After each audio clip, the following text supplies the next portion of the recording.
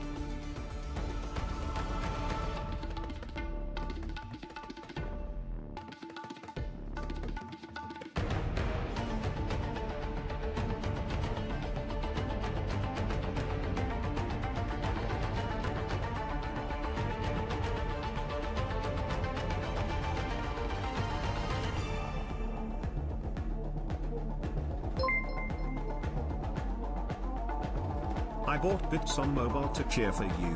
Happy B-Day, nerd.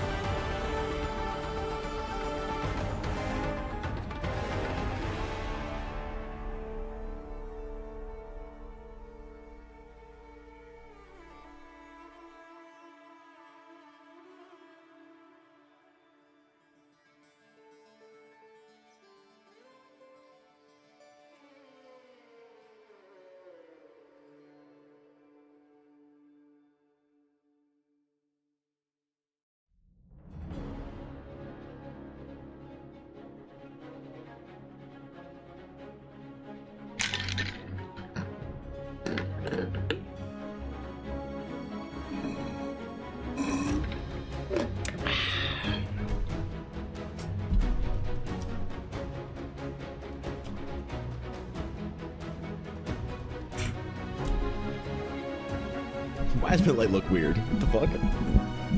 The hell? You know what? Whatever. It's fine. Good morning. Hello. Yes. Welcome back. Welcome back to the stream. Welcome back to the VOD. Good morning, my friends. Hello. Hello. Yep. Yep. It's time. Long It's have time. we waited. Yep. Artistic excellence, anticipated. Oh shit, the really? chaos of chat, rehabilitated. Evan's new year we're of expanding life, on that one. calibrated. Oh shit. Birthday stream, activated. That's right, man. Yeah, shit, I'm old as fuck today now. Thanks for the sub, Atari. Thanks for the tier 2 for 35 months. Honestly, I think there's a pretty good chance that with your contribution, I might be just over the mark for getting the plus program thing, whatever the better sub thing is, for April. So there you go, man. Thanks to tier 2 Atari, and thank you Steel for the 100 bits, although I am disappointed that you bought them on mobile. Thank you for the Prime Garthen, and thank you Maggie for the gifted sub to Happy Birthday.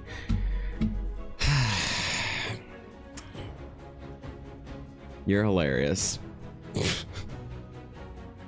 109 now? Wait, really? Oh shit, it was at like 80 the other day. God damn. Oh fuck. Okay.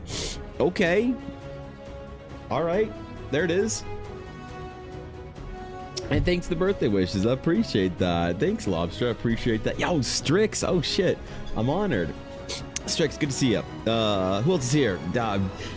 Faith, thank you for that as well. Thank you, Garthen. Thank you, Thorkin. What's going on, guys? Good to see you. How about a bipolar tabaxi shifter warrior of Mercy Monk? His name is Haven in the good times and Havoc when he's angry. Come on, you know you want to draw that. You sure? I'll add that to the list. Yeah. Yeah, why not? Sure. Yeah, I'll put that on the list. Absolutely. Yeah, we can do that. Why not? Happy birthday. Thank you, Jed. I appreciate that. Yes, so that's right. Today is my 111st birthday. I look young for a hobbit, I know. Ella is at a convention today. She is at the Calgary Comic and Entertainment Expo, thusly rebranded in recent years to just Calgary Expo. I don't know why. I like the whole name, Calgary Comic and Entertainment Expo. But alas, we are without Elle today, so I'm your problem now, man. I'm your fucking problem. Elle and I usually go out on my birthday, or somewhere around my birthday, around there to hang out and do some shit, so she's at a con today. And I'll probably go, actually, I don't know if I'll go there tonight. I have a lot of work to do, and I think she's okay on her own for a little while. It's just in Calgary, so it's pretty close by. But yeah, man, she's doing the first convention of the year, which is really exciting, because she did not think that she'd be getting into Calgary Comic Expo, and thus, since she did, there we go, man. That's awesome. So I'm very happy for Ella, very proud of her. Did she get a table? No, but she did get in with one of her friends who has a extra large booth thingy, and has decided that Ella was deserving and worthy of half of that. So, which is awesome. Mobile, thank you for the sub. Holy shit, thank you for the tier 1, dude. I appreciate that. Thank you, my friend. I'm honored. I'm humbled. Thank you. I have a Fire Ganassi cleric I made a while back whose name is Temperance, but he's a hidden temper in his name. Yeah, we can add that to the list. Sure, why not? Fuck it, man. The list is already a mile long. Let's just keep making it longer, you know? You know, I haven't drawn a Ganassi in a while. The last time I drew a Ganassi was for my friend Senpai Saturn. Now, I have no idea what the fuck her Twitch name is now, because for one, she hasn't streamed in like a year, and two, she changed it to something else, so I have no idea what Saturn's new name on Twitch is. But I did a Ganassi for her, a water Ganassi, which was fun. Haven't done a Ganassi. No one really asks for Ganassi. You know, it's kind of weird. People sometimes say things along the lines of like, Evan, a lot of your characters look similar. Fair enough. Evan, why do you only draw elves and humans and tieflings? Why do you never draw anything weird like orcs and tabaxi and GIF? What's the fucking hippo people? GIF and whatnot. And people ask me that sometimes, and all I can say to that is, I guess anyone who has that kind of character either doesn't want me to do it or they're too fucking poor to commission. I'm kidding. Look, I get requests, man, and I take the requests that I get. So, yeah, I don't know. I guess people ask me for very similar stuff, for very similar things. So I don't know. I do have a couple things coming up though. I have some pretty cool projects coming up as far as like commissions goes. So nothing really, I think, unique in that regard for Eldara. But as far as commissions go, I think I have a couple Dragonborn coming up. So that's kind of different. You know, I don't think I ever really drawn a Dragonborn in my new modern EBA girly pop era. I mean, shit. What's up, Mo? Good to see you. YouTube chat does work. Yes, YouTube chat works today. Hello, Cicerius. Yesterday it didn't. I don't know why. What's up, Aderia? Is this the meta for today? All right, let's see what the meta is. Yeah, yeah, Mo. Yesterday YouTube just wouldn't start. Stream wouldn't start. I don't know why. The cactus for today, according to Aduria, is the. Let's see. The key tree cactus. Ooh. That's a good cactus, Aduria. You know what? I like it. I know it might not be the most cactusy cactus, but it does. If this is a scale of things that I wouldn't want to eat, I'm gonna say this is a great cactus. 9-3. Yep. Appreciate it, Aduria. What's going on, man? Thank you, Lexter. I appreciate that. That's very kind of you. What does a commission piece cost these days? It really depends. Right now my commissions are like firmly closed for a little while. I've way too long of a wait list. It depends anywhere from like, you know, 200 300 for a portrait in the sketch all the way up to like 6 something for a full body character like this. So quite different depending on what people want. It's I never really like to talk about my prices kind of like as a baseline because they change depending on how complex commission is, right? So if the character had like 8 arms and 3 wings and 4 eyes and whatnot, that would change it quite a bit as well. So this week met is making me miss home. Where is home, Maggie? Did you grow up in the desert? In the deserts of Utah, of Arizona, of New Mexico, perhaps? I'm trying to think of states that have deserts in them. Texas? Where else has some desert shit going on in there? Arizona. Oh, right. Yeah. I think I remember that for some reason. Yeah, one of my mods is from Arizona. Very, very much a shame what happened to the hockey team there. Not that anyone in Arizona gives a shit about hockey, but I certainly do, and I'm definitely gonna miss the Arizona Coyotes. The Utah Hockey Club just doesn't have the same ring to it, so yeah, that's the way it is, unfortunately. But he had it right when he said I was too poor. No, I'm just joking. I'm kidding. I don't know. I think people ask me to. They see a certain kind of character that I draw, and they want me to draw that kind of character for them. So that's why a lot of the characters that I do are pretty similar, because I'm not out here to try and change the world with you know, my commissions, because mostly I don't want to change. I don't want to like experiment on a commission. I want to deliver what a person wants. And so, you know, and then in Eldara, there's not a lot of like really weird stuff out there just yet for different characters, I guess. There's like a couple of things, but nothing like crazy or whatever. So we'll get there though.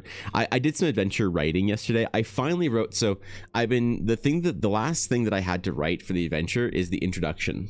So I actually started that yesterday, and it's not quite done, and I'm not sure how good it is, and I haven't even taken an editing pass at it, but I feel like that's kind of like, is it weird that that's like the last thing that I wanted to write was the fucking introduction? I just couldn't figure out how to like start the adventure off. Like I didn't stress about it too much when I was writing the whole thing, because I wanted to just get into the meat of it and sort of like presuming somebody sort of understands the general climate of things. Here we go. Let's go to the adventure. But yesterday, I don't know. I wonder how long is too long for an introduction. Does chat work though? I might have missed it. Yes, it does, Mo. I definitely see YouTube chat today. I don't know why yesterday it didn't work. YouTube just did not work yesterday, and I wish I knew why. I just tried to start stream yesterday, and it said something was wrong with the settings or whatever, and it just didn't. I don't know. So I just wasn't sure if it could go live today. So I hit the button and it went live today. I was like, okay, cool. You know, that's normal. You think so? Okay. All right. Preview to your stream was next to another streamer that had a character that looks like yours in game. Yours looks better. Damn, B-Town. Thank you. I appreciate it. More like you don't tube. Apparently yesterday I don't tube. So, you know, today it seems to be working, which is good, which is nice. Cause that means yesterday's VOD is just gone. So anything like I'm never going to upload yesterday's VOD. Right. So whatever happened yesterday is it's just gone. It's just missing forever. Yep. Does YouTube chat work? Yes, it does. Wait, we were just talking. Is YouTube audio not working? Wait, what? Yeah, it should be. It should be, Mo. I think so. Waves in sleeping in. What's up, Charlord? Good to see you, dude. What's going on, man? Had to be there. Apparently, yes, exactly. Had to be there. I don't even remember what we did yesterday, to be honest. What do we even do? Oh, the innkeeper. That's what it was. Yeah, the innkeeper. But anyway, so I did the I did some light writing for the intro. I think I've got it down, but I'm not sure how long is too long for an intro, you know? I'm really not quite confident that a new GM is going to be willing to read like 2 pages of intro to set the scene, but how do you like tell them the general climate of things? And I thought I think I'm being pretty trim on it, you know, but it's still going to be like maybe 2 pages. Which is not ideal, I don't think, you know. Hooksart, thank you for the follow. I appreciate that. Welcome in, my friend. Honored to have you. Honored to have you. How'd you make a dynamic pose when standing still? Man, how to make a dynamic pose while standing still? Ain't that the challenge? To be honest, I guess I'd just start with body language. What's the character trying to describe, or what am I trying to talk about for a character? I like dynamic poses are great, but I like the more sort of heroic stoic poses. I think they're better for portraiture anyway. So I don't know. This is about as dynamic as it gets, I think, for my characters. But if there's any difference in introductions, the first couple of paragraphs are the backbone of the cover. Intro just sets the tone. Yeah, I mean, do I even have it up? Maybe I can read it. Maybe you guys can give me your opinion on this. We'll see if you like it. I can read you the first couple paragraphs of it. I also have a letter from Evan in my thing. Yeah, it's not like the introduction's just not like it's pretty long, hey? It just sets the tone, I think, of what's going on. Like a little bit of why you're there. So it's about a page, you know, it's like whatever this is right here. So it's about a page and a half maybe of lore. For the whole thing, how exciting! You know? Oh shit, Jesus, dude, what's up, dude? Hello, welcome in. Thank you for the raid, guys. Good to see you. Good to see all of y'all. Happy birthday! Thank you, I appreciate that. Yes, I share my birthday with Emma. Apparently, that's rad. So maybe 30 years after, prior, I guess. But yeah, dude, I hope Emma has a great birthday. I hope you guys had a great stream. I was there for a good chunk of it. And it was wholesome AF. So thank you for the raid. I appreciate it. We're gonna do some character design and some ancient ruin drawing today. So it should be a good time. But welcome in, everybody. Good to have you. I'm honored even. Goddamn, bro. If you guys are not following See Not Bush, please go over there and drop a follow. Definitely one of the greatest artists to ever grace this planet, and definitely probably the most influential and important artist to ever grace this platform. So truly an honor, man. Seriously, appreciate it. We're just talking about the adventure that I'm writing for my D&D game and how to write a good intro, because God knows I don't know if I'm doing a job with it. But yeah, we're just gonna chill today and just have a short little fun birthday jaunt while I'm while Ella's at a convention. Normally Ella and I go out or do something like stupid on my birthday, but she's at a convention today, which is awesome because we really wanted her to get into that convention. And she did. So it's the Calgary Comic Expo. So we're gonna wish Ella good luck while I sit here and draw nonsense for my D&D game until I get too tired and decide to go play World of Warcraft for 3 hours. So thanks, man. Thanks for the birthday wishes, guys. I appreciate that. Seriously, y'all are far too kind. YouTube representative, what's up, Cow? Good to see you, dude. What's going on? But yeah, I did some of the writing yesterday, and I think like trying to divide it between the like trying to create a good intro for the adventure is going to be dividing it between the actual adventure intro and the World Anvil articles. Progress, thank you for the follow. I appreciate that. Welcome in. I'll use my birthday as an excuse to do more gaming shamelessly. Right? Dude, my dream would be to LARP as like a fucking gaming streamer. I'm kidding. Yeah, I don't know. Maybe I should play some Monster Hunter today. I don't know. There's a bunch of games that I've been wanting to play recently, and but like, it's like the age-old problem. Do I play the new game that I want to like get through and play and see, or do I play the comfort game that I always go back to? Because at this point in time, it's between Monster Hunter, a new game I haven't played, Cyberpunk, a new game I haven't played, or just loading up Diablo 2 and doing Mephisto runs for 4 hours, because that's home for me. I don't know. Well, it's the game. I think I probably will actually a little bit later. I've got a little bit of work to do today for the adventure, which I'm trying to have the adventures beta come out next Friday, because next Friday will be my 5-year stream anniversary, and I really want to have something to show for it. God knows there's not much to show for the first 5 years so far. So and PB, thank you for the follow as well. Welcome in, guys. Seriously, I'm honored. I'm honored. If you're nervous about the intro being too many pages, simply make the font smaller. Well, okay, so you joke about that, Maggie, but isn't that what Sanderson did for his newest book? he just expanded the margins, made the font smaller, and just made more pages. Because Ella got me a couple things for my birthday today. One of the things she got me was a book that I'd wanted for a while. I'd started reading The Idiot by Dostoevsky, and I wanted to read the Brothers Karamazov as well. And I was reading it online, but I really wanted the physical book. And so she bought me the book, and I flipped to the back, and it's almost 1,000 pages. Dude, this book's gonna take me forever. So yeah, smaller font. Whew, I don't know if that's gonna work out for me. Final Fantasy Monster the Hunt, Elder Those Scrolls, is Baldur's the Gate. Listen, I am kind of tempted to play Oblivion. I was anyway. I was very close to playing Oblivion, to downloading it, to buying it, to playing through the Elder Scrolls Oblivion like I did when I was 12 or however old I was when that game came out. And then I watched a streamer friend of mine by the name of Miniful play it for about 2 hours yesterday and said, "Yeah, I'm good. Yeah, I'm good. I'm all right, you know." Yeah, it only takes a couple of hours, I guess, of watching that game for me to remember that, yeah, I'm okay with that game being left in the past for me. You know, maybe that experience was better left in the memory or the mind.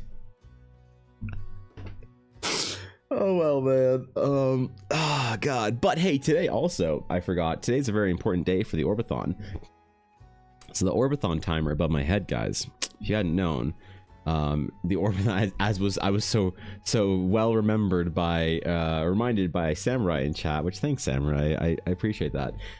Yes, you guys in fact beat the Orbathon. You beat the timer, you won the game, you beat the meme. So the orb is permanent now. The orb emote is permanent. It is safely locked away and nestled within the stream's archives forevermore, for the end of time, until I decide that I want to delete it, because it's funnier that way. So you've preserved the orb for another day, but the Orbathon is officially over, and I'm really excited to not have to reset my timer every single morning before I go live.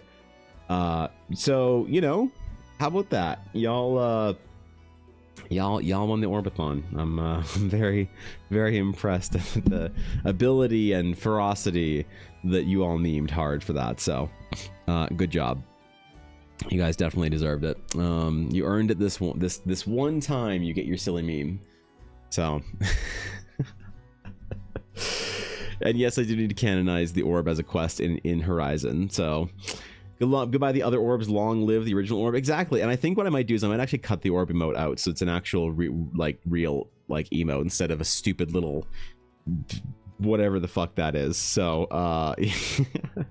there's a good chance that I am going to just snip that shit and make it into a real emote. But the orb, the golden orb, by the way, emote is going to remain for the tier 3s. The tier 3s have earned it. They get their golden orb emote for last month, and then next month, hopefully. Did Twitch actually count our subs and points this time? Yeah, Atari told me that I'm at 109 sub points for the month. So thank you guys. Thank you for everybody for the subs that tried to help me out last month and this month. All I need to do is get one more month of 100 sub points in May, and then I just get more of my sub split for a year. You know, I mean, I think the way it works is you get more of your sub split, but if you ever dip down below 100 natural sub points, then you like lose it in a year or whatever. So we got it for at least a year, which is a substantial amount of income for me. Just extra that Twitch is just gonna decide to do. So yeah, man, that's pretty fucking cool. I'm really excited about that, and y'all helped me out quite a bit with that one. So that's awesome, man. But now I need to canonize the orb, and I need to figure out what the next month's orb rewards are going to be for the tier 3s, because I need to do something this month, next month, and I might keep it going. Obviously, I don't want people to stay subbed at tier 3. That's a substantial amount. But for the few people that are shameless enough and silly enough to do so, well, because like a tier 3 sub on Twitch is a lot of fucking money, dude. That's expensive as shit. Yeah, for real. Especially when it's like the same price as like a Patreon print tier or whatever, but you don't get prints. It just goes to Twitch, and Twitch eats half of it or whatever. Raisha, what's up, dude? Good to see you. But yeah, thank you, Samurai, for all of it, all the help with those sub points, man. I appreciate it. Yeah, we did it. Yay, us. Right, we all did it as a team. We all, Atari, as a whole group, we did it. We got the whole orb up, just me included. Yeah, it is funny that it is funny to think that I didn't think that would be a possibility this year, is to get that plus program thingy. So that's pretty fucking cool. But thank you, Raisha, I appreciate that. How many subs for 1 point? So Cow, the way it works, see, I'm gonna check YouTube chat today. I'm not a bad streamer yet. The way that it works is that one sub on Twitch, Cow, is worth 1 point. But it has to be a natural sub, so it can't be a gifted sub, it can't be a prime sub, and it also can't be a sub from a, how do I say this politely, a lower tier region. So there are certain subs that are less expensive depending on where you live in the world. So Eastern Europe, Turkey, the Middle East, Asia, going that way, their subs are generally less expensive on Twitch, so you as a streamer get less, which is fine because, you know, whatever.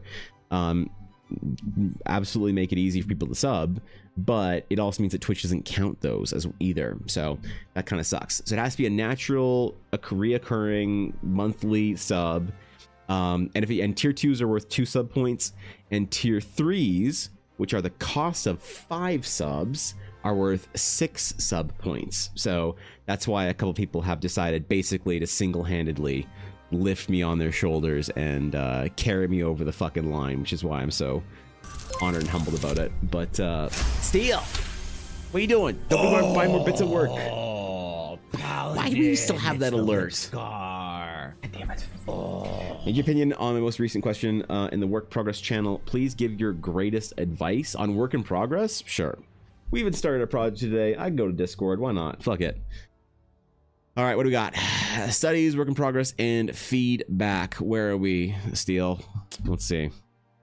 Oh, that's right. Art advice from the art wizard today. Dude, Venus is getting so good, man. I'm so proud of Venus. Venus is like my favorite art student.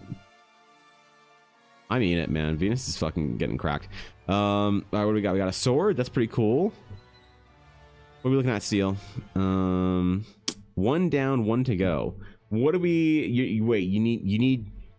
Should I paint his feet so I can sell feet pick? Okay, god damn it. That's the last time I checked the studies, work in progress, and feedback channel. So we might not, but you know what? That was a great channel that we had, but I don't think we need the studies, work in progress, and feedback channel any longer. I think we're probably good without that. That's probably a good ending point. At that point, we're probably good to just delete that entire fucking channel. You know what? We can probably just clear out the entire Discord now and pour Kool-Aid on the server. So thanks to the 145 bits, Steel. I hope you didn't buy those at work on your mobile phone as well, because that's also something that people don't know. Never, ever buy bits or anything to do with Twitch on your phone, because Google just charges you an extra 30%. 30%. Like here. Where's my phone? Where's my phone? How much is it to sub on my phone? Let's find out. Let's just see. Let's see how much a Twitch sub is on my phone. Oh, hey, I'm live. The fuck? Following. Racks and tracks. Let's see. How much is it to buy a Twitch sub on mobile on my phone? It is... Where the fuck is the sub button on a fucking Twitch channel? Subscribe. Okay, there it is. It is $10.50 for me to subscribe to a Twitch streamer via my cellular device. So never ever buy anything, bits, subs, whatever. Because also, if you sub to a person's stream on your phone and then you go back later to like keep your sub up on your computer where you should, it will just continue to charge you extra for the Google fee, or Apple. Maybe if you're one of those rare Apple users, I guess one of the 5 out there. That isn't everyone in my family. I got shamed last weekend, by the way. I got shamed for being a Samsung user. Hey, they all apparently my text box on messages is a different color because of that, because I'm not within the Apple ecosystem. And you know what I said? I said, fine, get Ben. I don't use my phone anyway. What the fuck? But I got shamed for it. Can you believe it? Hi, birthday nerd. Thanks, Cass. I appreciate that. You did indeed. I'm so disappointed with you, Steel, for like multiple reasons, but the bits are one of them at this point in time. Okay, but anyway, yeah. So I finished the event, the intro-ish yesterday. I don't know if this is going to be good. Okay, my plan is, so here's the plan. Now, don't hold me hostage on this plan. Don't hold me to this, because it may collapse this weekend entirely. Because if I have to go to the convention to help Ella out for any of the days, the entire plan collapses, okay? Or if I just decide not to because I'm lazy and too dumb. But the plan is to release the beta next Friday, which is my 5-year Twitch anniversary stream. So there's going to be some cool stuff. I'm going to do some giveaways then, some print giveaways, do maybe some sketch requests or something. The celebration stream of the anniversary is always kind of just that, a celebration of what we've done in the last year and the dumb Eldara stuff that has been revealed. Maybe I can reveal some other cool projects. I don't know. We'll see. But I'm hoping the adventure can be ready in beta. What this is going to depend on is if I can get all the maps and tokens done to at least a usable sketch level this weekend, because I don't have time next week. Next week is going to be all projects and silliness and nonsense and commissions and whatever. So wish me luck. I would like the adventure to come out in beta next week so that you guys can tell me why it's trash, that I can fix it so that I can have it ready for print, if I can, in the last week of May. At which point, I will get versions of the adventure printed out, and I'll take them to the very first convention that the Realms of Eldara will be making an appearance at, which is ArdCon in Calgary. And then after that, the next fucking weekend, with no break in between, is going to be GameCon Canada in Edmonton. So I have to drive to Edmonton once again, also during the playoffs again. So Edmonton's kind of a crazy city during the playoffs. This is a hockey thing, by the way. So that's going to be cool, but that's my timeline right now. So I'm thinking, I'm contemplating, I'm considering, I'm figuring, trying to see if I can really...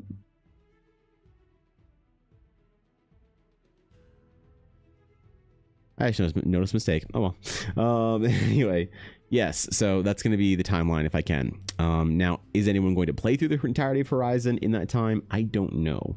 Likely not. Maybe some people will run it in the Discord. I'm unsure.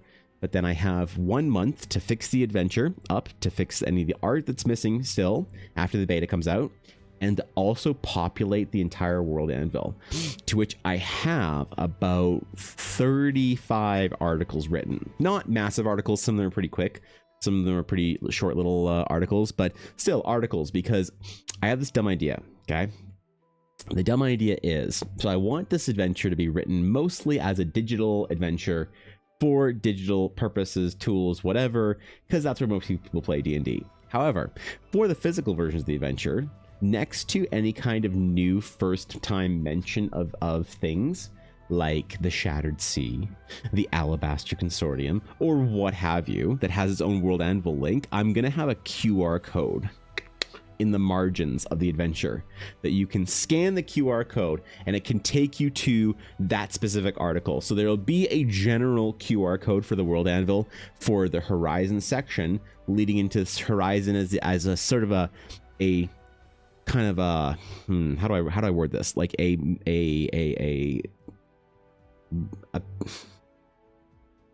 what's the word I'm looking for, a fucking list of articles, not appendices or whatever, but you know what I mean, just a guide and encyclopedia for the Realms of Eldara adventure that kind of links to things specifically. But I also want in the margins to have little articles, so if you want to read more about it, if one of your players says, but hey, what is this nonsense about sky shards, oh great and mighty DM, and you as the great and mighty DM can say, I don't know, this is some stupid lore that the dumbass adventure writer wrote, and you can make up your own lore about sky shards if you want. It's your adventure, man. You just got the book in front of you. You can tell whatever story you want. But if you want, you're like, oh, I don't know, let's see what Evan says about it, and you click that shit right on your phone, boom, brings it up the World Anvil article where I tell you all about the precise intricacies of sky shards or whatever it is. So that's the goal. So then I'll have about a month then.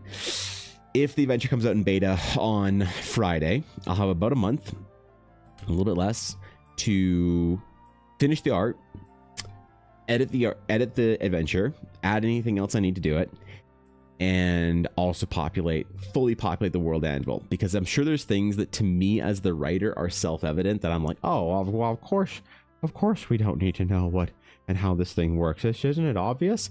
But to the average person, they're going to be like, huh? What the fuck? What? No, bro, you need to write an article for this. So, true and real and fair, I guess. Yeah, table of contents for the adventure, I guess. So it'll link to other articles and be this whole messy spider web of, dude, my World Anvil is going to be so fucking filthy. My World Anvil is going to be so filthy. It's going to have it is a spider web right now. I planned it all. I got a big piece of paper on a big sketchbook, and I basically planned out and wrote out in a giant web, a messy ass web of articles I need to write, or that I need to actually create articles and art for. And it is a diseased, like, bro, that web, that's like Gahoon, like the spawn of Gahoon or whatever. It's some filth. So an atlas. You're a horrible person for making them look at green text boxes. Green text boxes. What do I make them look at green text boxes for? Wait, what? When did that happen? I mean, yeah, like fair, but we live a filthy world. Yeah, maybe. I'm gonna try my best to make sure it's very easy to navigate. That's why I'm gonna have like a master table of contents for specifically articles relating to the Horizon adventure, hopefully in chronological order of when they occur. So do you think there's the likelihood that like any DM is gonna basically read the entire World Anvil it has to do with Horizon beforehand, so they can masterfully DM anything to do with, dude, I don't know. It's an ambitious goal, I guess, for a DM. That's an ambitious goal for a writer, to think that anyone would give a shit about their silliness. So one will, you're right, Thorkin Military, you're absolutely right. If by one will you meant yourself, we both know that's not true, because you'll just scrub away all the lore that you think is dumb and just replace it with better lore that you write for the adventure. So yeah, Thorkin, yeah, exactly right. Yeah, Thorkin. There might be some World Anvil articles as well. They're just art. They're just art, you know, and a little paragraph, right?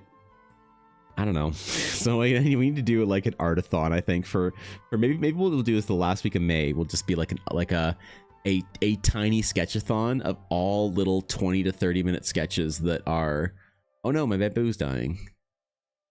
Anyway, 20 to 30 minute sketches that, yeah, I don't know, it'll be fun regardless. One way or another, we'll get it done. So I make more articles, but I don't have a big project going on. Time to write a D&D adventure, Strix. That's right. Time to write a D&D adventure. Yep. That's the calling is there now. If you don't have a big project to to write for, it's time to start making shit. Because, like, you know, I kind of feel like the world building exercise itself is like fun, but I always feel like there needs to be in service of something. Obviously, if you want people to care, like if you're just world building for fun, you can do whatever you want. I'm doing fun, selfish, like who asked world building for the D&D game I'm going to be playing with Ella, which is on a different world. So it'll eventually matter, obviously, but right now in Teleria, no one gives a shit about what's happening on a different world. In this stream anyway. So as far as Teleria goes, though, it's like the adventure is a good way for me to like have a reason for people giving a shit about this kind of stuff, about what's going on in the realms. I want to start doing dice work on here, but I don't know if there's an audience for a dice work. Do you mean like making dice? Or is that something else that you're talking about? Because there's an audience, I think. Yeah, I'm writing stories now, so I guess it's sort of have a purpose now. That's awesome, Strix. I mean, yeah, like whether or not it's for a silly D&D adventure or stories. I mean, that's awesome. Strix, I've been trying to think about how to write my first linear narrative for Eldara, and it's tough, you know? Writing my first little short stories and novellas it's intimidating, so... Yes, I mean, I think there is an audience. The thing is, though, Magic, is that with that, it's less about the project and more about the stream, in my opinion. Unless you're at the absolute apex of your craft, I think you really need to, what you're doing in the art category really doesn't matter as much as what kind of stream you host. But, oh, speaking of dice, guys, check it out. Ella made this, I didn't show my birthday gifts. Ella gave me my birthday presents this morning. Check this out. So she made me, you guys know she was doing the Pokemon dice, right? With the little dice, the little, like resin printed dice, or Pokemon, Jesus, inside.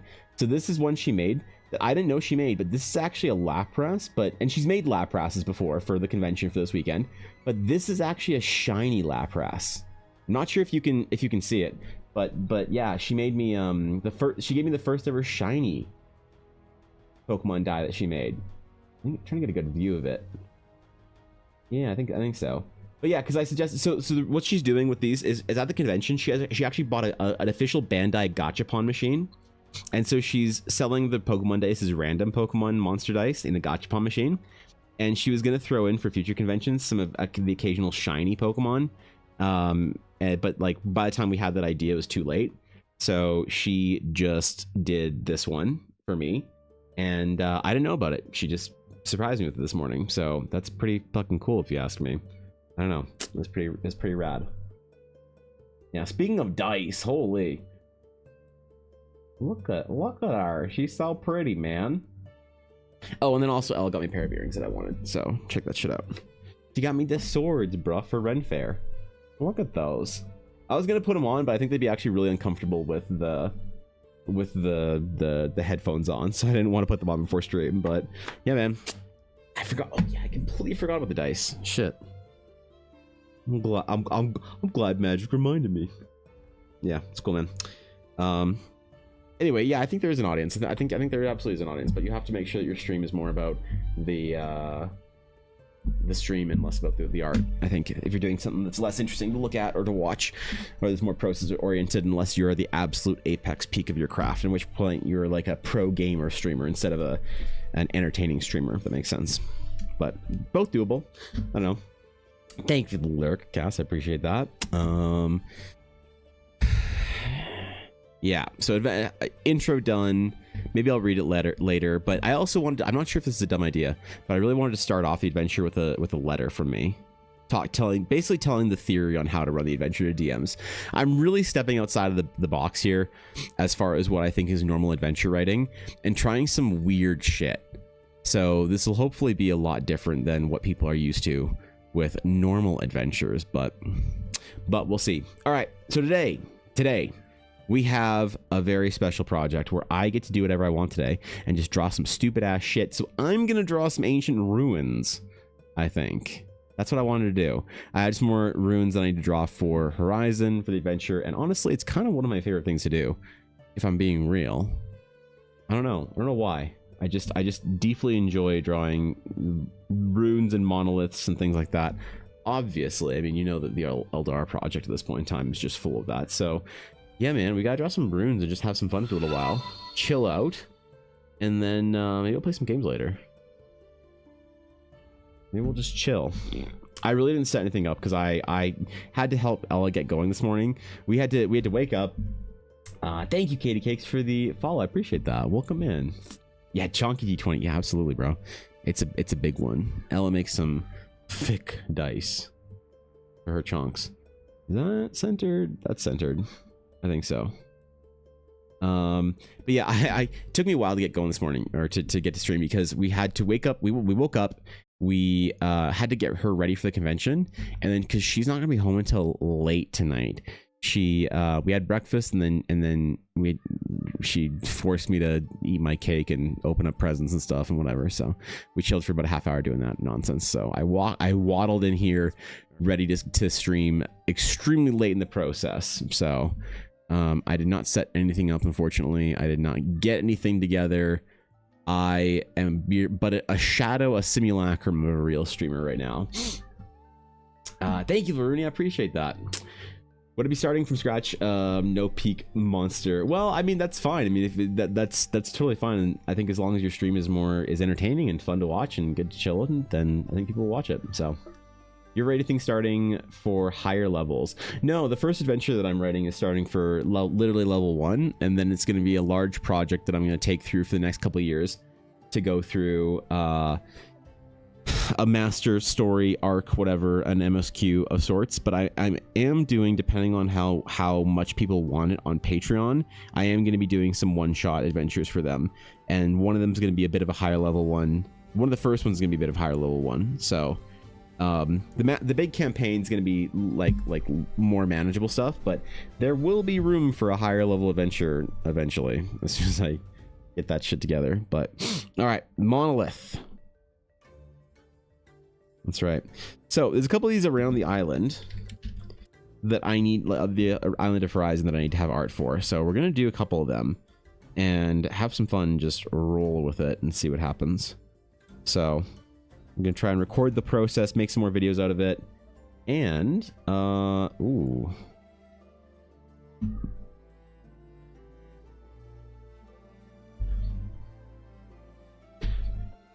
What the hell, Photoshop?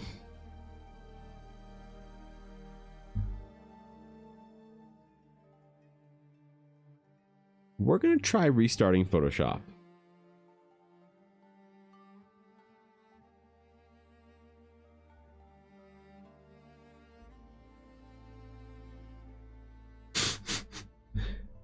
And hope that the entire software isn't fucking broken.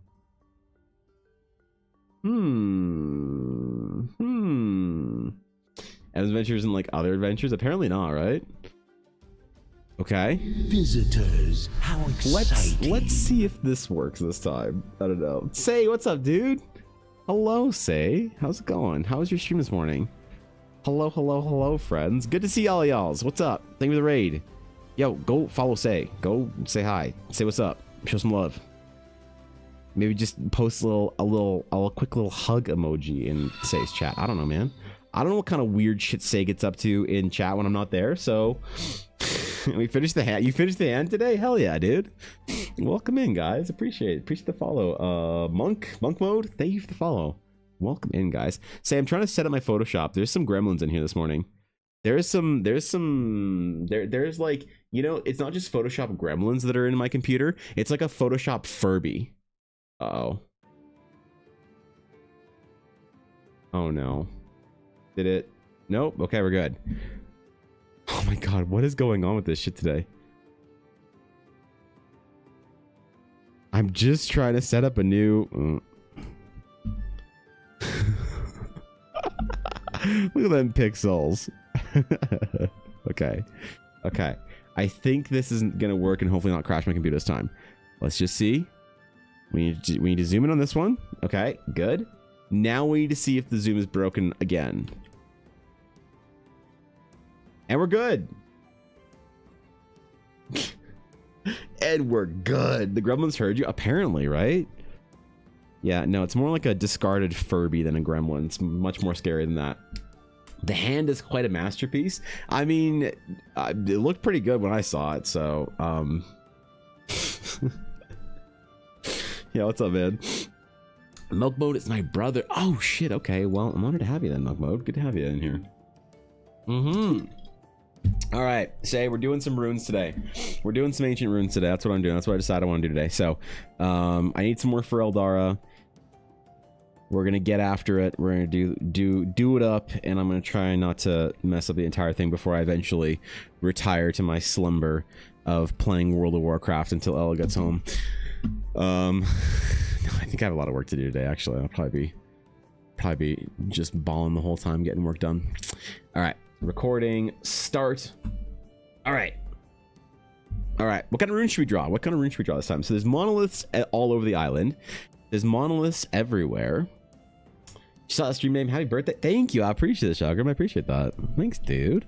That's right. I'm old as fuck today. Play WoW with stream. I don't think anyone in the stream plays Warcraft because people have real lives and play real games now. They aren't stuck in the past like I am playing a ancient game from the elder days or whatever. I want to do a bit of a ring monolith with some sort of a large stone structure in behind. If I can compare some Eldarian runes with some Eldari runes, that'd be nice. Hopefully it's not confusing. One plays WoW too? Okay, alright. Well, you know, maybe there's some of us out there. It is my birthday, say, yeah. It is. So we're just gonna have fun today and just chill out and draw some nonsense that I wanted to draw. I'm just gonna do some bullshit, as it were. Burning Legion gang represent? Yeah, right? No, I think I want something more geometric. Let's try... There's something nice about a big, fat, geometric monolith that I'll always like.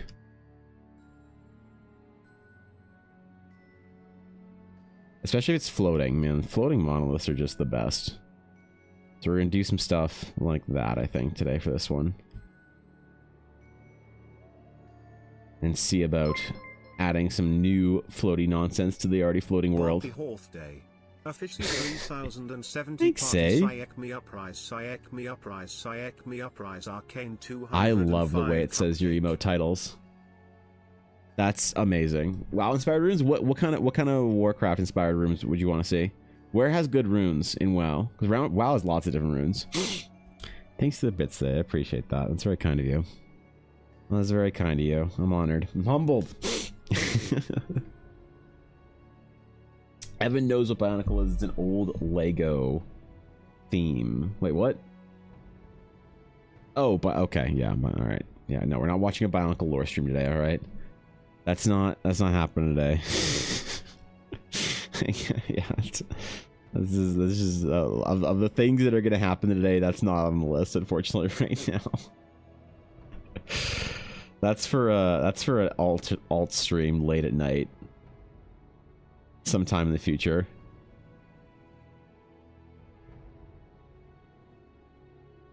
Did I see gunshots? Whatever. Meh. Who cares? I'm not gonna worry about it. I was gonna play on monoliths. I see. Okay. I see. Yeah, there needs to be a bunch of these structures scattered around the island. I want the players to maybe investigate if DMs have the time and the players have the desire to. I want there to be a little bit of a payoff to investigating the various monoliths and floating structures and little dumb things like that around the island. So we'll give the players a chance to explore. All right. Have maybe overgrown monoliths, or yo, we could maybe put in the staff man. Yeah, long it's been since I added a staff man to a piece. Like a good while, hey? I know. It's been like at least a week. So it'll happen. It will happen at some point in time. I have agreed to do the Bionicle lore stream. I think here's the thing. I added it to the partner subathon list, but I think that's unfair because I think you guys actually want to have that happen. So normally when people ask me to do something and I don't want to do it, I'll just say that I add it to the partner subathon list. And although I'm skeptical as to whether or not that'll happen, at the very least, if I do ever hit partner, you guys are never gonna remember all the shit that I added to that list, and I'm not gonna be recording it. So it's a good way to get people to leave me alone about stuff. But for that one, I think you guys actually do want to see the Bionicle lore stream, so that'll probably be an alt channel late night stream one day, likely anyway. That's the current plan. All right, I don't want to completely just debate you guys on that one. I want to give my mom a call today, so I'll be looking for bed, be back later. Oh, she's offline right now. Oh shit, I probably check my phone, honestly. I probably got a text from my mom or whatever. Shit, damn it. Oh god. Oh, okay, I need to check things. I'm not good at my job here, say. I'm a very bad son. Thank you, Solomar Pro, for the follow. I appreciate that. Welcome in. Hope you enjoy your stay. We're honored to have you. Now, monoliths with stairs are always a kind of the peak, so we might do some like stepping stones. Not necessarily full on stairs, but maybe we do this on a little floating chunk of land? Or, what do we do here? Because the Eldari monuments are supposed to be kind of mysterious and sort of poorly understood. And I want to have, like, I want to start representing, I think people think, like, incorrectly, that the only Eldari runes are the rings. There are other Eldari monoliths and monuments and things like that around the world. It's just the rings are the ones that I've been drawing because they're the most necessary to do art for right now. So I want to do maybe a couple other ones. We're going to see if we can stretch my wings a little bit when it comes to drawing ancient runes and do some other silliness.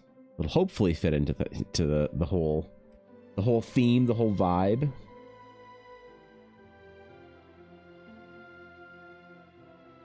Maybe similar sort of like shapes, and there is, like I said, there is something kind of like eerie about a geometric ancient monolith. Fits in with my love of sort of like pseudo conspiratorial history. I love that field, man. I love the what ifs. Like kind of on the verge of like the fucking aliens built the pyramid shit. I find that if you take the conspiracy too far, it's not fun anymore. It needs to be taken far enough that it's fun, but you still need to be able to laugh about it. Okay, so we're gonna try and kind of find that happy medium for Eldara. The idea of finding old stone monoliths or whatever would be pretty cool. Discovering structures built by an unknown people. Borth? What the hell is Borth? The flower? What's going on, man? Good to see you. Back when I joined, Evan was so much younger, right? I was a whole year younger last year. I was a whole year younger, man. It was indeed the birthday. You know, like, the thing is that since I started streaming on a year where I turned in like an even number age, like a 0, every year that I have a birthday and then my stream anniversary right after, it's like, it's a reminder of the passage of time, man. The mortality of man, dude. 35 stony gray steps towards the grave, you know the box. Ella showed me a picture though from a birthday a couple years ago when I was 300 pounds. Ooh, man. I should get her that picture because that's a before and after worthy of the fucking ledgers of the gods, I think. Look at that, man. I like this little monolith. I do have the desire to put some, like, inscribe some runes in here, but we're not going to do that, obviously. Obviously, come on. We can't inscribe runes into this monolith. It's an Eldari monument. There's no runes to be inscribed. It's doing its best over here, bud. Thank you, Lycan. I appreciate that. Thank you.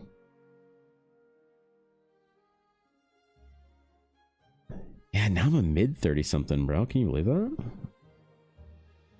That's old as fuck. That's old as fuck.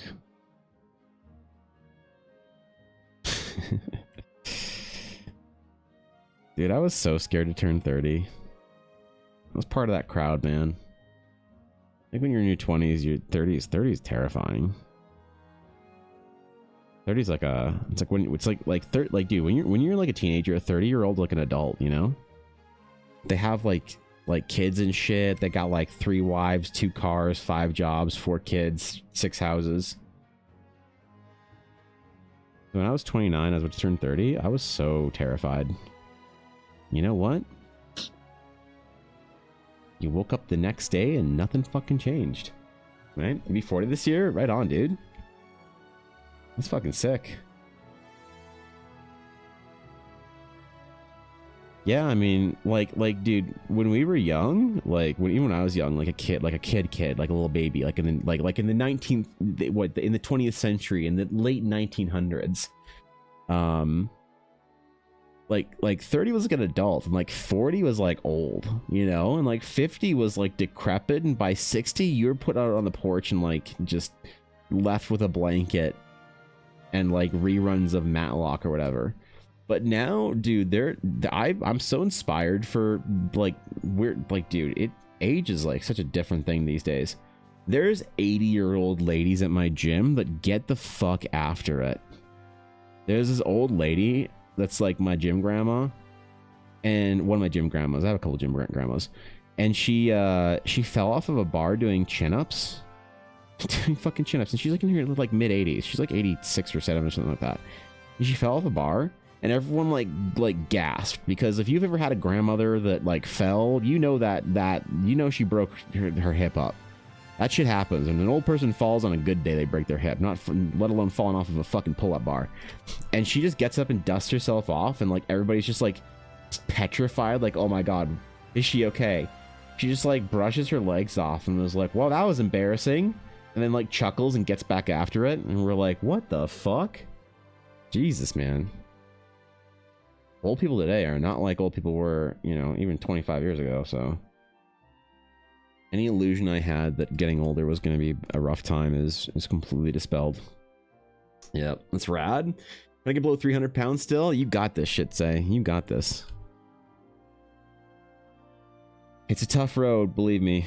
I've lost about 100-ish pounds. I'm actually more like 90 pounds. I gained 10 pounds last winter.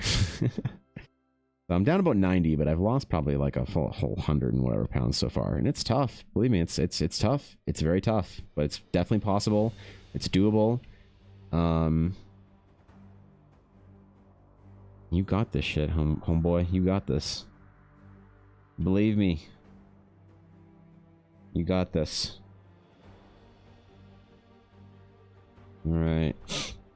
You know, I want to put some mountains or something in the background, but I know that there's not, you know. Lack of asbestos. Yeah, you think so? But I get on my walking pad. That's my stream. Peeps funded for me. Oh yeah, hell yeah. Yeah, like so I did a couple things to lose weight, to start losing weight, and to like whenever I'm on like thick weight loss like cuts, it's 3 things. It's gym and resistance training, weight training, almost every day. That's very important. Not for weight loss. You don't lose any weight at the gym. Hardly any at all. Resistance training. But you maintain your strength and you feel better and healthier. So, yeah. Like weight training. And then I walk 10,000 steps a day. I try and hit 15K if I can. That helps. But again, walking doesn't burn that many calories. It's not as many as you'd think. So, a couple hundred extra if you do your 10K steps a day, which is great, by the way. But not like, you're not, you know, you can't, what's the old term? You can't outwalk a bad diet. And then the main thing that helped me was the calorie restrictions. It's just being hungry and miserable all the time. There's no way around it. There's no attractive way of putting it. I was hungry and miserable all the time, and I am every time I'm cutting. I am constantly hungry and constantly miserable because I'm on like 12 to 1400 calories a day during that time period.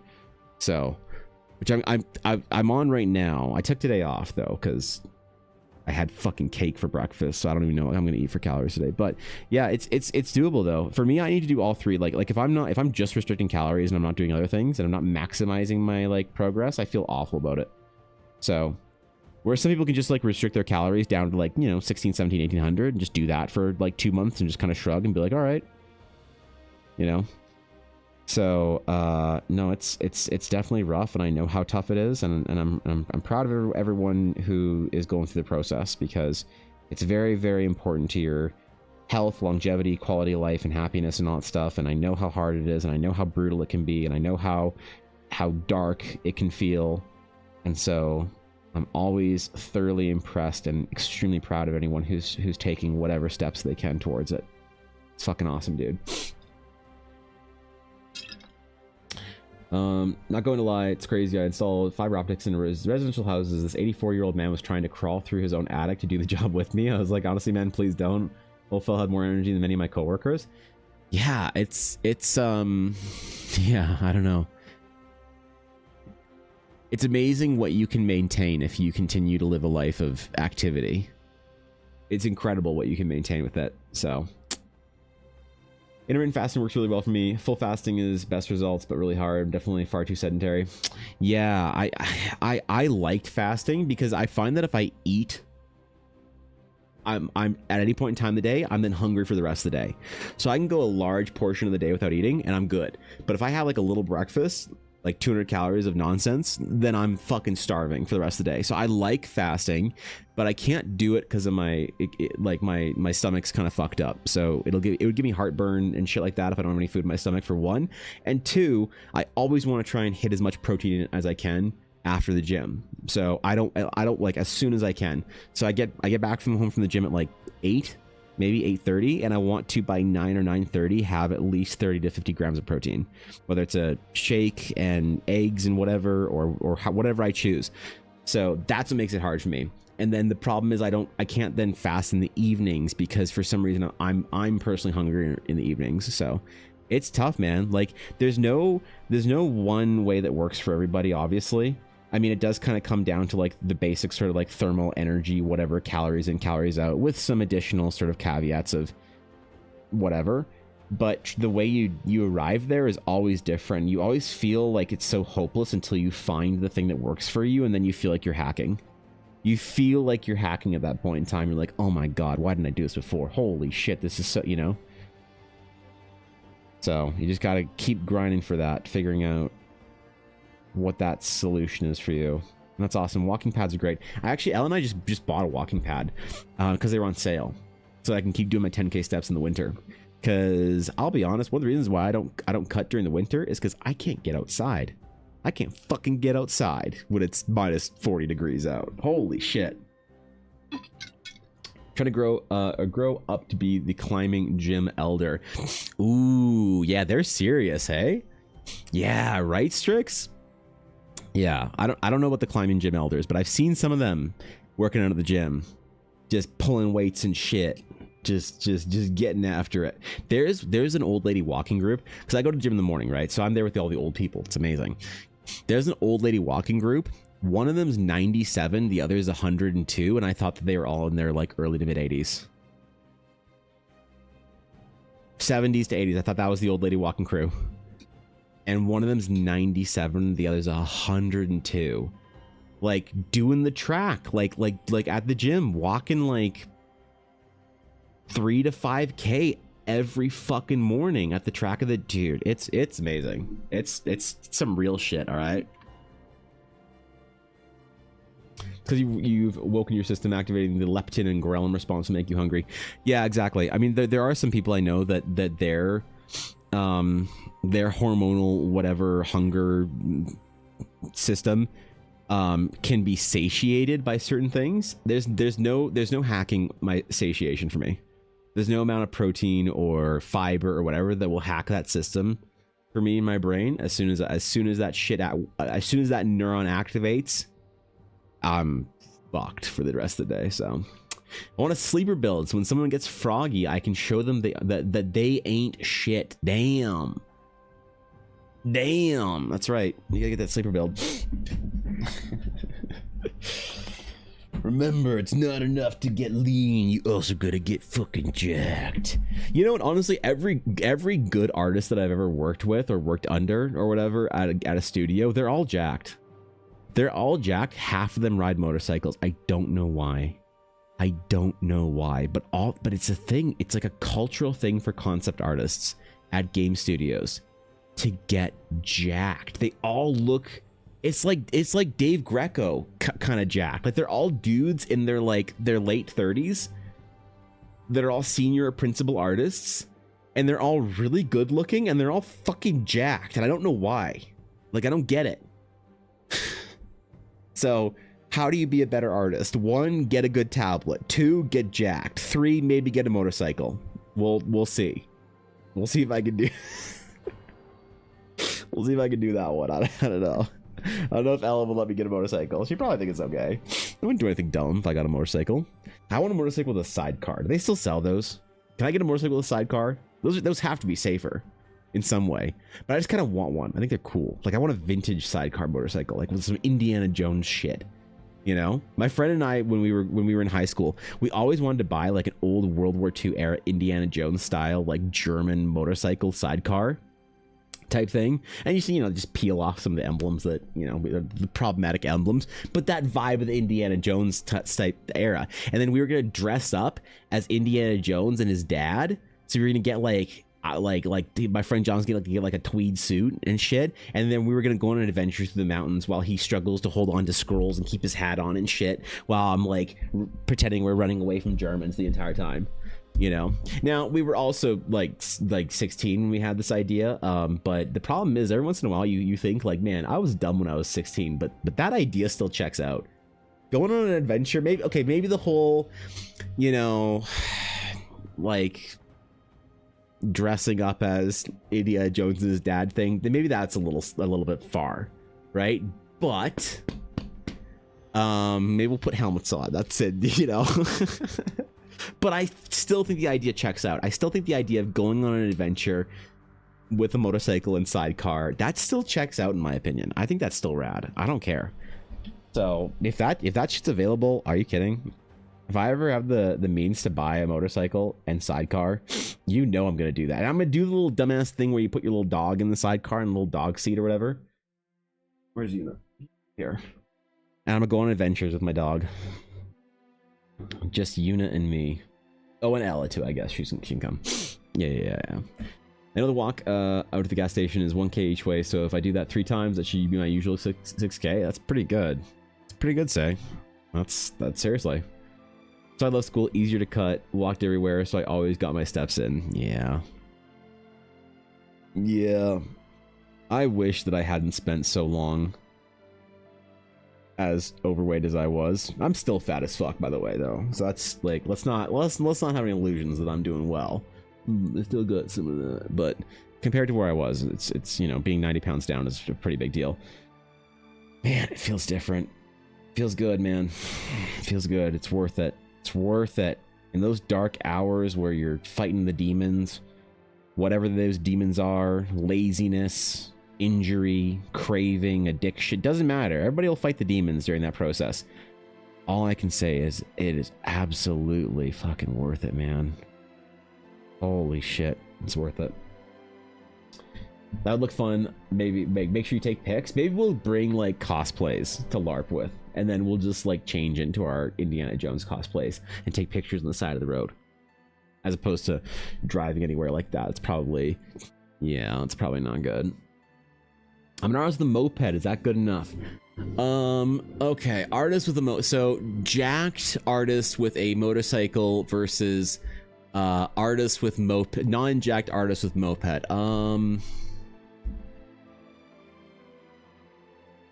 That means you're probably still better than like 73% of artists out there. Good start. Great start, in fact,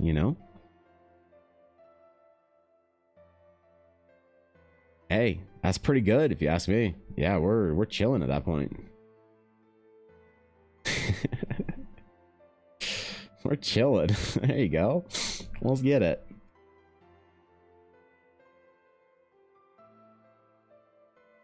I'm gonna break a little bit of it off. Why not? Yeah, I don't know, man. All the artists that I know that work at studios, like that are like really, really high-end painters, they're all fucking get it. I don't get it, man.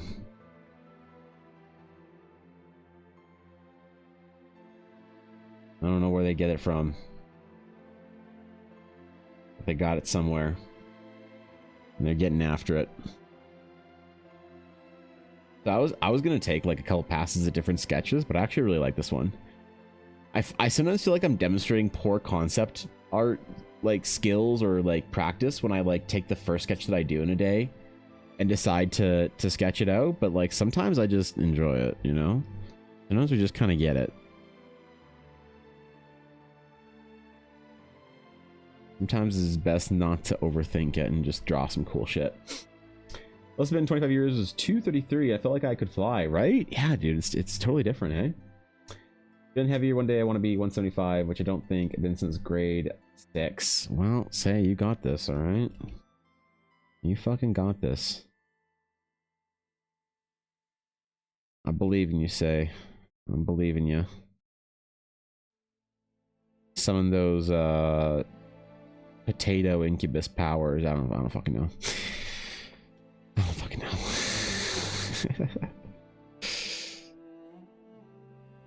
Okay. Ooh, why? Why are you get back in your window, alright. Fucking brush panel. Fucking brush panel, man. Well, you know, honestly, as well, so don't forget, we are doing the summer walking challenge this year in July. Just as a reminder for everyone, the summer walking challenge is going to be back on the summer again, and it's going to be because I decided I wasn't sure if I was going to do it again this year. Last year was a little bit lean, not as many people participated, and I think this year I'm going to do something different. So if you didn't know what the summer walking challenge was, we go on a walk as a guild. So there are 3 goals you can reach in the walking challenge: 50 miles, 100 miles, or 150 miles. And it's all based on your own ability and desire. The challenge is basically just the 50-mile challenge, to walk 50 miles in a month. 50 miles of intentional walking. So this isn't necessarily your steps you collect at work, but if you want to calculate all that and just like track steps on your watch or your phone or whatever, totally fine. It's called the Journey Across Eldara. And last year we always go to different places in Eldara. So it's kind of like, if you ever saw those like Conqueror challenges where you walk across Lord of the Rings or some shit.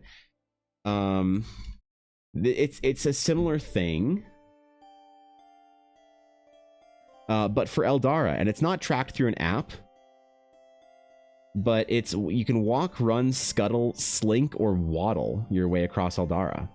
And there's like a little like starting point, and we had a little D&D adventure where every couple days I'd post a different like random encounter. So I made everyone make a character. So we all started in Arstam, where everyone had to make their own character, right? And you had to go on this adventure, and some people went as parties, other people went on their own, and there were different things that I'd have you guys rolling for. So different events that you'd have during your walking challenge.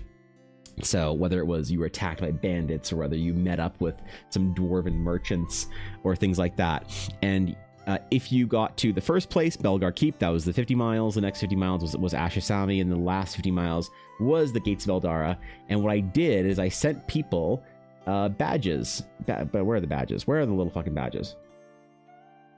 I sent people badges in the mail for however far you went. So this is the 50-mile badge, this was the 100-mile badge, and this is the 150-mile badge.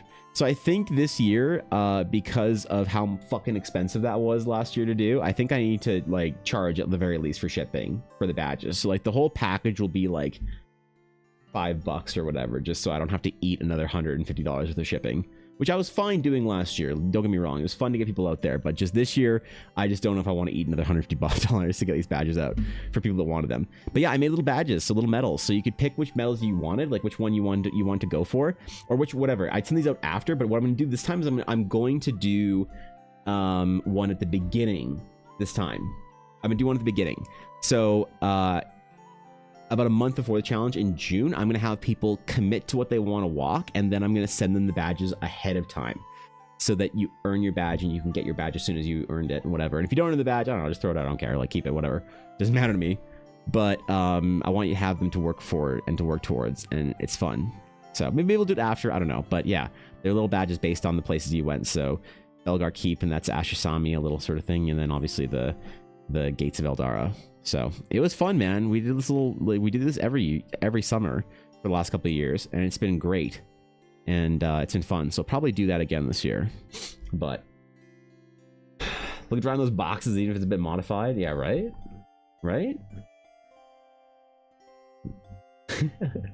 The coworker's been super good at sport. He started working out with me.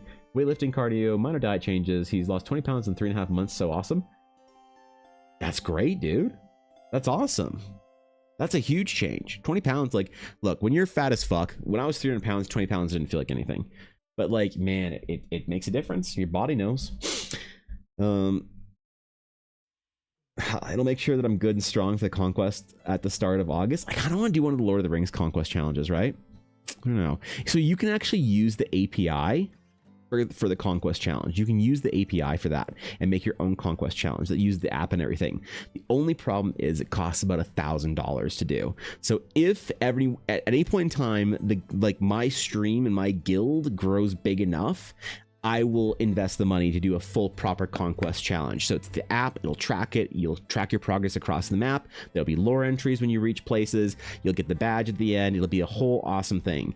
But yeah, it's like $1,000 US to do. So we're gonna do the scuffed version for now, and eventually we'll move up to the better walking challenge. But why miles though? Because I love Americans.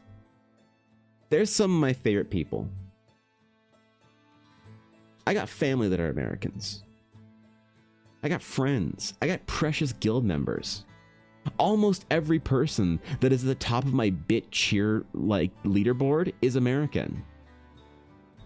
Does that make them better than the Europeans? No, but it means they support my stream more. I'm kidding. Jesus, chill. It's a joke. You should inspire us by walking from Vancouver to Halifax, Earl. Terry Fox is a national treasure. You leave him alone. Thanks, 100 boots, Moose. Thanks there, bud. Appreciate it. Thanks the bits, man. I love my American friends. I love my American guild members. I will hear no slander from my American guild members, you know? But I will say they are too dumb to convert to kilometers. So, just out of love, okay? The first walking challenge was in kilometers, and it was across 3 months. It was 100, 200, and 300 kilometers, okay? And I had somebody asking me probably every other day how long a kilometer was in miles, and I would post the answer of what it is in miles every couple of days in the Discord, and people would still ask me. And then I had people say, oh well, I would have done the walking challenge that summer, but I didn't know how long it was because we use miles here in America. So Canadians and Europeans are used to converting to American numbers, currencies, anything but temperature. Nobody gives a fuck what temperature is in America. I don't know what 73 is. But USD, I charge only in USD for commissions because people know how to convert to that. If I tell somebody in England that it costs you 1,000 Canadian dollars, they're gonna be like, "What the fuck is a moose? You know, is this some black bear wolf currency? Is this some beaver shit?" But if you say, "Oh, it's 600 US," they're like, oh, "Okay, got it."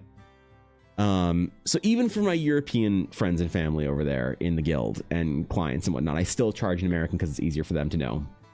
So we use miles now because most of the people in the guild are American by a long shot, and then the ones that are able to convert into the other form of measurement are typically more likely to be the people who use kilometers to the miles thing. So yeah, that's why we do it. That's why we do it, man. That's why we do it in miles, not kilometer. So yep, that's why. And I'm sorry, I know it's disrespectful to our Canadian origin, but you know, that's what I gotta do. Can confirm, yeah. Constantly sleeping for 8 hours a night for the past week. Do it. Good job, Sleepy. Mm-hmm. Show a picture of moose. Yeah, that's right. Not even that hard to convert. Simple as pulling out Google. Everyone has a phone in their pocket. Yeah, you would think that that'd be enough, but there's just enough of a resistance to that idea of converting to kilometers that I just have found in the previous years. And look, as soon as my Twitch metrics show that one of two things happens, and that's that Europeans are my main audience, or the Europeans overtake the Americans in microtransactions, then they become more relevant. Until that day, unfortunately, with either one of those metrics, we're gonna favor the Americans here. We're gonna give them a break here. We're gonna allow them to convert or to keep miles, and we'll just convert to kilometers, and we're all used to it. I don't want to stress them out too much, you know. The Scottish person, even here we are confident enough to use Google to convert kilometers to miles. Look, you would think that it wouldn't be an issue, but there were a lot of people that said, "Oh, I don't want to do this challenge because it's in kilometers and not miles." And I'd rather people get outdoors and go move around and be active rather than, you know, feel intimidated by a conversion. So that's my theory on it, at the very least. Don't the call this is a big boy, not Eldari. This is Eldari. This is so I need to change something up, Atari here. I need to start drawing other Eldari monuments that aren't rings. So we're gonna do a couple of those because I realized that I've only been drawing rings for the last little while. So is a way to track the walking challenge on a walking pad, or is it an honor system for now? It is an honor system for I mean, it has to be until I could pay for the conquest challenge. It's an honor system. Everyone has a different choice between apps and phone and ring and whatever that count steps and convert it, which is fine. Like I'll do like 3 or 4K in the morning sometimes at the gym real quick on the treadmill, and that's just calculated on steps on my phone. Sometimes it's off a little bit, but like, who cares, you know? And I also like figured out an average of what it was about steps per day, that if I hit my step goal per day, that was about 300 kilometers, or sorry, 150 miles, 260-ish kilometers in a month period of time. So I just knew that if I hit like, I think it was like 10 or 11,000 kilometers or whatever it was every day, I think I was hitting the mark. I don't quite remember what it was, but it was around there. I don't know. Actually, I consistently slept 8 hours. Don't feel as tired in the morning. I'm a witch. Damn, Sleepy. Damn, I'm impressed. Good for you, Sleepy. Good for you. You're getting after it.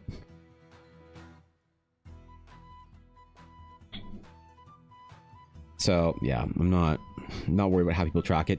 Venus was telling me about, there's like a Nike Run app where you can do a challenge, or we're not with like other people, so you could invite people to the challenge so we could all see our progress. So that's a potential contender. If people have any good ideas for apps like that where you can sort of do a group community challenge for walking, running, that kind of thing, I'm definitely open to those. But for now, it's always just been the honor system. That's very hot in Southern Ontario usually, so I'll try and do the challenge on my walking pad. That's fair. I find a lot more people are up for those like summer hikes and stuff than doing it sort of in the fall or anything like that. So that's why we picked July. June or July, somewhere around that, because yeah, it's very hot in southern Alberta here too, where I live. Less so in the mountains, but it's that nice sunshiny bright days out. Get all that sunshine straight into your bloodstream.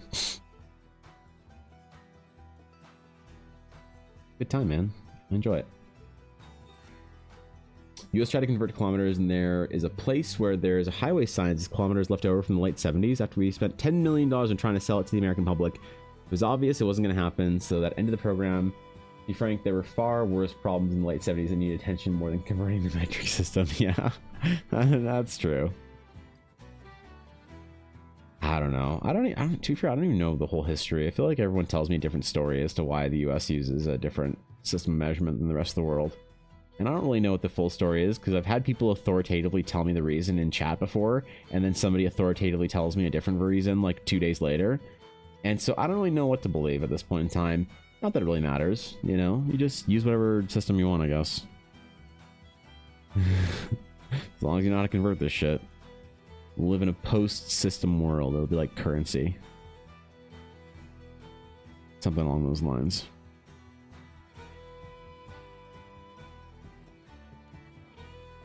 Okay, I gotta be real careful right now, because I'll be honest, my arm is already bothering me. I might go snatch an Advil and see if I can help calm down some of that arm and shoulder and hand pain. Dude, what the fuck? What am I doing wrong here? Maybe I just need to stretch out a little bit. Be the only university student with a sleep schedule of 8 hours of sleep. Well, it's very important. I mean, sleep, you can get by for a long time without good sleep. I did for the entirety of my time in school, in art school. And most of my time as a young man too. But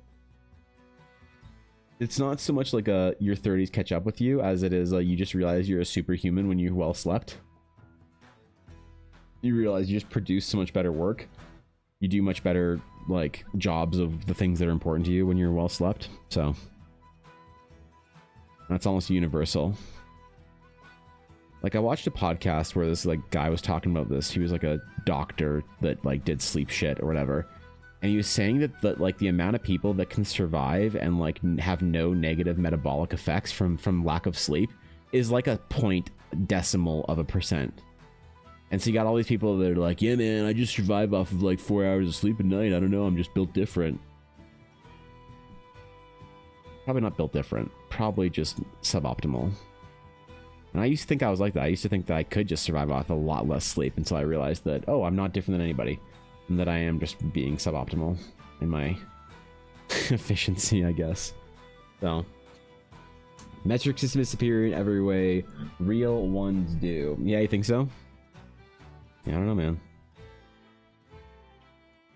I don't know.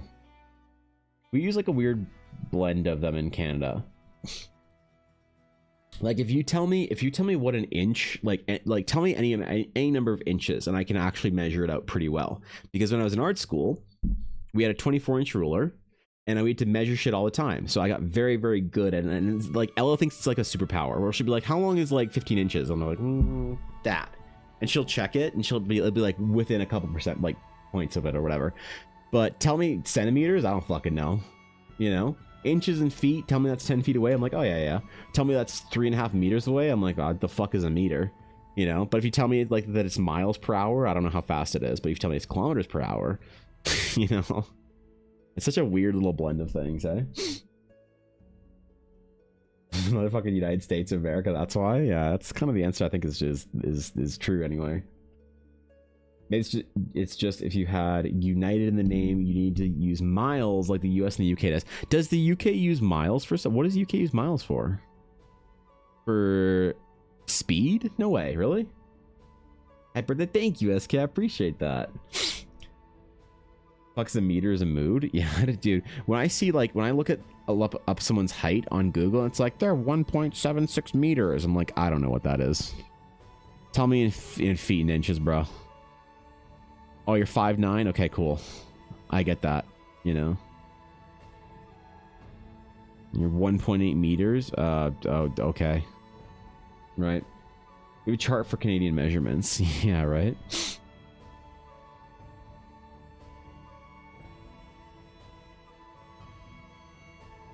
The only one that I don't get, like I'm fine with miles and feet and shit like that. Like, it's fine. It's like kind of arbitrary, but like it's fine. The only thing that I don't get about the American system is temperature, because I've heard Americans say like, oh, 0 is like about the coldest that you can survive in and 100 is about the hottest you can survive in.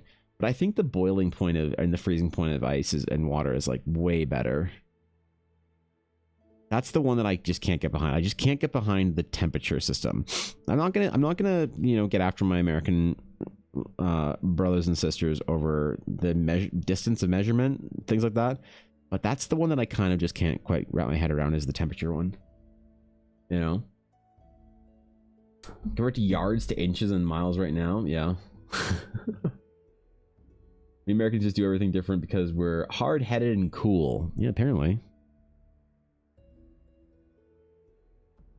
Apparently, man.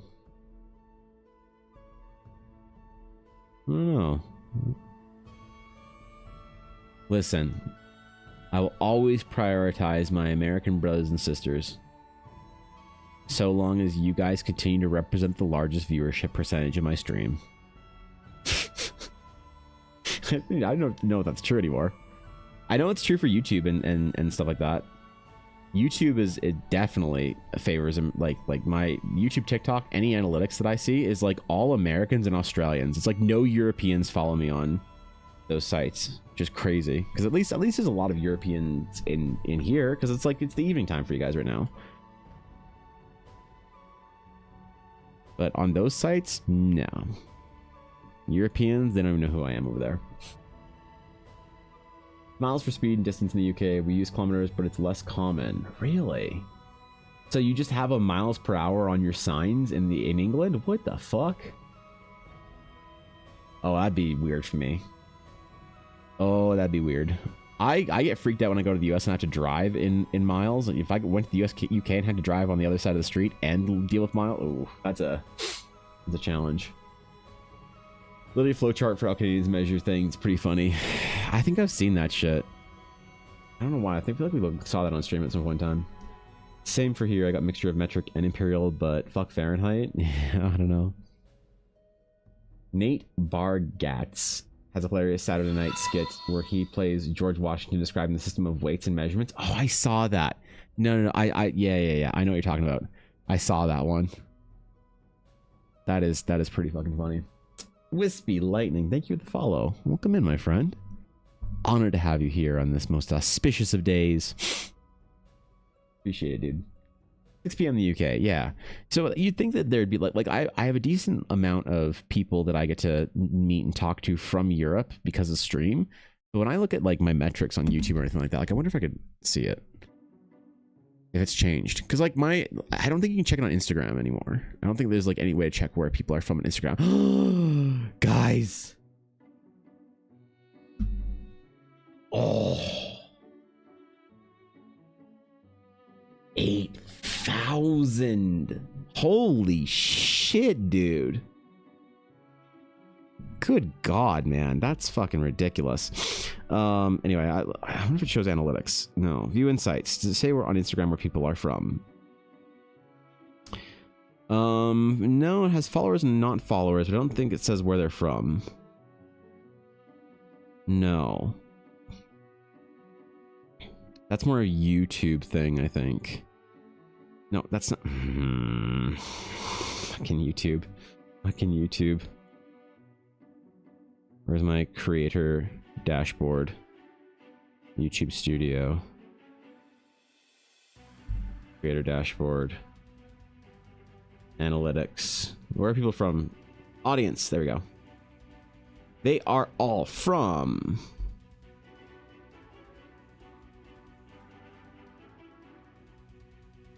%40 are from the US. 10% are from Canada. 6.5% are from the UK. I got some Germans and Australians in there. Oh shit, man. How about that? Which is shorts? No, it doesn't change really. Look at that, man. That's pretty cool, dude. The Philippines, Brazil. Where's the least place that I still have? Colombia and Slovakia, Croatia, Lithuania. That's cool. That's cool. Most of my viewers are male, but a decent amount of women watch my channel. So that's pretty high for a lot of like nerd channels. 36%. I'm proud of that number. Most people are 18 to 24, and yeah, that's crazy though, hey? So I think Twitch is like somewhere similar. I think Twitch has more Americans in there, but still, that's pretty cool, I guess. You know, when are they active? Mostly around this time of day, 4 p.m. ish, noon to 2, noon to 4. Definitely not in the mornings. They are not morning enjoyers. That's cool. Wish I could see on Instagram. Cause I can't believe Instagram is now my biggest platform. How the fuck did that happen? 8,000 followers, dude. I started the year with like 600 followers on Instagram. Why do people like this shit?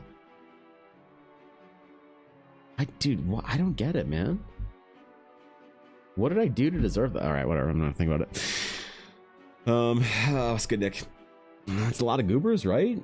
It is indeed an auspicious day. I think so. It's good to have you. This year? Yeah, I started this year with so I'll show you, because I decided to track it this year because I was going to try really hard and I wanted to see how my videos would grow on the different platforms.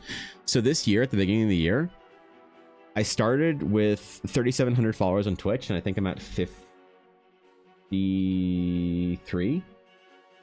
Pretty good. TikTok I started with 210. I'm at over 6,000 now. YouTube I started with 92, and I'm at about 7,000. Instagram I started with 500 followers, and then in January on Instagram I got 100 followers. February on Instagram I got 250. March I got 1,600, and then in April so far I've gotten like 5,000 or something like that. So I wanted to track this just to see how the platforms grew and where videos were going to do better, because I was going to post different videos to YouTube, TikTok, and Instagram, but I didn't end up doing that because that was too much work and I'm lazy. So I just posted the same video to all three of them, and so this number really doesn't matter for anything besides me going, ha, neat, you know, later. But yeah, what a year, man. What a year so far. Who knew that daily posting of videos would be like, fuck. Fuck, man. Who knew daily posting videos would be so good? Telling Dark you're questioning shit again? Uh-oh. Heck yeah, right, Bella? Congrats to the AK installs. Hope you don't get any of the reels comments. I get lots of weird comments on Instagram. You get fucking weird shit over there. I get the worst and weirdest comments on YouTube, though. You get a whole lot more views with the goth chicks you draw. You think so? I don't know. The videos I tend to do the best are the character ideas, which are hilarious and fun to make. So, Necromancer will be back on Monday. Well, thank God Necromancer's not here today, so I can talk as much shit as I want about myself. That's quite the year, man. Can you believe it took me 4 years to get to 500 followers on Instagram and 2 months to get to the next 7,500? Like, Jesus Christ. And listen, followers don't matter. They're not everything. Obviously, if you do more niche work, then obviously your followers on Instagram, things like that, that's not important, and so it shouldn't be important. And I'm hesitant to bring it up, but the following and the viewership and things like that, it does matter if you're going to try and launch a Kickstarter, and I am going to try and do that this year. So that's why it matters to me, and why I do want to grow, is because if I'm going to try and launch a Kickstarter, then you need like eyeballs. You need people that are going to be willing to support the Kickstarter or your Patreon or whatever. And so that's like kind of in my periphery vision of my vision. I'm thinking about it, at least. It's somewhere in the back of my brain. I'm going to water your art so it photosynthesizes. Ooh. Well, I think my tablet will resent that a little bit, so we'll wait until we print it off and then we can water it, okay? How about that? How about that one? And I mean, I am also aware that, like, I sit here and talk about how cool it is to, like, hit that number, that whatever, that metric, and how that makes people see my work. Meanwhile, I do know people like Tank Tolman or Quincy with millions of followers, and it's like, that's I am but a peepo, a nobody, a reclusive thought of somebody who might be useful to society one day, as opposed to someone like that. So don't get me wrong, I'm not in my head about it. He's not trying my theory. What do you want me to water my art? I'm just to water my art on my tablet, bro. What do you mean, Queen Boo? Really like the paladin who forgot their oath. That one was fun. I need some other silly ideas for classes that I could make little videos about, because I don't want them to be too, like, I don't know. I want them to be like actually fun ideas for classes that I can use my art for. I need some more silly class ideas for videos. I'm just not quite sure which ones I want to make a video of, which one would do well. That one was a funny one. I like that one quite a bit. Don't knock till you try it. That's actually reasonable. Yeah, that's fair. Yeah, I guess you got me there. You're right about that.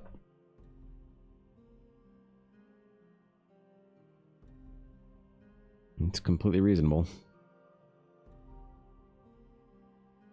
Paladin forgot her oath. I wanted to do. There's also a video I wanted to make about a warlock who used to date his patron. That's maybe the next one I'm gonna make. So he's a warlock, but he was in a romantic relationship with his patron, and they swore like an eternal oath to each other, and that she would grant him her powers for until the end of time, and in exchange he would, you know, he would whatever. And then now that they're like broken up, she still has to like give him her powers and stuff. So every single time he uses like Eldritch Blast or something, you just hear like a snarky, like annoyed sigh or something from the ether, because she's like forced into using her power, or to like gifting him her powers as a warlock, and he doesn't want to, like he's trying to find a new patron or whatever as well, so he doesn't have to deal with his ex all the time. I gave you one earlier this month, but Streamer Brain, which one was it? Which one was it? A scrawny barbarian would be funny. Well, dude, you know what was so funny? On that video I did about the barbarian who thought that she's a monk, who's like LARPing as a monk, people were like, that doesn't work. That's antithetical to the way the class works. Monks are about control and barbarians are about recklessness, and you can't build that. There'd be no reasonable way to build the, like, I got so many fucking glasses adjusting neckbeards in the comments of that video. It wasn't even funny after a certain point. The amount of people that didn't get the fucking joke and were thinking about like trying to figure out, dude, I don't know. That was amusing to me, at least a little bit. A druid whose mom told him he was a plant cleric. Oh yeah, that's right. Yeah, that's a good one too. Patron interviews would be hilarious. You understand, Mr. Damon? You are making the deal with me. Oh no. Oh no. You should be proud. That's amazing, and you're obviously very talented. I'm sure you'll get plenty more followers and more. You keep going. Thank you, Bella. That vote of confidence means a great deal to me, actually. Thank you. Druid who ate a melon seed as a kid, and the plant actually grew inside of him. The biggest fear. That's funny. Yeah. Oh no. He ate a whole melon seed. What's the reason for the breakup? I don't know. Probably something petty. Like they couldn't agree on what breed of dog to get when they moved into with each other or whatever. He wanted a Morkie and she wanted a Rottweiler, and then they broke up because of that. They would have hated my monk. She used anything she could to get her hands on as improvised shurikens. Well, dude, like seriously, go to that fucking TikTok video and look at the comments on that video. People were like actually like, it was so, you know, it's the Paladin one as well. People were kind of like that.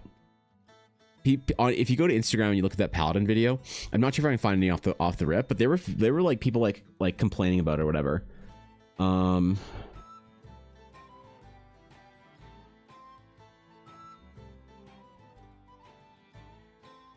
Common misconception about paladins. Obviously their power comes from their oath, but the oath is a promise, like a vengeance paladin is on their revenge arc. Redemption might be an ex-thief that gives thieves a chance to change. Crown might be a ruler, past or present, you get the idea. Clerics have more of that divine connection.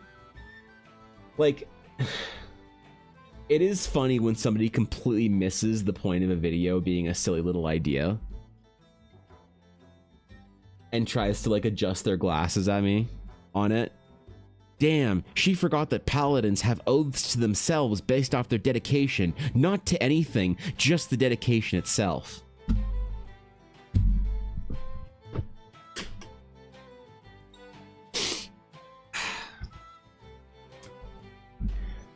Okay, Alex, you know? So, if you go further down, there's more of them, but it is pretty funny.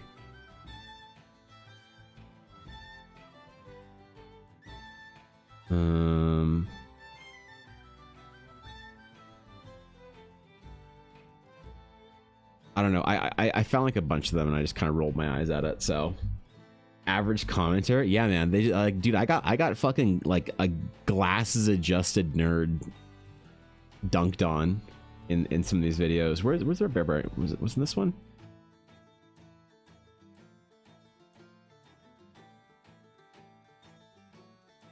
I don't know. I think the worst ones were on, for the barbarian one, monk, were on TikTok.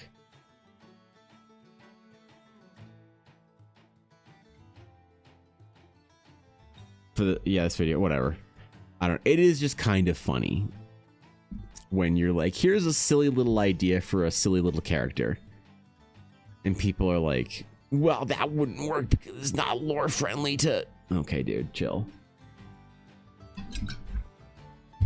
Yeah. Yeah. At that point, you can't help them. That point, you can't help them. And I don't even want to interact with those comments because I'm afraid I'm just going to be an asshole. I'm afraid I'm just going to be too sarcastic or whatever. And I don't want to be mean, you know? The idea of a barbarian monk trying to reach enlightenment through rage does sound funny. Well, the whole point of the video, Dragoon, was that she grew up as a monk, so she thought that she was a monk, so she tried to do all like the cool martial arts, but then she like would just smash something or whatever. So she'd do all of her poses and all of her like forms and then just hit something really fucking hard and rage at it or whatever when people weren't looking. And be like, whoa, I broke the brick wall. And not with like sheer like life force or whatever, or ki being channeled into it, but just unbridled raw strength. So yeah. People had a problem with that one, I guess. Living in Shapes, thanks for the follow. I appreciate that. Welcome in. Good to have you. The Rock had a face. Wait, did it? No, not again. Paladin is really controversial class in general. 5e detaching the alignment system made them even more controversial to players of older editions. So tired of those arguments. Yeah, I mean, to be honest, I don't know why people hold so true to the way that D&D says that you should play a class.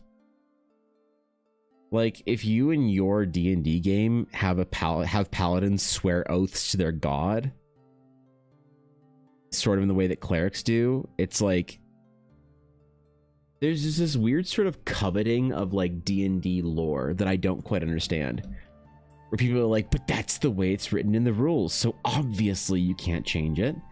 But like older editions of D&D were like, yeah, change our dumbass shit. If you don't like this rule, who cares, man? Like, what did Gygax say about that? Like, the rules were a guideline for how to play at the table or something like that? I don't remember what the exact wording was, but very strange stuff that happens in the last couple of years of D&D players. This like very kind of bizarre, almost creepy, maybe creepy's not the right word, but just kind of eerie, like kind of like, you know, adherence to the rules. Like, this is the way it is. This is the way we must play Dungeons and Dragons. I'm always kind of like, what? What are you creating here? We're doing some ruins for my adventure I'm running. I need some more ruins for people to go explore, so I need some quick sketches of them. We're gonna do some little ruin drawings today, so I can just relax and just chill out. No big projects, no big commissions, no high pressure things, just a couple little ruin sketches and me relaxing. While complaining about TikTok comments. Wait. Paladins used to be more god-focused in 4e and older games, but 5e changed their oath is the key. Right, and that's like an interesting sort of change that they made, but like I just don't quite understand the like demand that people have, like, well, this is the way the wizard changed the class, so you cannot play it any other way now. Says who? You know? You're the fuck you want, D&D, dog. I don't think having a paladin be sworn to a god or whatever, Pelor or Bauhamut or whatever, I think that's like so out of the realm of like imagination to play the game like a slightly older way. I don't even know why they did that, to be honest. The reason people stick to their class is it feels like cheating when you change the flavor. It feels like too much homebrew. It's just me though. That's interesting. It's a good insight because I never really understand that kind of crowd. Too much homebrew is cheating. I don't usually ever hear people express that opinion, so that's interesting. Yeah. Conformists? Maybe. I don't know. I don't know. To me, the D&D, the rules of D&D have always been a mere suggestion, a whisper in the wind of a way that you could sort of base some of your ideas off of. But I think that the magic of D&D has always been in the homebrew. The D&D world and the game of D&D was always kind of like supposed to be kind of like bland, like bread that you could sort of put whatever you want on it. And if you make it too interesting and too unique and too flavored, then you can't kind of put your own flair onto it. So I always kind of like read that that was sort of like part of the design of the game. It was supposed to be kind of like open for interpretation and kind of bland. Otherwise, it was too messy to try and put your own world and lore and stuff on top of it. So everyone having fun and whimsy in the fun and whimsy game, right? I don't know.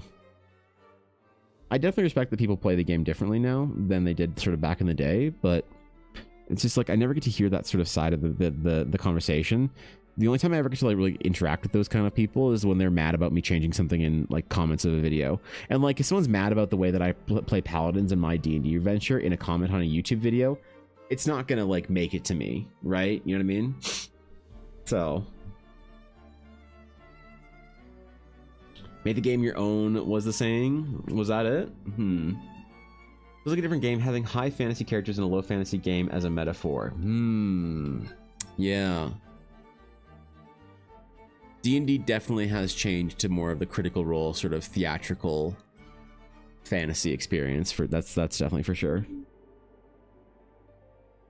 Less of the Lord of the Rings and more of the, I don't know what other fantasy we could compare it to. Which is why I know that Eldara will have to grow beyond Dungeons and Dragons at a certain point in time.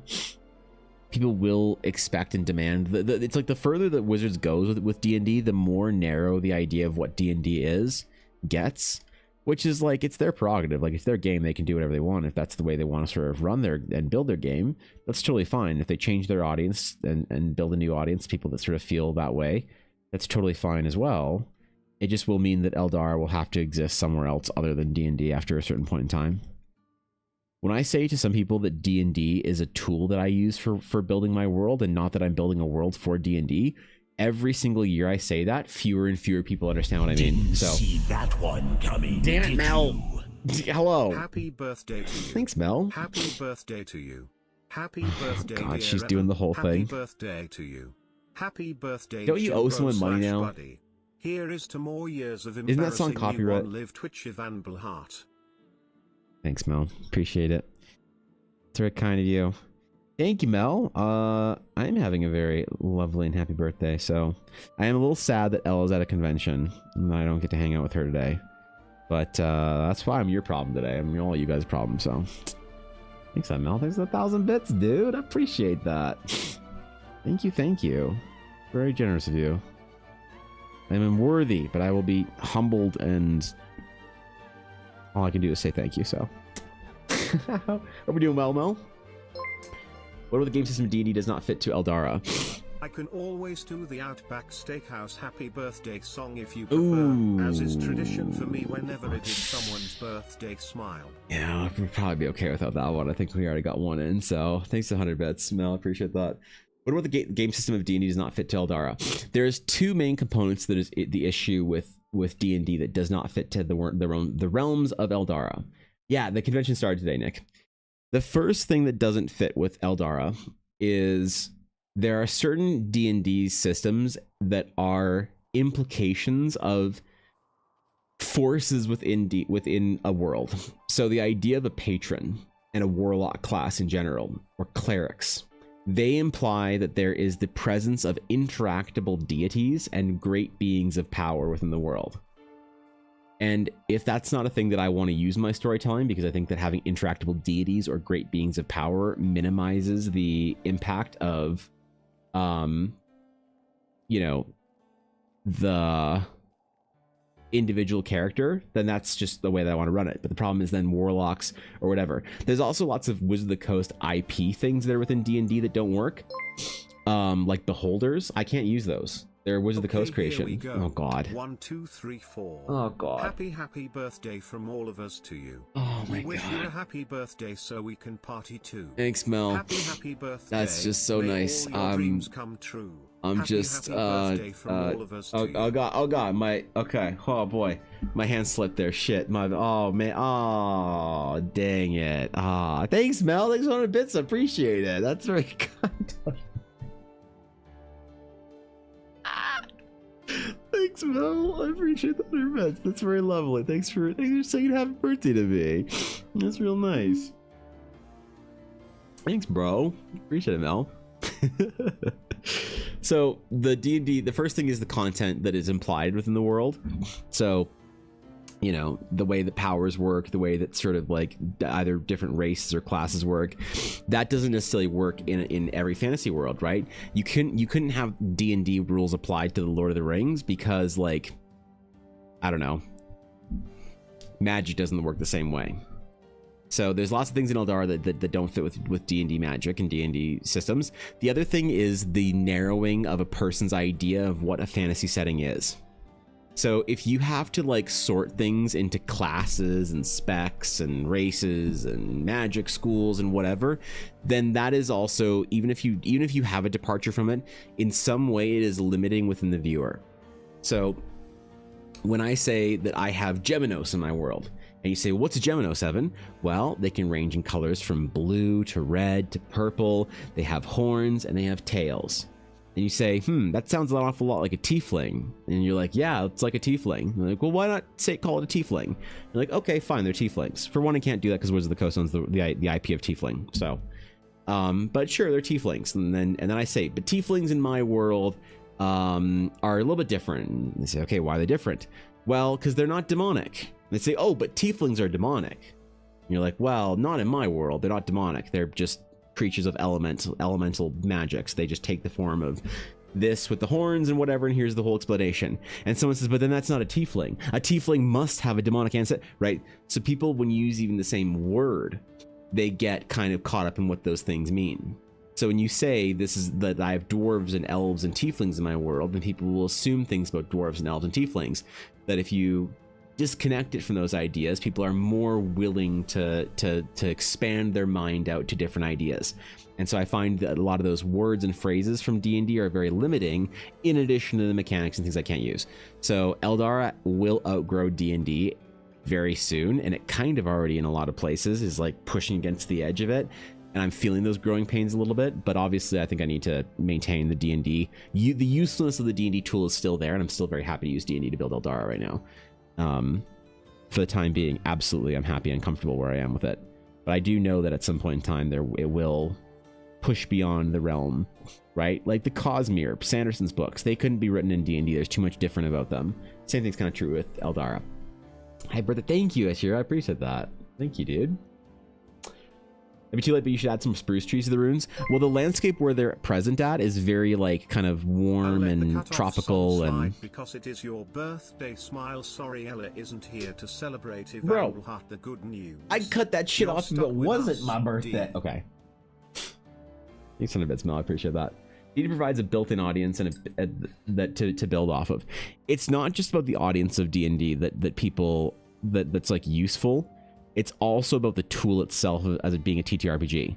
And now the problem is any TTRPG I could use would have the same problems. Pathfinder, Lancer, doesn't matter. Whatever TTRPG I use, there will be the built-in problems of that system and the things that are kind of within the common lexicon of that system being an issue for people to kind of wrap their heads around. So D&D is just the one that I'm most familiar with and the game that I like the most. Now, I like Pathfinder quite a bit too, don't get me wrong. But if I like Pathfinder and D&D the same, then at that point it does kind of become, well, which one has the bigger audience? And if that's D&D, then I'm happy to make adventures for it. I'd love to make adventures for Pathfinder as well, but, you know, that kind of needs to happen at a later date, so. Right? I don't know. There'd probably be lots of systems Evan could use, like first edition, Castles and Crusaders, old school, Essentials, Warhammer Fantasy, 40, etc. Lance might not work for Eldar since Lancer is a heavy sci-fi game. Sure, this is just one of the ones I could think of the top of my head. Realistically, there's just a lot of sort of issues that come with kind of the expansion of an idea beyond sort of the core D&D audience that I know is like something I'm going to run up against. And so the adventure is not for everybody. Like, let me just first of all say that there's a lot of people that the Realms of Eldar adventure is going to be so different from what you're used to in your D&D game, maybe, that it might be like uncomfortable to play, or you might not even like it. If you're like locked in and sold on the idea of D&D and you love D&D and it's your favorite fucking game ever that you've ever played, and you don't want anything that's not D&D, you just want Baldur's Gate, The Holders, Waterdeep, and Gale. Specifically Gale, not even Shadowhoney, then you're probably not gonna like the Realms of Eldar. That's fine. Because I think that there's one of those things that if you're trying to appease everybody, you'll appease no one. And so I have to kind of create a project true to what I want and write a world and create a setting that I think is a better fantasy setting than the base D&D one. Otherwise, why am I doing it? You know, why am I trying to add my own story to the pool of things that are out in the world? So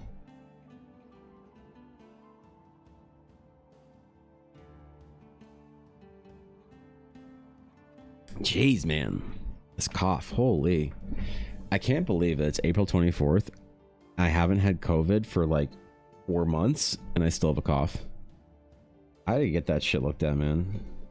I gotta get that shit looked at, bro. I gotta figure out what the fuck's going on.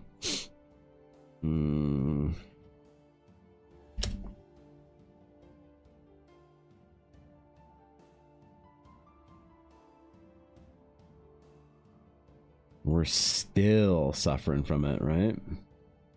All of us, not just me. You guys too. April, the snowfall. Yep. Yeah, we do have snow this month. That's something I love about April in Canada. It's all of the snow that we get in the month that's supposed to be spring everywhere else in the world. Even May can be kind of miserable. Even May can be snow-filled. May can be nice or May can be awful. April is like you're kind of resigned to it not being a nice month. March is right out. February is right out. And nobody ever thinks January is going to be nice. So January's never heartbreak. I don't think February is anymore. And I think that if March is a heartbreak for it still being cold and miserable in winter, I think that's a you problem. I think you fucked up. You know? Should have known better. April's kind of in that category too for me now.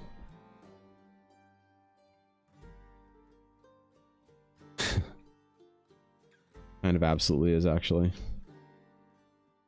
Oh, that was perfect. I'm so good at this game. Holy shit. That sounds in Michigan, very common. Gonna be 27, 28 degrees Celsius here today. Wow, dude, that's so nice. Wait, no way. No fucking way, really? Is everything green in Southern Ontario right now, say? Are there trees that are green and shit right now, or... Because everything out is brown outside right now. A lot of the trees that do, like the non-spruce trees that are by where I live, they have like the little wispy fuzzies on them that are gonna become leaves in a couple of weeks. So they have at least that. They have the thought or the idea or the theory of maybe turning green. It's snow last week. Shit, dude.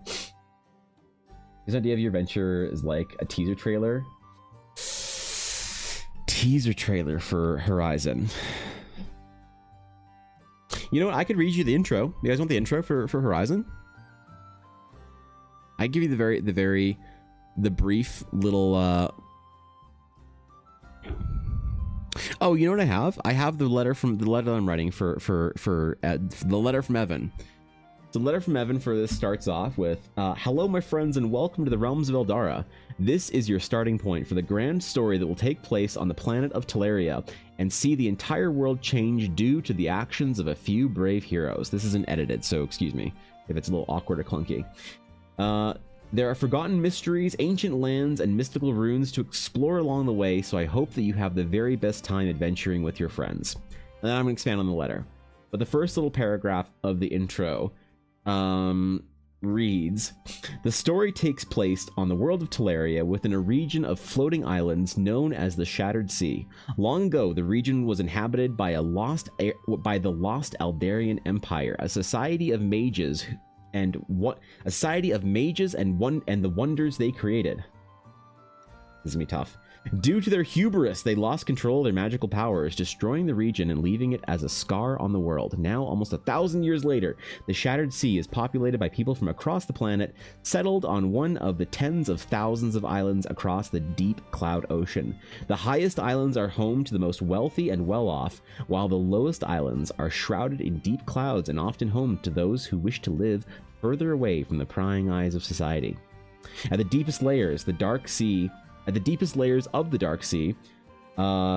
a swirling mist known as the Abyss. Strange forms can be seen crawling around, lightning flashes and dangers of terrible design.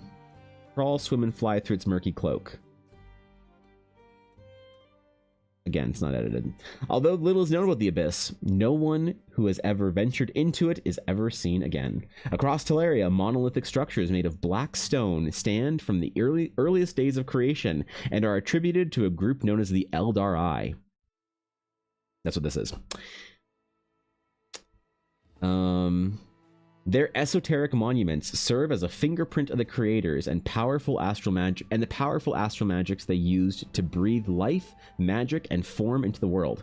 Practitioners of this magic are known as the astral sages, weavers of a cosmic magic that is unshaped by any of the natural laws of the universe. The magic is powerful, however poorly understood, and while the astral sages use the same magics as the Eldar Eye, they are merely trying to uncover the most surface levels of understanding of this ancient power. The Eldar Eye runes serve many functions in the world. To the astral sages, they reveal a scattered and cryptic understanding of the story of their magic. To others, the runes are a window to the past or a religious site of worship. From time to time, due to the collection of sky shards in the rocky crust beneath the abyss, new islands emerge and float up to join the skyline of the Shattered Sea. These islands can sometimes contain ruined structures from the lost Aldarian civilization. Even more rarely, they have pieces of Eldar Eye monoliths embedded into them. To prevent the sinking of these islands due to pirates and miners who seek to strip the rock of its sky shards for profit, the Grand Crest Council has issued a decree that islands with rune sites are to be protected. The islands are cleared of abyssals, populated with life by powerful druidic magic, and then sold to influential entities within the Shattered Sea to build upon. The rights come with a caveat. They must protect the island and allow for research to take place. An island recently emerged that boasted a substantial archaeological payload, Eldar Eye monoliths, and Aldarian runes. It also just happens to be quite large and in the perfect spot to act as a trade hub. The island, now known as Horizon, was purchased at an extremely steep price by a noble family that heads up a trade guild known as the Aerolace Family Trading Company. The youngest daughter of the family, Lady Luna Aerolace, is acting as the Lady Magistrate of the island and its new port city. Although her responsibilities are mainly building successful trade hubs, her true interests lie within the rune sites across the island. Her grandfather was an amateur archaeologist who often took her to investigate the ancient rune sites across the Shattered Sea. Although it is commonly accepted knowledge that the Astral Sage practitioners are far more recent additions to the world, he believed that they had a better understanding of the astral magics far earlier and were even present in the Aldarian magocracy. This theory had him discredited by the Royal Archaeological Society of Grandcrest and branded a crazed old fool. Luna is among the many who see the society for what it is, an aristocratic order of pretend academics who give legitimacy to the noble title of the ruling class through their clever interpretations of history. In return, they are given authority over all matters regarding the past, and a self-serving cycle is born. This is where you guys will enter with the story, where the next bit is me talking about basically how Luna is now contacting your party to go work for her to help investigate a site.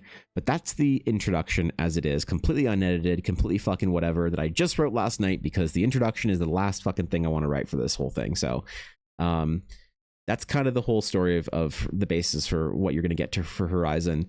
The adventure is going to be you kind of like unlocking secrets of the past and dealing with the shadow organizations around it, trying to keep those secrets hidden.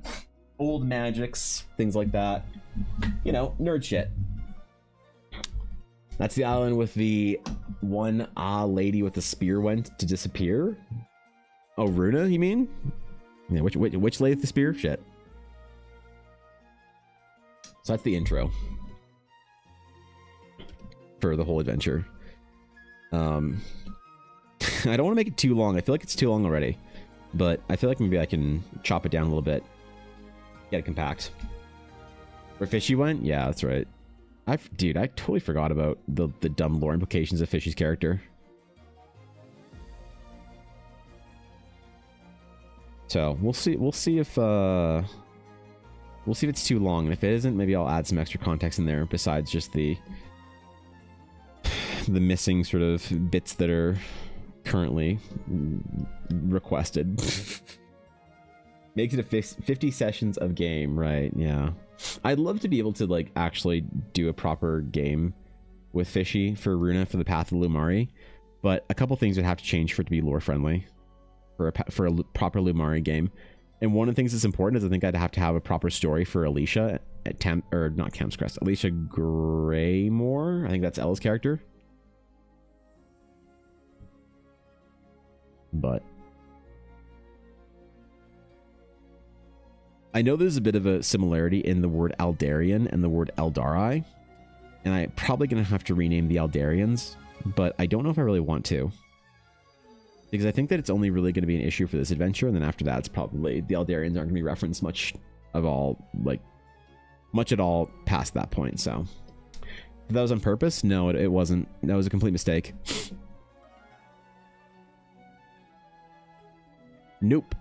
And that was just poor naming choices of things that I didn't think would ever be referenced together. So, nope.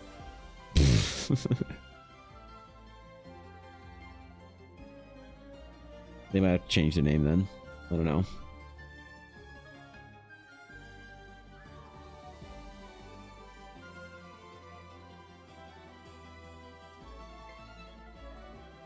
There's always the Loric Empire, which is a different sort of civilization. There's a couple of lost empires here in the realms of Eldara, you know? You got a couple of lost civilizations going on. Poor Fishy schedule messing up the game day, right? She's still butthurt about that, man. When Fishy and I hang out on Discord after her stream some nights, she's still mad.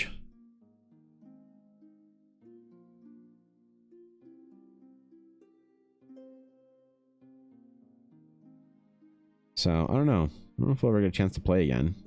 Her schedule isn't going to change anytime soon. She's kind of locked in with her current job there to a permanent sort of, and then she's got like, you know, some issues with the way her weekends work and whatnot. It's just tough. It's just tough, man. Until she like wants to go full time as a streamer or whatever, or sorry, not wants to, but could. And if things change for her regular job, or she got a different one. Thanks, okay, Luna. Seriously, happy birthday, Evan. Thanks, dude. I appreciate it. Thanks, that's very kind of you. Yeah, dude. We're another year older, if you can believe. The whole guild, all of us. No. I appreciate that, Luna. I am honored. Happy birthday, thanks, Nick. Appreciate it, guys. I'm old as shit now.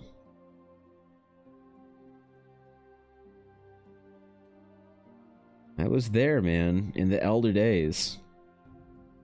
In the age of Durin and the 7 dwarven fathers. I was there during the glory days of Gondolin. I was there before Morgoth challenged the Valar. I was there during the hymn where Melkor sang the Discord into the realm of Arda. Arda? I think it's Arda. I'm pretty sure. I was there in elder days before the fall. I named the nameless hills and dells. I drank from yet untasted wells. I stooped and looked in Eldara mirror and saw a crown of crumbs appear. Jesus, what the? Why anonymous? God damn it. Coward. Thank you for the 5 gifted subs. God damn it. Appreciate that. And thanks, Kitty. I appreciate that as well. Thanks for stopping by, Kitty. Good to see ya. God damn it. Thank you for the gifted subs, whoever that was. I appreciate it. Show yourself, coward. That's very kind. Thank you very much. I'm honored. I'm humbled. My memory of the ancient days is coming back to me. Perfect timing, you think? In the middle of my monologue? Did I never get a monologue anymore? God damn it. God damn it. Just one time you want a monologue, right? I was there, standing at the side of Fingolfin. And Ecthelion.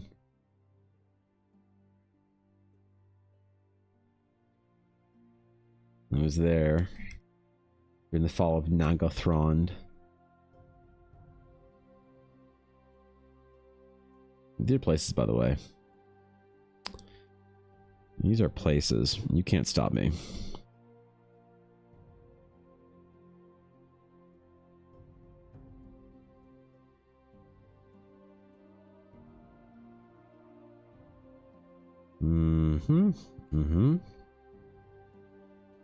Don't be too heavy-handed, alright?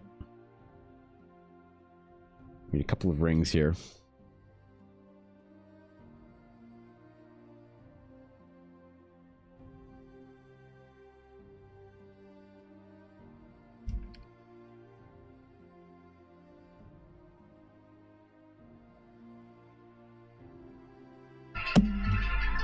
The fuck? Ella? You lovely good bean. May the Aw, following man. year be full of joy. Thanks, and may Kitty. you honor and be kind to yourself today. Oh, appreciate that. Thanks, Kitty. Sorry, give me a sec.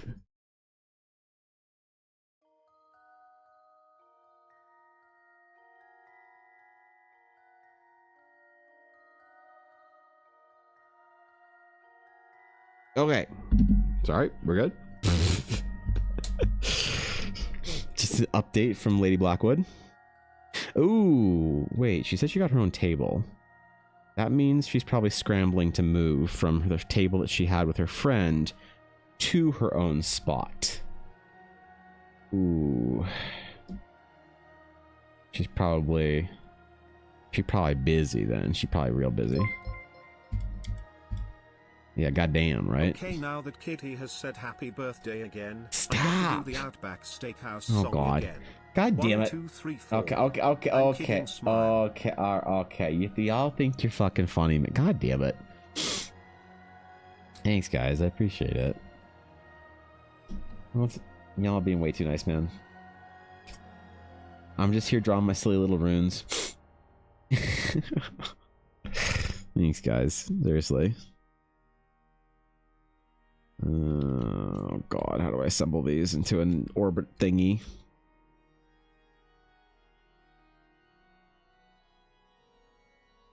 Like that, like that.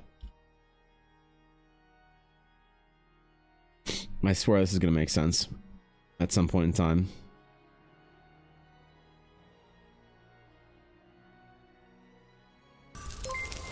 It'll make sense. What is with this alert today?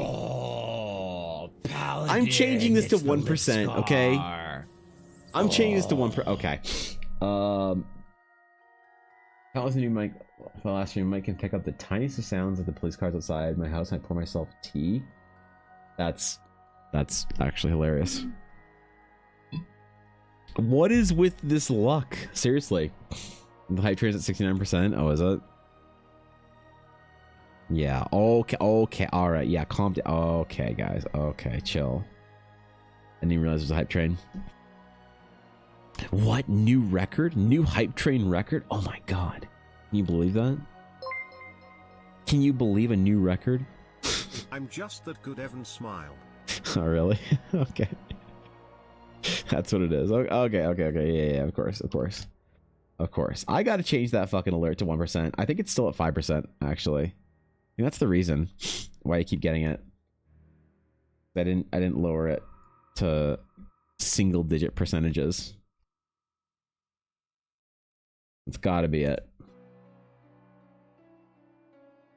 It's gotta be it, man. Not that I'm mad about it. I'm just observing the issue. Okay. That's it.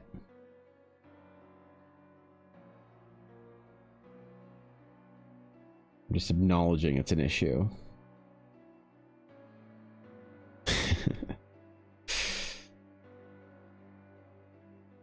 These little like star chart things are gonna make sense at some point in time. Just not any time yet, right now. Don't worry about it.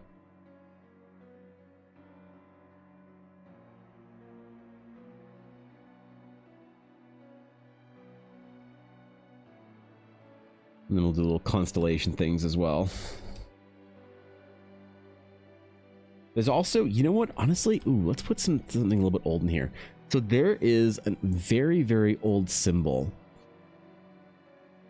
in Eldarin concept art that actually, I think it's time to invoke it for the first time right now.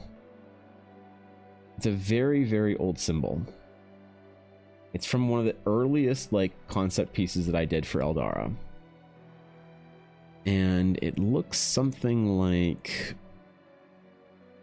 this. It's a circle with two sort of like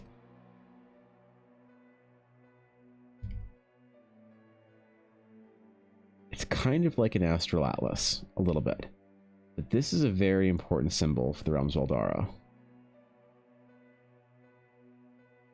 It's not the sage version that's all fancy. I wonder if the Eldari version would be more geometric.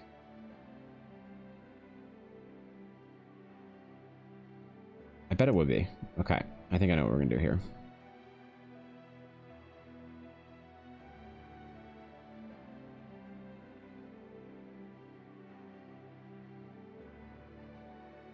Yes. Okay, this works. And then we're going to shrink this little boy down, and this will be a little bit of an Easter egg. This is going to be very important at some point in time. Right now, it's just going to be a little, like, weird symbol. You're like, what? What is this little thing? Oh my god, wait, this is actually a huge Easter egg. Dude, they're not going to know about this. This is the kind of thing that, like, so this piece of art's going to be referenced in 20 years. Because this is going to be the first time that this structure is ever going to be used as a design element. Don't tell. Wait, why is... Oh no.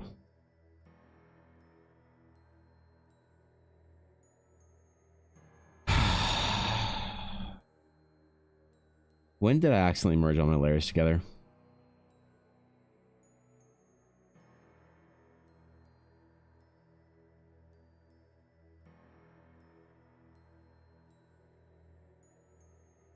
It was a while ago. Okay. All right. That's great. That's just awesome.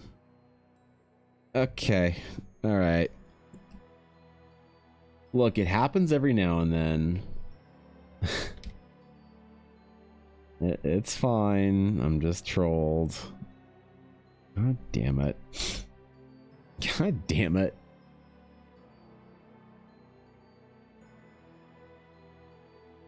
I swear, dude. I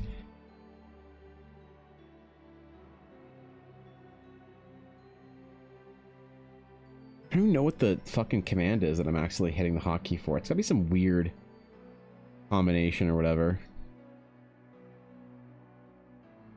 Okay. It'll take me like 3 minutes to fix, but still, it's annoying because I don't know why, like, I do it or how it exactly happens. So whenever there is an issue like that. Copy first? Yeah, I did make a copy of it. God damn it. Can check YouTube chat. Let's plot. Favorite tank? You mean like Tank Tolman? Or do you mean like Fish Tank? I don't know if I have a favorite, to be honest. I mean, Tank Tolman is my favorite tank. That or the Leopard 2. We're talking about real tank. Fish tank? Aquarium? It's hard to say. Like all of them. Ella made them all a little bit different. Okay, so now for this, now I'm going to go onto this layer, which is now my new delete sketch, and I'm going to delete all of the nonsense that I just drew. And then once I post or put them both together, it should be back to normal. Even though, God, I'm so good at this game.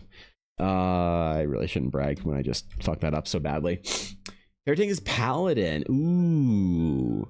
I tried tanking a Priory of the Flame +2 key yesterday, Thorkin, because I wanted to get my crests, because you can get gilded crests now for crafting the highest level gear from delves and other things. So I had a quest to do a Mythic Plus, just like any Mythic Plus, so I just like queued in for a +2. With the new Mythic Plus changes, where they're like higher level and more difficult, it was actually a challenge. We did not complete the Mythic Plus the first group. I underestimated how shitty that group was, and I thought I was the problem. Well, I try a group later on the day, and we absolutely shit on that dungeon, and I had so much fun. And I really miss doing Mythic Plus now, especially the most recent keys. Like, I really think like Priory or some of the new War Within dungeons are really good. Dark Flame Cleft, Priory are great. Meadery's good. That's on the rotation right now. Motherlode is one of the rotation dungeons right now, and I'm not particularly happy with that, but Leopard 2 enjoyer, yeah, right? At least you don't have any straight lines that exist in the middle of the canvas. You have to click on all 60 layers to find out which one it's on. I mean, look, 2 layers is already too many layers for me, Wiluna. 2 layers is too many. Nothing ever good comes from having too many layers in Photoshop or any drawing software. Yep, I said it. I said it. I'll just make people mad all day. Every once in a while when you're painting, you gotta merge your layers. You just gotta smash them all together. Gotta smash your layers together. Merge everything. Merge all, in fact. I'm that psychopath. Good D&D soon. Have fun and have an excellent birthday. Thanks, dude. Appreciate it, Kong. Have a wonderful session. Good luck with whatever you're doing today. I'll catch you later. Be good, buddy. Heresy collects my layers the death grip. Dude, what do you need layers for? What do you need so many layers for, Luna? 1 layer is all you need. 1 layer and 1 brush. You know what? I'm actually going to do this later on the year. I'm going to do the speed paintings, the single layer speed paintings with the hard round brush. We're gonna have fun. Those are going to be fun painting days. It's going to be the art challenge that I run in October this year. It's probably going to be a painting challenge. Maybe, I don't know. Maybe concept is, again, people like that shit. But yeah, it's going to be single layer paintings, hard round brush. Show me your might kind of thing. If I pass 10 layers, I'm overwhelmed. I mean, there's reasons to have lots of layers. There are. But I find that layers are almost assuredly always a bad habit that can be remedied with a little bit of confidence and a smidge of encouragement.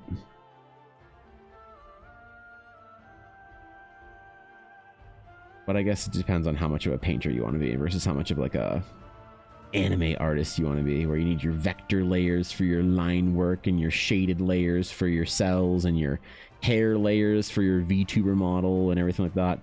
It is different for the style, but for straight painting, I think it's always best to have as few layers as possible. Like for instance, Nikia I think, how many layers is Nikia? I think Nikia has 3 layers, I'm pretty sure. I think it's like line work, color, and finishing. Yeah, color, line work, and then finishing stuff on top of it.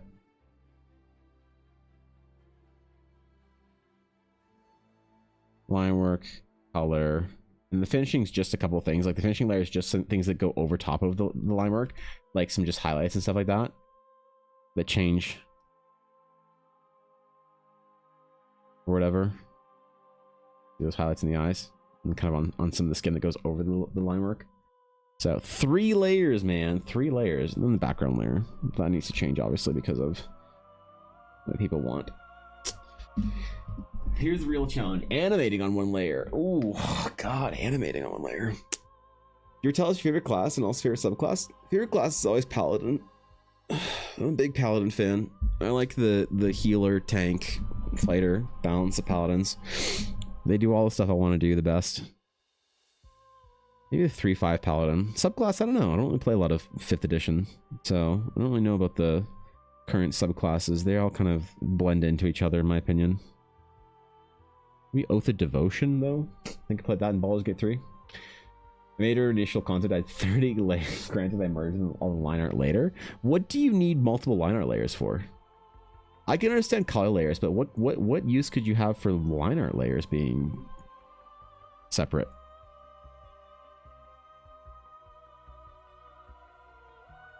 Oh, that's what I want to do. No, what the hell, Photoshop? Oh my God, the whole thing. It's chaos.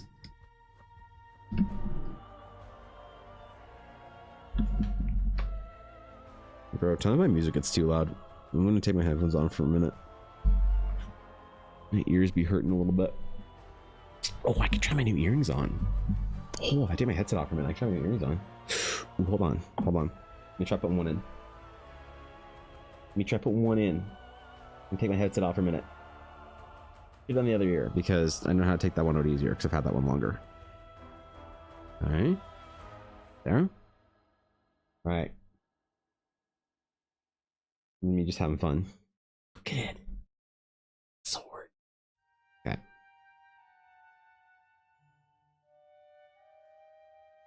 Actually haven't seen this in my face yet. Let's see how e-boy it is. Hold on. That's rad. I'm wearing these to run fair. I don't really see them all that well, I think, in this light. See with the black background. Oh, that's cool as shit. I'm wearing those to run fair. That's so cool, man. Ella fucking Blackwood. Holy.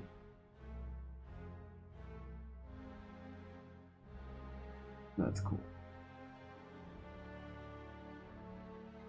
I bet I couldn't have my headphones on for that, but I guess I'm gonna take my headphones off for a minute. I could try them on.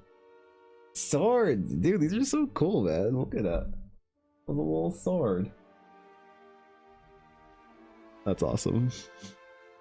I don't know how I feel about the hanging down. I never had earrings that hang down at all. I'm gonna forget to take it off and I'm gonna forget. Put my headset back on and jab myself or whatever.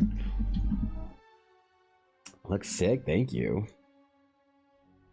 I love Paladin, but the Paladin subclasses don't have that much punch to them. What's your favorite class, Mo? Opinion on Webby Award-winning indie YouTube show, Skibbity Toilet? I've never actually seen it. I've heard the memes, but I've never actually seen any of that. I wish I had an opinion, I'm sorry. Just in case I need to make revisions for the most part, or clean up the lines, then I merge when a piece is finished. Oh, I see, okay. That's reasonable. Do you just like straight away start your line work? Do you not do like an undersketch? Like something like this or whatever? Do you not do an undersketch for your piece?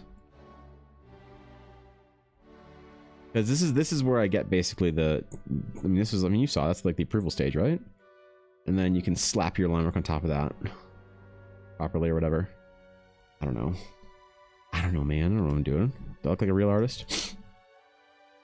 So Sometimes I do under sketches, depends on the piece. I see. Okay, so that makes sense if you're working on one sort of like pass for your lines, then I think I can see that bit more. Okay. Okay.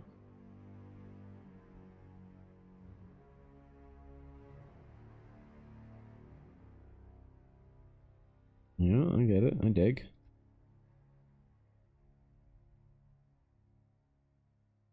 That looks so cool. I'm gonna get laughed at if I wear those out, though. Not to run fair. I don't care. Fuck them. Screw them. Or my cool ass earrings. Mossy socks will think they're cool.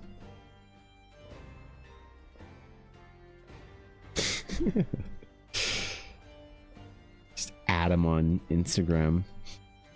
Say new earrings, who dis? A lot of mossy socks. One of my favorite subclasses: scribes, wizards, hexblade, warlocks, and swashbuckler rogue. You know, I've never had a player play a swashbuckler rogue. Never had a player play one of my games. The only rogue that I think anyone ever played recently was an assassin, which is cool. But she definitely didn't assassinate anything. I kind of don't know why she played assassin, because she never like initiated or did any assassinations or whatever. A lot of shoot and hide kind of shit. So, Andrea, thank you for the follow, and hello, my friend. Welcome in. Good to have you. That's a good reason that I put my headphones back on, is for the actual alerts, I think. I'll miss that like 100,000 bit cheer if I don't. I gotta be careful, right? Gotta be careful. I gotta have my alerts on, man. You gotta hear my alerts, bro.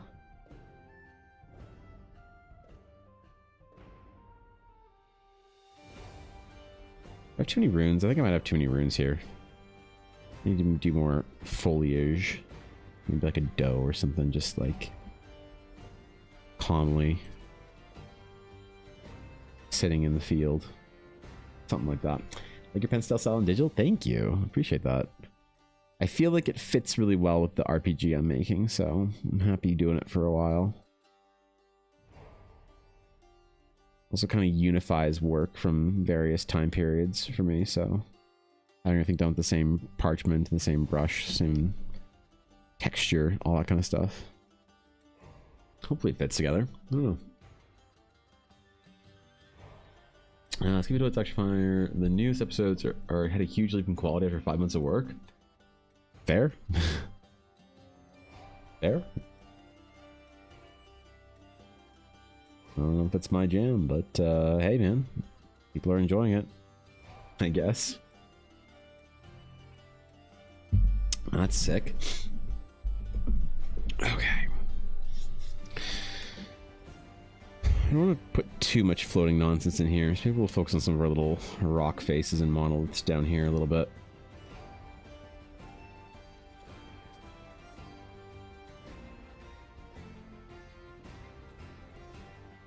I have to take this out and probably put my... Yeah, if I put my headset on, I probably can't keep this in. Fuck. Yeah.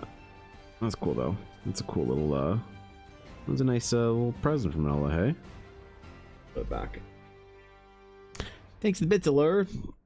I have more, but you gotta say some funny stuff for it, really? I don't know.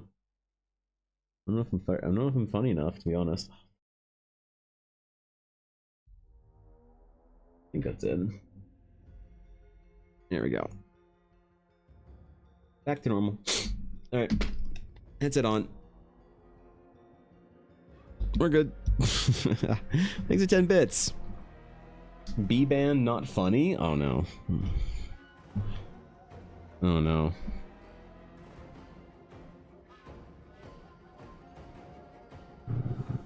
Well, I said it wasn't funny, so.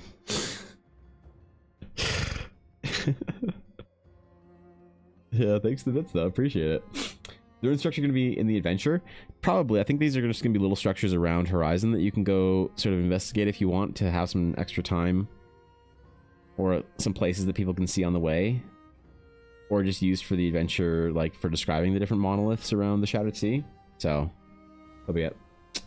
That's the last free biddies. Oh man, appreciate it. That's so nice of you. Thanks, dude. Thanks the bits. Appreciate it. Yeah, thanks, bro. Happy freaking born day, Evan. Staff. Ryan, What's better up, dude? say this with some spunk. Yeah, it was about mid, I guess, for the spunk. Thanks, Steph. I appreciate it. Thanks, Jake. Holy shit, thank you for 34 months. I appreciate that, Steph. That's very kind of you.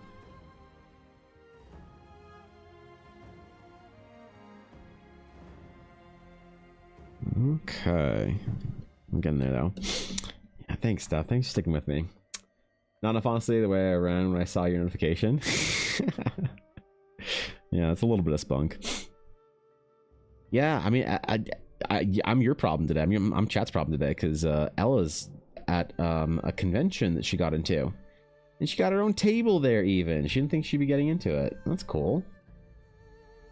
So she's off conquering the world at the Calgary Comic Expo. So I'm here chilling. I gotta take care of Yuna. Gotta get some work done. The adventure, if I'm gonna have it come out on next Friday, the lean beta. That's, oh boy. There's a lot of work. A lot of work. Practice your boo. Wait, what? I was finishing my thesis. That's awesome. That's a lot of work, bro. That's a lot of work. Hope it's going well. That's a deep endeavor. Familiar with the Glitch Entertainment? The people that make Gaslight District, Amazing Digital Circus, and Murder Drones? No, I'm not familiar. The only glitch I know is Glitch Stars. And they're a bunch of anime VTubers, so I'm guessing it's completely different. I'm not familiar. Or no, are those people that make Roll20? Or sorry, D20? Glitch or whatever? I might be familiar. If they're the D20 people. I mean, not like familiar, but I haven't watched any of their shit. I still haven't watched D20, I guess. Ellen being a teacher for my other nephew. Well, time to get after it, Sleepy. This is fucking cool. Thank you, More. I appreciate it. Are you a fan of spending your days drawing ancient runes as well? Because boy, that's my jam this week at least. That's my fucking jam. It seems like. I need to hide some or sketch some of this in. I realize. I need to put some texture on it. Oh my god, I should have done this before. Ugh. I should have done this before.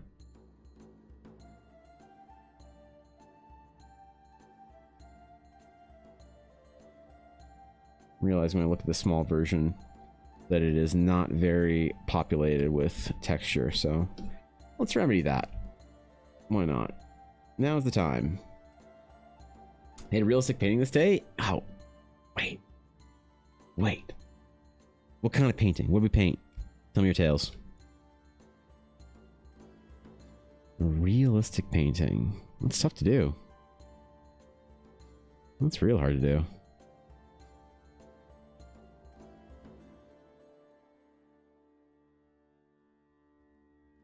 Let's do a little bit of texturing like this, even though it's not really gonna cover the local value.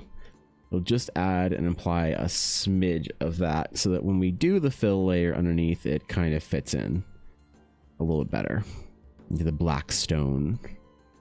The veins of power running through it, like pulsing neurons firing through the stone. Sparkling and dazzling little constellations appearing and disappearing into the surface. Magically charged Eldari runestone is a very special and sacred and ancient treasure of Eldara. Alright, where's the fill there?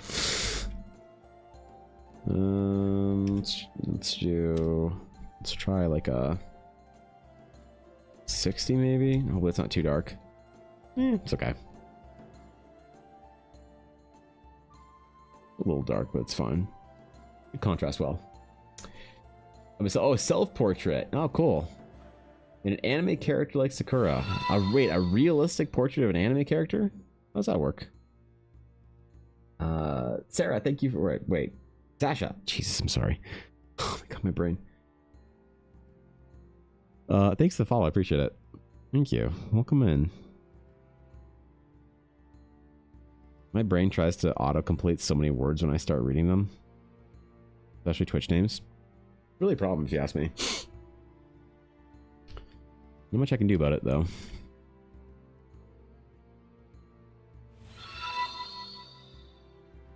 Besides my best. And more, thank you for the follow as well. Welcome in, both of you. Hope you enjoy your stay. Ooh, I missed a little line here. There we go. There we go. We're fixing it. One at a time.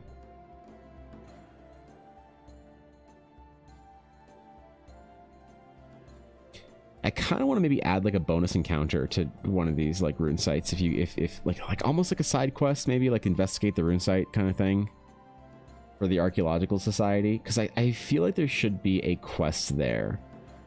I don't want to have it be like a power game where people can kind of like pick which side of the conflict they want to join, the Archaeological Society or Luna. I want it to be pretty apparent that there's a good and an evil side there. But I feel like if people are working for the Archaeological Society for whatever reason, like maybe, I don't know, playing a bit of a double agent, that's like a thing that you can do as a player. My first group did that. They actually started working for and reporting on the good lady Luna to Lord Ashton, feeding him false information about her dealings in exchange for coin and favors and whatever else. Archaeological Society, do you even know how archaeology is done? I do. Yeah. That's why the establishment Archaeological Society is an evil academic organization. What'd I say? How did I word it? Hold on. The Royal Archaeological Society,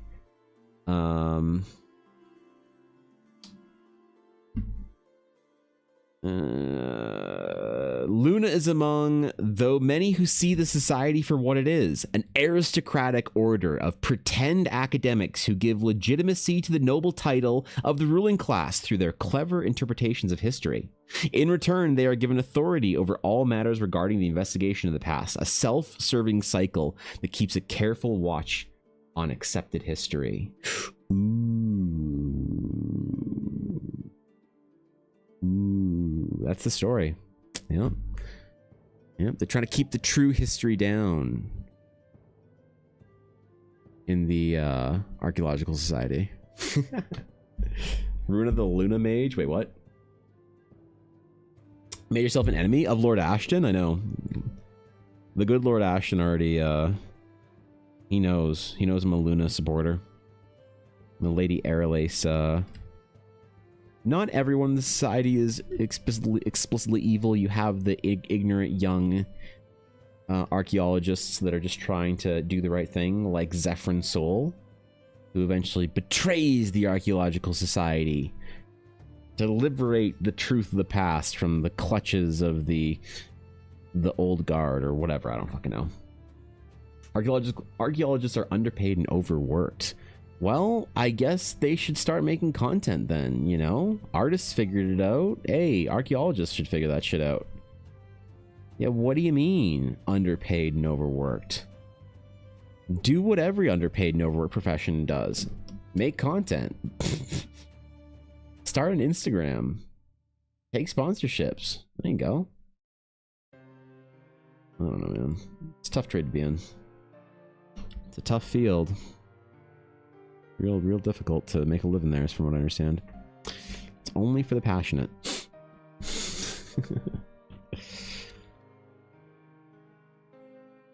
Yeah, uncovering the secrets of the past is definitely a big theme for this adventure. Unmasking the conspiracy.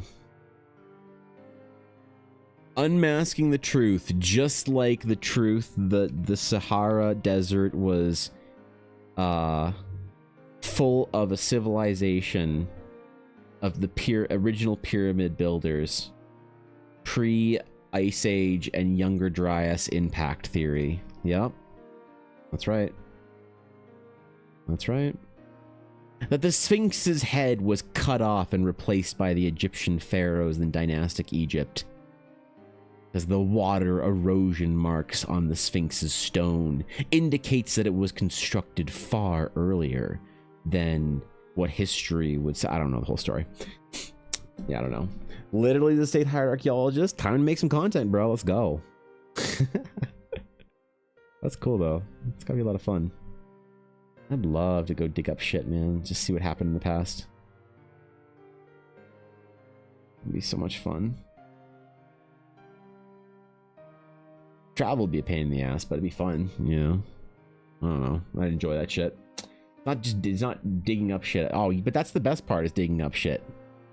Yeah, what do you mean? Yeah, you go dig some shit up and you're like, wow, we gotta figure out what this means. Yo, there's a vase that has what is this? Is this the Egyptian hieroglyphic for pharaoh? No, that's the word monster, Dave. That's a can of energy drinks left by one of your colleagues. Oh, okay, I thought it was an ancient relic.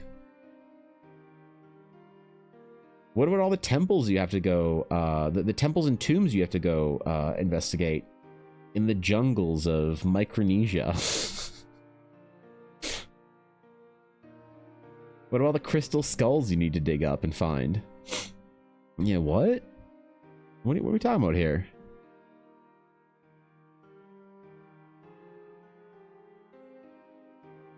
What about all the relic hunting? I watched the show Relic Hunting.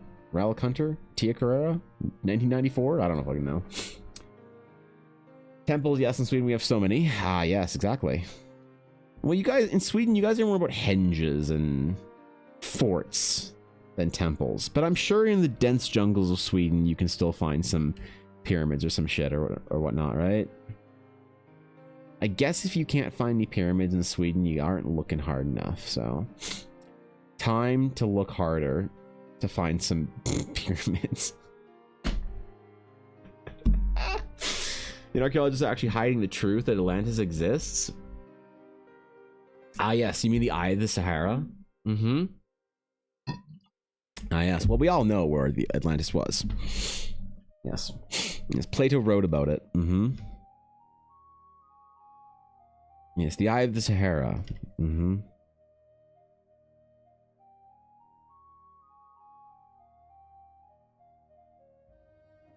Yes, yes. I'm very well acquainted with the Atlantis. Mm-hmm. I'm somewhat of an expert in the field, you could say. Graham Hancock wants to know my location? I love Graham Hancock, man. His books and shit are like his podcast where he goes deep on this shit. They're so cool. I love those stories, man. I love any kind of like stories like that are like, you know, like Da Vinci Code, Graham Hancock shit or whatever. That's like, but what if the world had a little bit more flair than it does? What if the story was a little more interesting? I like thinking about that kind of stuff. More fun that way, you know? Love a good alternate history story. Makes me happy.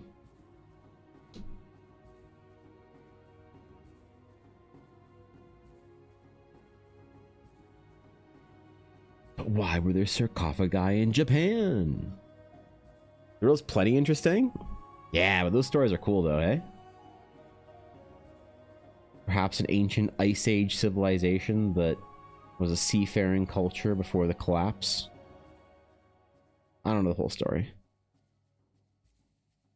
I think it's cool though. I think it's fun. Found you on Instagram, wanted to say happy birthday and love your art. Oh, really? Golden, thank you for that. I appreciate that. That's very kind of you. Thanks for following Instagram. Thanks for jumping into stream. Very kind of you. I appreciate that, my friend. Yeah, thanks, dude. It's really nice of you. I mean, it made my day.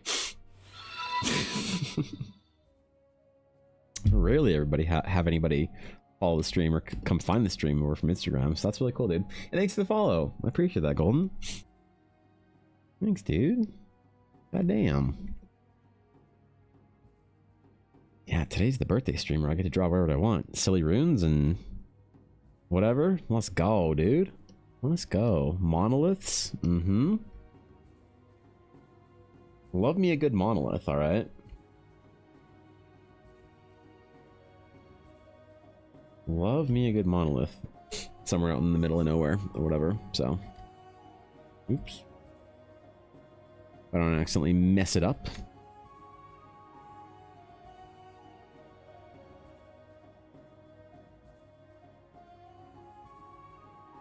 I want these be sharper, maybe. This, like, kind of like shape. I think it needs to be represented more in the Eldari runes. Kind of like the idea of the like points in the end of the rings. There's not enough sharpness in the Eldari like non-ring monoliths. I need to try and intentionally put that into it. What's in the monolith? Oh, secrets. The monoliths, the monoliths are very important to the current adventure that I'm writing. So, they are full of secrets and mysterious, ancient, coded, and cryptic, magical spoilers of the adventure. Yeah, it's a pretty important part of the story right now, I think. Just got a notification and I got gifted a sub and decided to pop in and see what's happening. Hell yeah, welcome to the guild. Congratulations on your sub. Welcome on in. Hope you enjoy your full sub for the month. It's always really cool when people want to gift subs or whatever. It's very, very heartwarming to see them bringing new people into the guild and saying, hey, here you go. You know what I mean? It means something extra beyond just the support from me, so always very appreciated. Had a lot of people throwing gifted subs at me this last month. It's been incredibly generous. More than I deserve.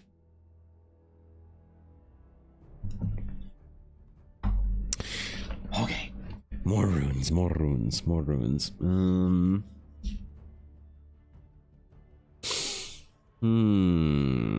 I want this to be kind of a little patch of... I'll color them in later. Well, not color. I'll fill them in later for the sketch thing. May roll a history check to see what I can recall from my studies as a scribe wizard. Yes, please roll at a d20 with an exclamation d20 in chat and add your, what is it, whiz modifier, in modifier? But if you type exclamation d20, it'll roll a d20 for you. Please roll a d20 in chat and we'll see what you remember of it. That's important, all right? You have much curious and forgotten ancient lore. Well, maybe there's something that can help you in this adventure right now. That's a lot of orbs, Nick.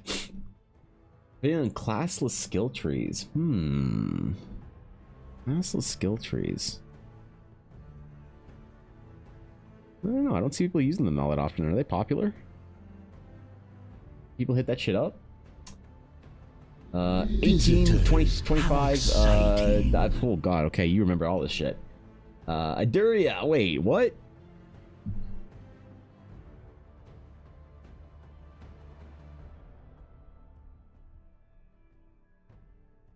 Isn't it Thursday? Morning? Afternoon? Hi, Daria. Thanks for the raid. I appreciate it. You're off. Did you seriously take the week off to play Oblivion? You fucking nerd. Well, if you guys didn't know Aduria streams, the master of the meta, one of the gracious and kind tier 3 subs, one of the absolute illustrious members of the Dragon's Claim.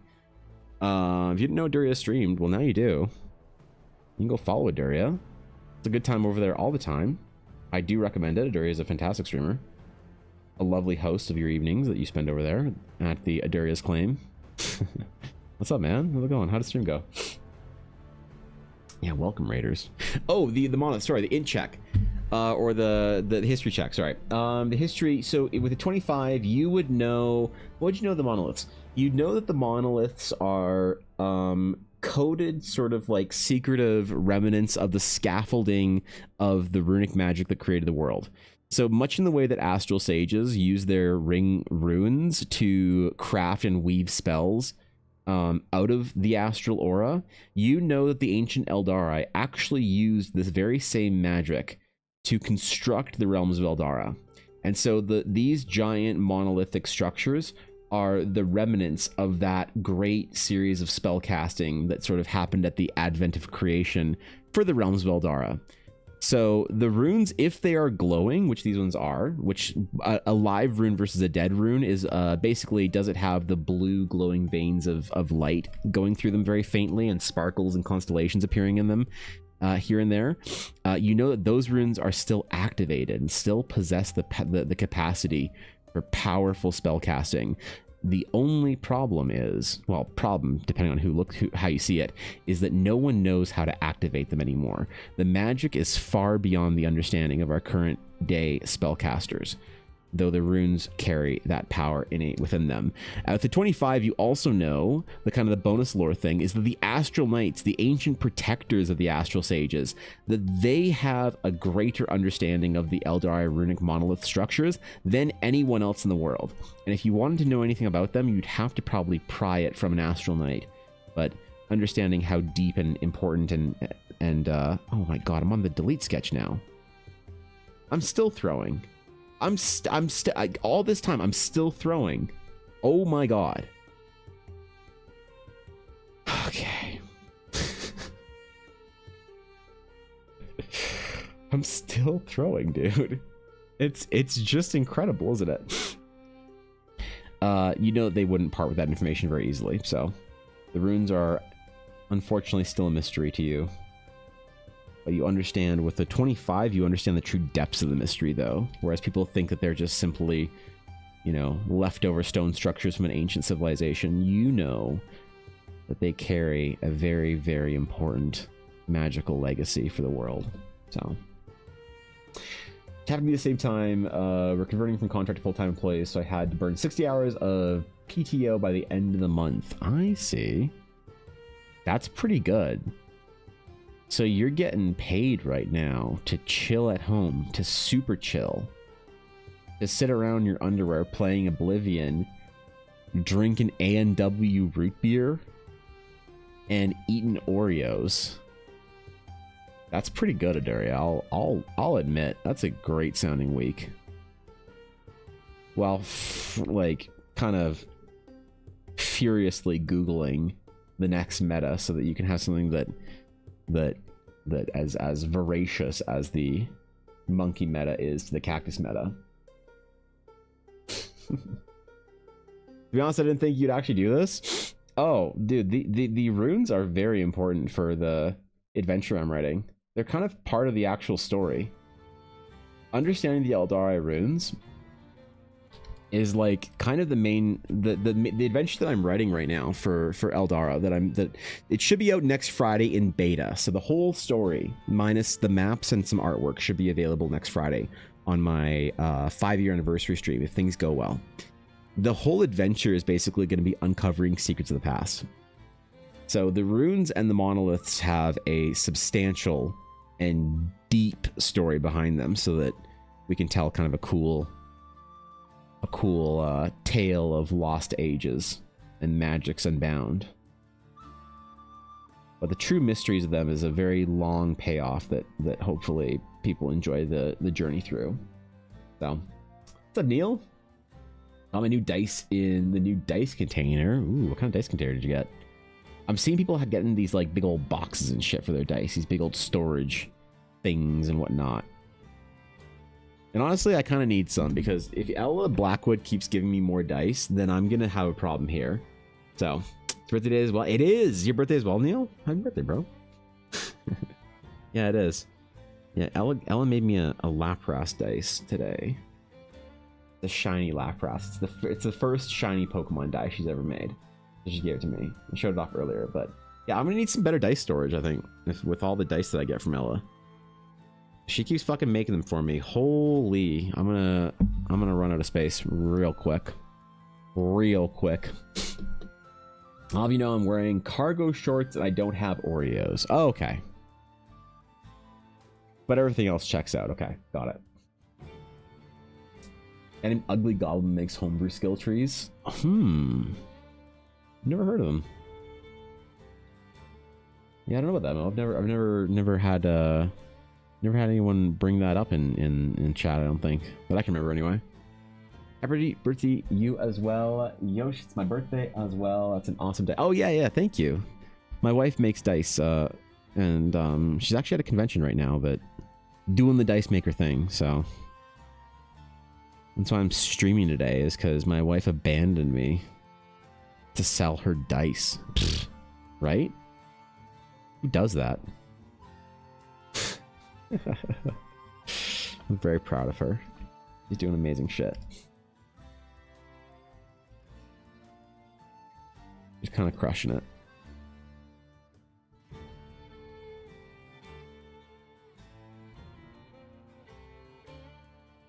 Alright. I mean, at this stage, it's kind of just like assembling itself as a runic structure, so I'm just sort of kind of letting the muse pull my pen around it. You know, we're going where the muse wants at this point. Thank you, Glambat, for the follow. Welcome in. Appreciate you. It gives you a creeper head lunchbox, but I don't need a lunchbox, so it's double as a dice holder. Ooh, okay. That's reasonable. Good use of space, I suppose. Just lurking, you like your art style? Thank you, Glambat. That's really nice of you to say. Please enjoy your lurk. You are most welcome here at the Dragon's Claim. And I hope that you have a wondrous rest of your day, so long as I have the honor to host your lurk. With beautiful artwork, love the structure so much, would love to poke it and roll a dice to see how doomed I am. Go for it, Binks. Exclamation D20. Make a I guess it'd be like a make a wisdom saving throw for this one. 16. What's your wisdom modifier? Yeah, hold up. What's your wisdom modifier? Listen. You need at least a single digit wisdom modifier because the DC was 17 to not get downloaded with the ancient information of the Eldari. So if you've got at least a 1 wisdom mod, then that's fine. You rolled a lot higher than I thought you would. So solid -3. Okay. All right. Well, as you approach the structure, Binks, it begins to hum and thrum with power. You see little tiny glowing blue veins of light appearing and disappearing in the black obsidian. Small constellations of twinkling white stars appear as your hand gets closer to the structure, sort of glowing in an aura, almost pulling your hand to the structure. When you place your hand on the monolith, nothing happens, thank God. You have an astral sage with you who casts a barrier spell on you as she shouts at you to get away from the structure that protects you from the magical pull of the Eldari monolith, although you feel a great and trembling power chill up through your spine as if some great creature is watching from beyond the veil, staring down at you, observing you interacting with this large structure. For the rest of the day, you take disadvantage on subsequent will saves. But you get a +1 temporary charisma modifier until your next long rest, and you don't know why, but you feel energized by the cosmic force slightly, as if a terrible deal had been made, and perhaps you are spared much of its negative consequences by your astral sage ally, so you should thank her. Didn't know my wife's in the D&D world too, as she's always looking for my dumb ass. Well, there you go. Yep, she got you back. It's Salacious B. Crumb. That's the creature staring you down.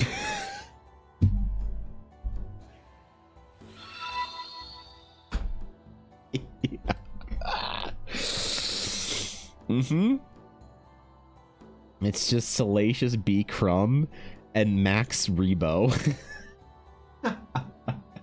And Biggs, thanks for the follow. I appreciate it. Thank you, dude. Welcome in. Yeah, it's Salacious B. Crumb. Sorry, I should have specified that. Yep, the jury was right. It was Salacious B. Crumb all along. Thorgan knows. Thorgan knows.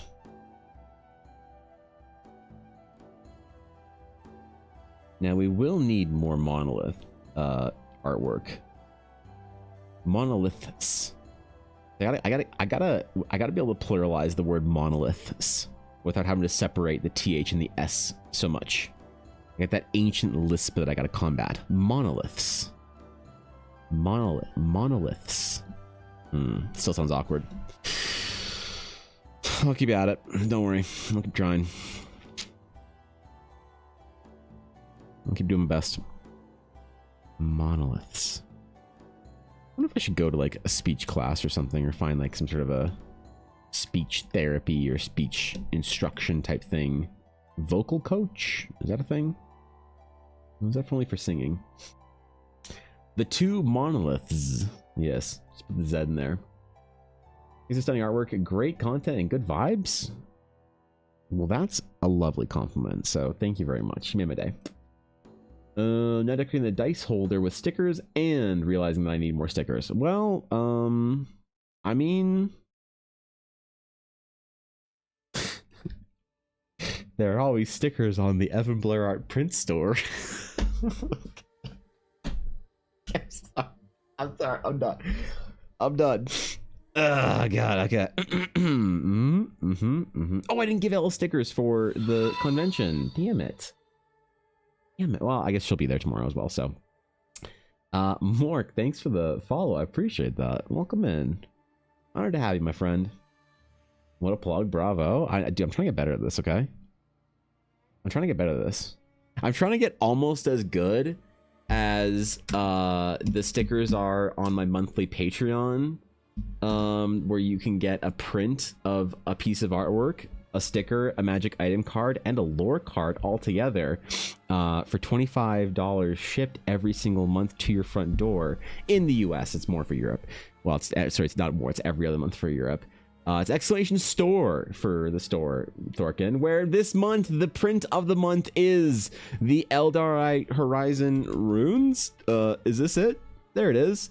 Look at that. Hey, you can get the print of the oh, that's small. Why is that so small? See, damn it. God, I was so close.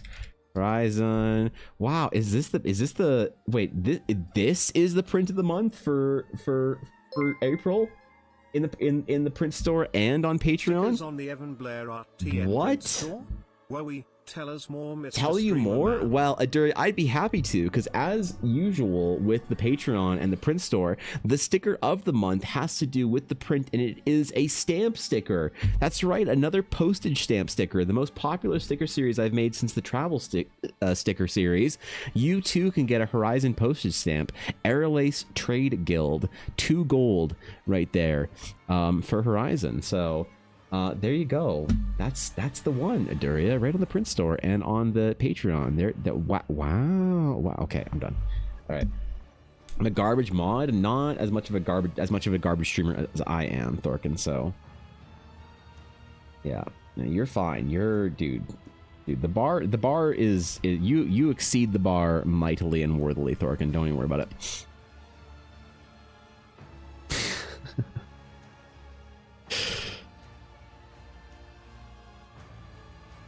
Oh wait, maybe it's exclamation shop. Hold on. Shop? Oh, it's shop. Okay, it's fucking shop. God damn it. Ugh, God. Remind me to go through and make exclamation print, exclamation store, and all of that the same command. And R3 will... Wait, what? Weefo? Weefo? Okay, dude, I'm having streamer brain right now, so I can't pronounce your name, but I'm just going to say thank you for the follow. Appreciate it. Add store. Wait, you can do that?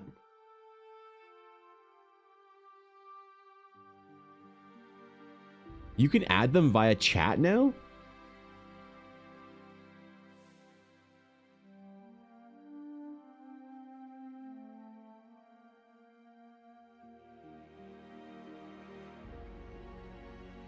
I thought that was only in Streamlabs. Huh.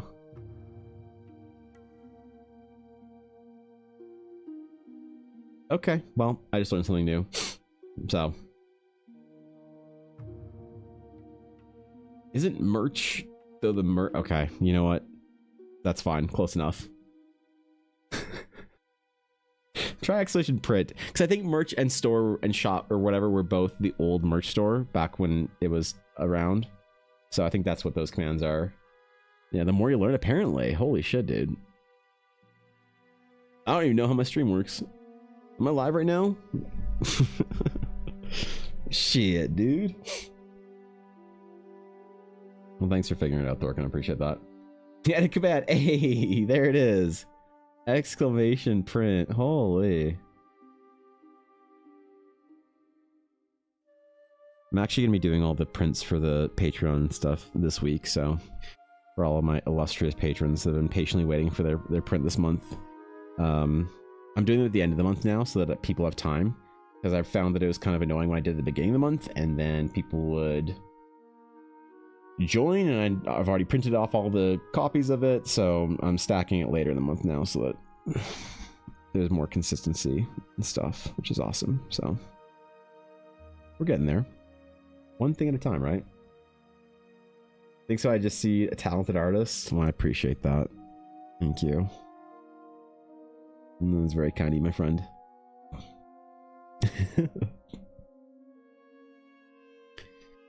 Okay. Oh, I should make a reel for the Patreon every single month, actually. That'd be a smart thing to do, wouldn't it? It'd be an intelligent, like, you know, artist thing to do. Instead of my nonsense where I just have to awkwardly plug it on stream as a meme. Okay, I don't love the idea of doing the like large, more like stone structures in the background, because I kind of want Horizon to feel like these little sort of like collections of runes are more kind of like randomly dispersed around the highland as opposed to like some large vast landscape or something. So there is that as well. That's always an issue too.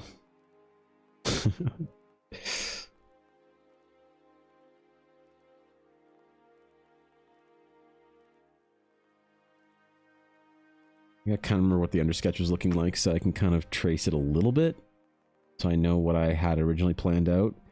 Because man, I've had to like merge and delete the sketch layer like 4 times today. I have messed it up multiple times. The bar was on the ground and I got out a shovel, man. I said, I ain't walking over that shit. What does it trigger when the runes switch places every week? What would happen? They switch with the constellations. That's right. New sage magics are discovered every week. The solstice, as it approaches, does something. I don't know what. Listen, the astral sages are all about star magic and shit like that. So anything we can have that relates to moon phases or constellations or whatever probably fits. This way it's randomized. You never know which monolith it would be. Ooh, that's a cool idea. Changes shape. I like that, actually. That's cool.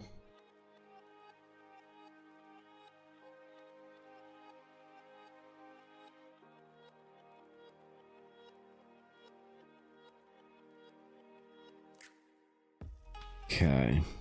Oh, speaking of like runes and sages and shit, I started formatting the Astral Knight class. I'm awkwardly trying to do it in Photoshop because I don't know a better way to do it with the kind of stylings that I want, but the Knight should be also a class that's available on next Friday alongside the beta. So that's exciting. You know, you guys just had to wait, what, 5 years for the classes and the adventure to be out? That's actually really embarrassing that that'll be my fucking 5th year anniversary on Twitch, and only now is the adventure coming out. I'm such a... dude, I'm such a piece of shit. Oh my god. What have I been doing for 5 years? Just drawing hot cat girl commissions for people? What God damn it. But let me show you how scuffed it is. So if I go to Astral Knight... God, I wish I had Adobe InDesign for this.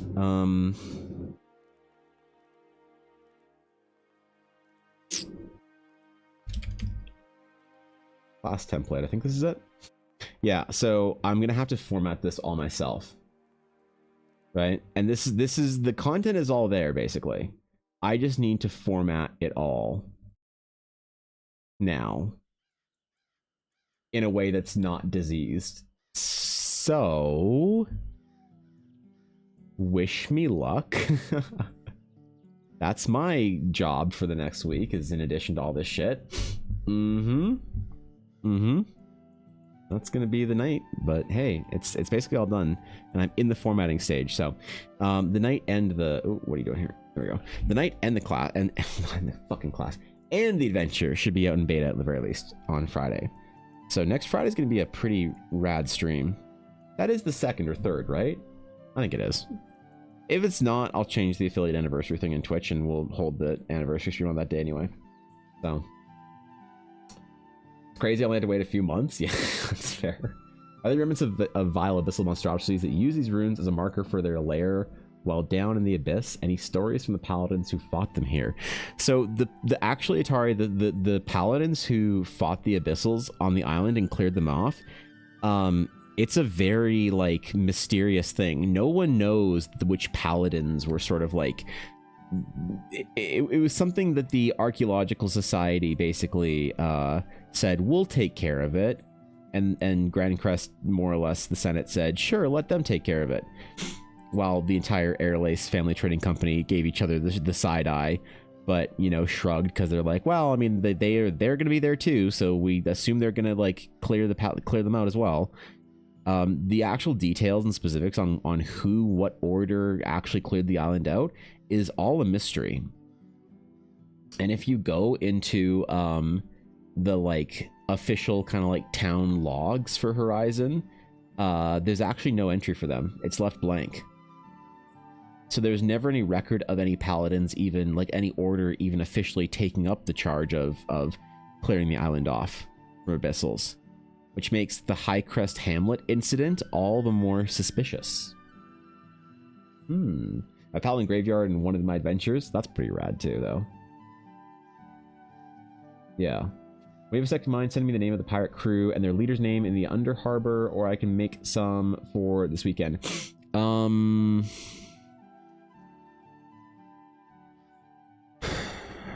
were they? I don't think they were named, to be honest. The only time that I ever used that side quest was with the game that Jackie Limit, I'm trying to remember fucking Twitch names. Jackie, Limit, Dashto, and Ella played. And the pirate crew was never named. The captain had a name, but the crew I don't think was ever named. I think it was just sort of a mysterious pirate crew that was sort of recruited to smuggle fucking artifacts and children, or whatever terrible things they were doing. So, you make some? Yeah, it's free reign, man. Go for it. You tell me a story in Under Harbor. They missed those abyssals. The Airlaces should get their money back. Well, the Airlace didn't, they didn't even pay for it. It was the Archaeological Society that said they'd take care of it. Because they were the ones that were tasked with all things to do with the runes. And so they very generously offered to just clear the whole island out, not just the runic structures. Because Horizon was so populated with ruins, they basically said that they would just like take a couple weeks doing that. So the paladins that were there also, they were in there alongside the druids that sort of flora and fauna the island and accelerated the growth on it. So thought about this. Could I walk over to the monolith and ritual cast Identify? You could, and the spell fizzles. You absolutely could. And the spell disintegrates in your hands as you try and identify the runes. With a high enough Arcana check, you would note that the... I don't know. Roll a Knowledge Arcana. Roll an Arcana check. Exclamation D20 in chat. We'll see if you know why.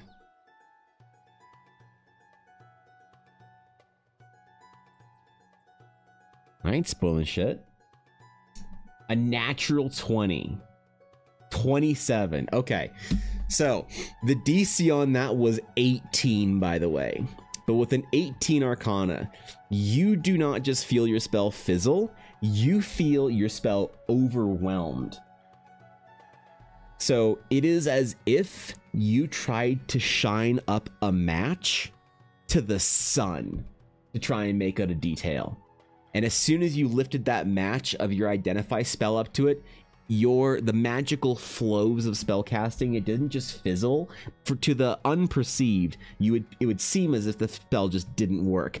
But you opening up yourself to the arcane flows of magic, although the astral aura is different from your arcanocraft, you can still see the components of the magic that create it. And when you try and sort of illuminate the whole scene as to what happened to your spell crafting, your spell was overwhelmed with power. Whatever magic is in this item, this monolith, it is unbelievably powerful. And not as in like it has some powerful spell in it. Think of it like a giant magical battery. However, the monolith contains no traces of emanating such power. So even with a higher, exceeding that DC high enough, I would tease you by saying it is almost as if the monolith itself does not have the power, but it is a conduit for the power. And even saying that might have just spoiled some of the mystery. So you lick the obelisk monolith. Nick, please roll a tongue check, and then add your tongue modifier. Yeah, make a lick check, please. Please make a lick check, D20 in chat, and then add your lick modifier. Exclamation D tongue. No, it's a D20. God damn it. This is the problem with 5th ed players, man. You ask them to roll a made up dumb check, and they're like, what does that mean? A 5. Sorry, Nick. Can't taste anything. You taste subtle hints of the rosemary stew that you had at the Azure Burrows that morning, and the ever-present lemon and metallic zing of baking soda that you can't quite explain. Maybe you should get a cleric to look at that. So, unfortunately, you do not taste anything on the ruins. Not today. Sorry, Nick. Yeah. Yep, it's a shame. I know. I know, man.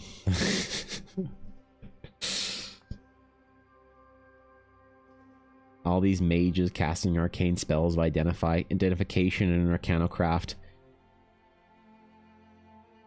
And really the high DC. The DC for understanding the entire mysteries of the Eldari was a DC 16 lick check.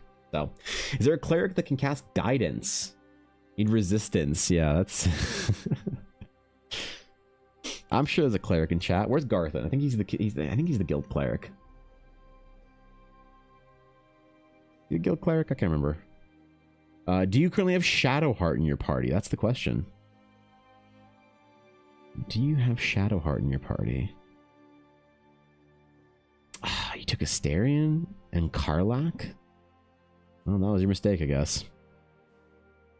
Always run Shadow Honey as a life domain cleric. Make an older version of your main character? Sick. I like it. Do it. We'll see it. Make that art. Cool. Oh god, I gotta be careful with my death grip on my pen right now. You traded for Minthara. Ah, oh, man, dude. Well, no guidance for you, I guess. Yeah, dang. I guess you'll have to respec Will to cleric at Sexy Withers. Yeah, you're having to go see Sexy Withers in your camp, and you have to respec Will. Or do what Thorkin did and just get zombified hirelings. Because the man's a lunatic. Why play with real party members when you can get zombified hirelings? Which canonically all sound like the Acolyte from Warcraft 3.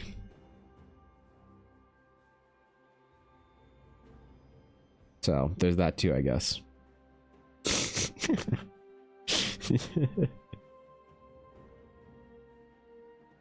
Halflings are wicked until they're not wicked. And then we have to use the emote not wicked. So character's a druid whose main animal forms are canines. That's cool. That's cool. Like a wolf bear for tanking. All right. Sure.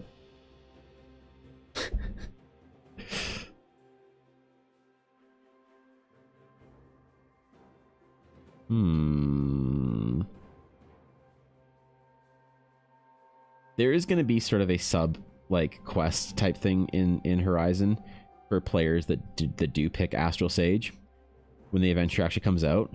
So I'm thinking about iterating on the adventure. So this might be a dumb way to release adventure, right? But the way I'm kind of thinking about it is that Horizon. So the beta will start in May. With the beta. And that'll run to June, to mid-June.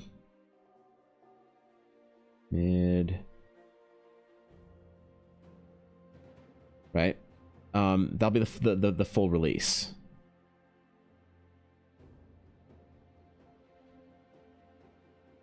And at this point, the product will be polished and complete. Polished and air quotes complete. Okay. And then what I'm thinking about doing is, so then we have fall 2025, right? Of this year. This will be the Kickstarter for the big formal adventure.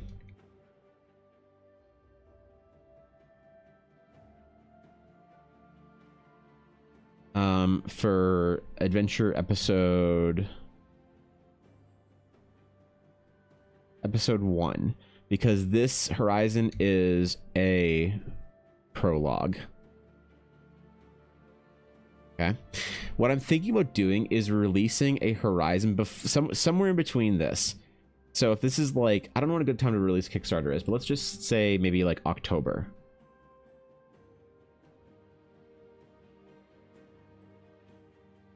At some point here, I kind of want to make Horizon version 2.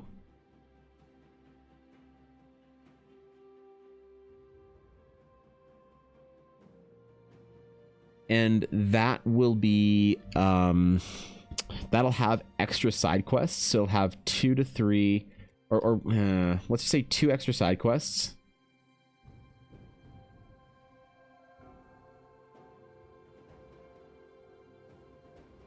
It'll also have the Ruin Exploration.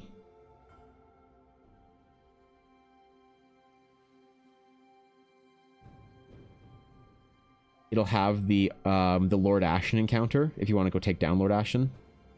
Instead of just... And I'm going to consult Atari on how to run that encounter, because he's run it a couple times. And then also it'll have the Astral Sage.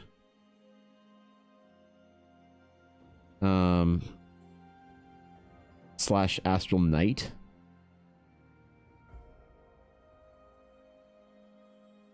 Quest chain.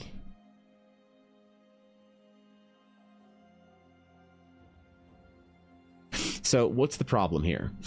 The issue is that in mid-June for the full release, I want to bring copies of the printed version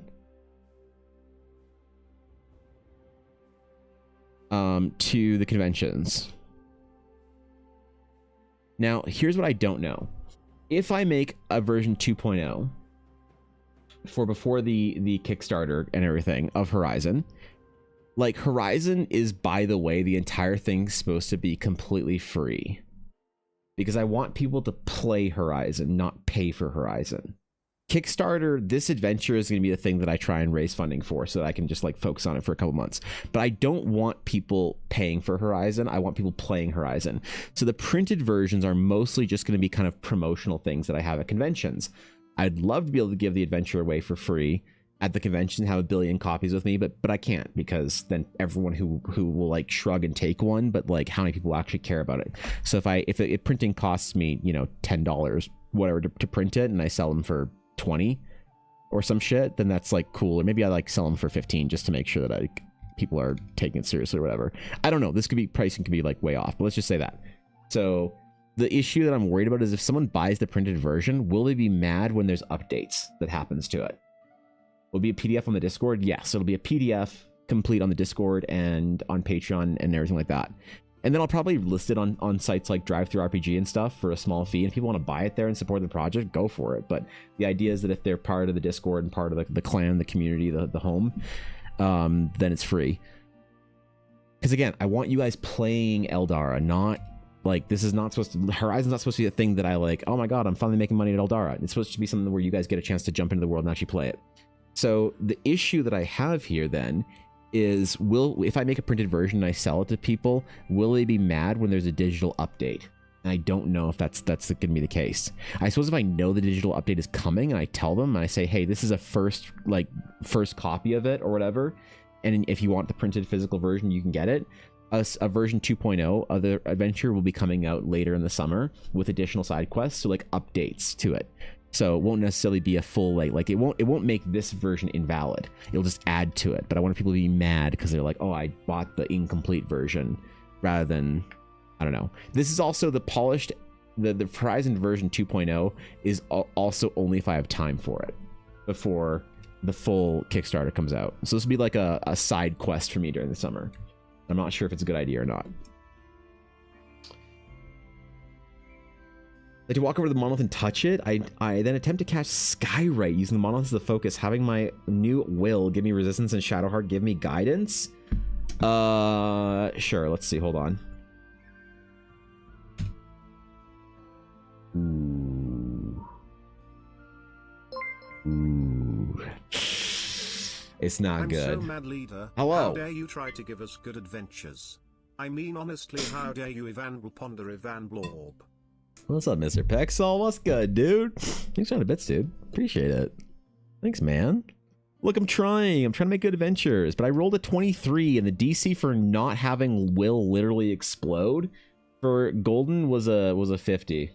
It was a 50-50 that Will dies. So, yep, Will literally explodes at this point in time. Why is that alert so common today? It's the lip scar. What do you mean?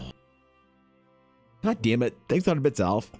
Just got back home. A complication in surgery made it last way too long and caused way too much stress. And due to it, I couldn't even DM you a happy birthday. And anyways, happy birthday, Evan. Hope your next year on this earth will be the best yet. You know what, Alf? I think it just might be. So thanks, man. Thanks for the happy birthday wishes, bro. Thanks on the bits. Thanks, man. Thanks, bro. Got a lot of stuff I'm doing this year, so I'm very optimistic about things. You know? I appreciate it, Alf. Well, that sucks. Fucking complications. Long hours at the old hospital, as they say. But I hope you're de-stressing from it. You know? Chilling. Dude, Alf, my cousin, who's who was here last weekend, she just started her surgery rotation for med school this week. She was so excited, man. She was so excited for her surgery rotation. I think she might become a surgeon. She was so excited. She wants to do internal medicine, but I think that the way she's talking about surgery, she might just go into surgery. We'll have to see, you know? Use mostly Adobe Photoshop? I use Adobe Photoshop for everything, typically, yeah. I don't really use any other software. Occasionally I'd use Illustrator for some graphic design stuff, but not anymore. I'm basically Illustrated out. So. Wait, when was his birthday? Wait, my birthday or Alf's birthday? It was Alf's birthday on the 22nd. It's my birthday today. So, that's the day, man. Hope she doesn't get discouraged. Why would she get discouraged? Is it tough? Is the surgery rotation in med school rough? I mean, I guess it's different everywhere, but I imagine it's similar no matter what kind of schooling you go through, right? Listening now about your concerns around people being upset about the updates. You'll have people who get upset, and you'll have people who will be okay with it. The important thing is to communicate clearly early on about your plans and roadmap and keep people updated. The ones who enjoy product will stay. That's a good point, actually, Neil. I think if I say, hey, if you want like a physical version of the adventure, here it is, and there'll be some updates to it later on this summer, digitally. I guess if people know that, then it's like if they still choose to buy the adventure in a physical copy, like how mad could you be, you know? So Cherubim, thank you for the follow. I appreciate it. Welcome in, dude. Thanks for that. Honored to have you. That's a good point, actually. Curse the wardens and their mirrors. Well then, in that case, happy birthday, leader. Thank you, Mr. Pixel. I appreciate that. Thanks, dude. That's very kind of you. Thanks, man. Yeah, well, Luna was in here earlier and wished me a little happy birthday. It was very nice. So thank you, Mr. Pixel, as well. I appreciate that. 2,000 bits! Jesus! It's a lot of bits. Oh, it's a lot of bits! Thank you, dude. It's very kind of you. And thank you, Poet. I appreciate that. Yeah, that's right. I'm old now. Finally. Finally! It took all this time. I'm old. Even though I was around during the elder days before the fall of Gondolin. When Melkor sung Discord into the hymn of Arda, I was there. Before Mithrandir descended to the world, I was known as Aloran. I was there. People might be a little annoyed, but you make sure to tell them up front and have a good grounds. Tell them they're welcome to stick around for the updates. They'll come down. They'll cool down, most likely stick around as well. Yeah, I hope so. I think you're right about that, actually, if I'm just upfront about the whole thing. At least I can give you... No, it's... Come on, man. I appreciate it, Mr. Pixel. You are far too kind, my friend. I got all your dice together and stuff for the rewards, so I can package it all together. Make it available. I can send your print and your stuff together, which is awesome. They wanted a physical copy. They won't care that much about upcoming digital version. They're going to be free to download. They just want the physical art and handouts straight from you. So the physical copy at the conventions will not be the collector's edition version that I'm sending you, Atari. The physical copy of the convention will just be the PDF in book form, basically printed and bound. It'll be like a 20-page little booklet type thingy. So the handouts, the art cards, all that kind of stuff that I'm making, that is going to be something that I'm doing a much more limited run for. I'm only going to make probably 5 of those. And I'm probably going to keep one for myself. I'm sending 1 to you, 1 to Cobalt, and I think I'll have then 3 available for whatever.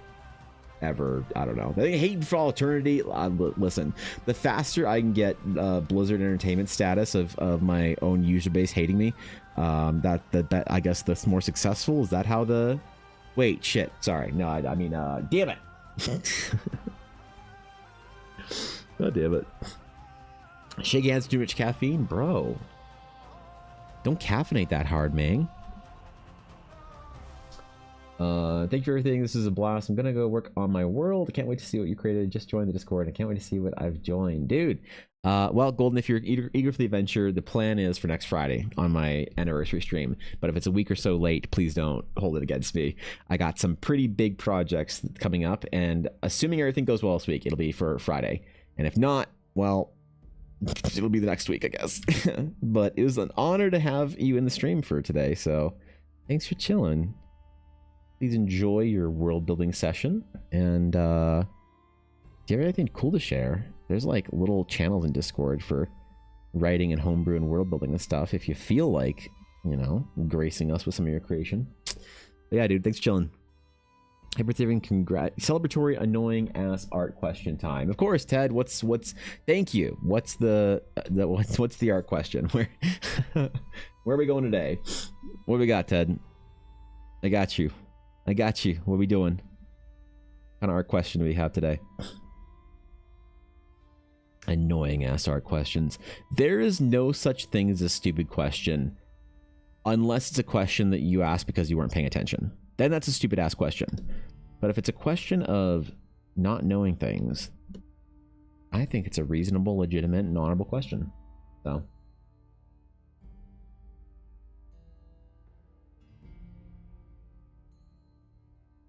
Yeah, man. But yeah, the Horizon physical copies that I have available at conventions will also more or less also be for, like, I don't expect to get any of, like, I don't expect to sell any. I'm going to bring like 10 with me to a convention because I expect it to be something that I can hold and talk to somebody about. And if they want to buy some of the art, cool, you know, but it's mostly going to be like, hey, here's the adventure. By the way, it's like free in my Discord if you want to go download it. Or I'm going to have like a little card, like a little PDF, a little QR code that I can give people that it links to the PDF. Because again, I just want people playing Horizon, testing it out, telling me what they think of it, helping me iterate on it, having fun, going on adventures, telling stories with their friends. Far too much sub revenue has been gained over the last like 5 years in the name of this adventure for me to feel comfortable like paywalling it or locking it behind a fucking door or whatever. That's just not what I want to do with this adventure. So far too much has been. What was the stupid ass question? I don't know yet. Ted hasn't asked yet. We'll find out if it's a dumbass question. We will find out promptly. Maybe it is a dumbass question. I don't know. I've been asked some stupid ass art questions before. So you know, some artists block shapes and carve details from the silhouettes rather than painting over the sketch. What are your thoughts about that? I think that's the best way to paint. Yeah, I can show you actually. So that's like the master's way of painting. Where is book? A book. I must summon the book. Which book is it? Not that book. Is it? Oh god, the books are too tight in here. Okay. Here's an example. This badass reminded me of No Man's Sky. Thank you, I appreciate that. I never played No Man's Sky. When it came out, it was like not well received, and I didn't really want to play it because of that. But I heard it's like pretty good now. Oof. Okay, this is an ancient book. This is a very old book. Okay. Back from like 2012 or whatever. I don't think that Ballistic Publications still makes these books, but this is a series of amazing art books that are tutorial books called D&D Artist, and they have different themes behind them.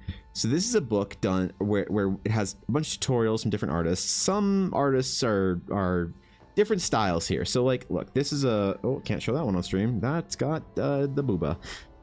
What's a good one I can show?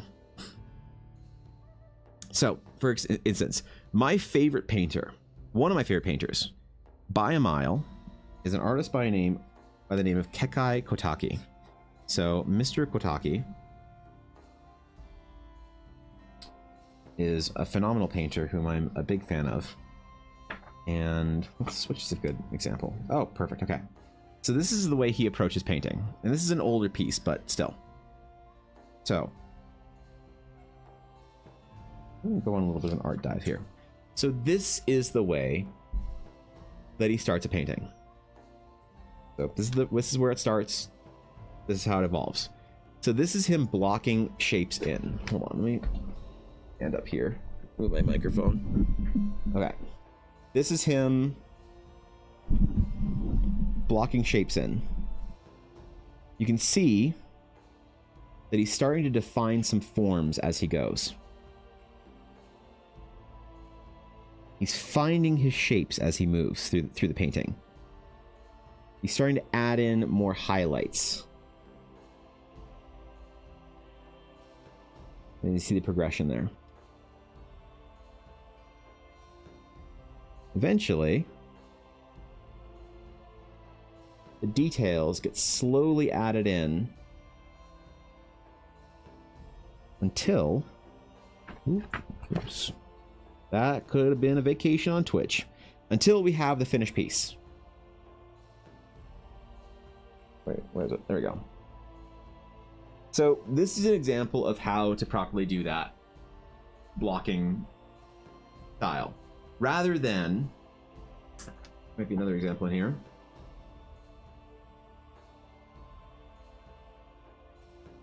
No, it's not a good example here. Rather than the style of painting, the process, whereby you start with line work. So basically it doesn't really matter. Whatever makes sense for your brain. But I think that carving shapes out, blocking shapes in, is a much more advanced and much more difficult way of doing it. And it's much more conducive to sort of like concept painting and traditional classical style painting. So neither of them are necessarily like you can become the top tier artist of your generation doing either. But if you want to try the classical painting style of blocking shapes, that is definitely a legitimate and viable strategy if it makes more sense to you in your brain. A lot of people are taught sketching first. I sketch somewhere in between, where I will more likely do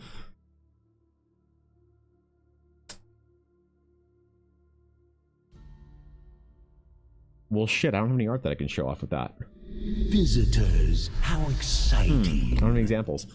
What's Wolf? What's up, dude? Good to see you. How you doing? How was stream today? What is up? Hello, Raiders. Hello, friends. You've arrived for Monolith Day. I hope you all enjoy monoliths as much as I do. But do as you're told.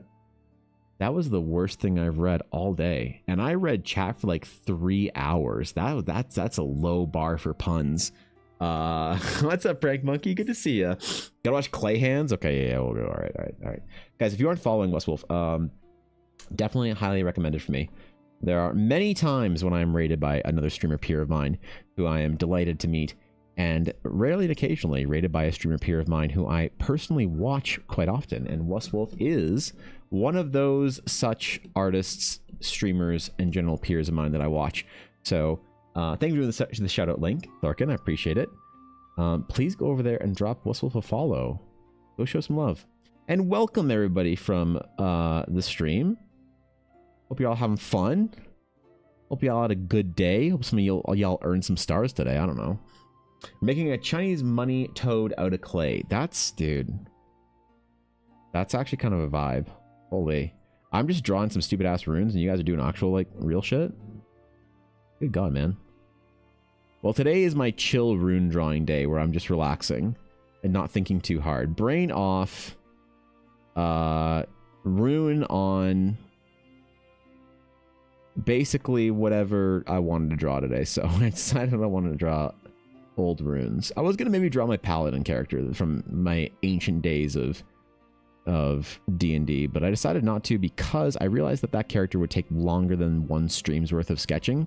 I didn't really want to sign up for a multi-day project this deep into my adventure development unless I made him an NPC. Ooh, I could do that. I could make him an NPC in my game. Maybe a good way of schemazing the system, right? Maybe?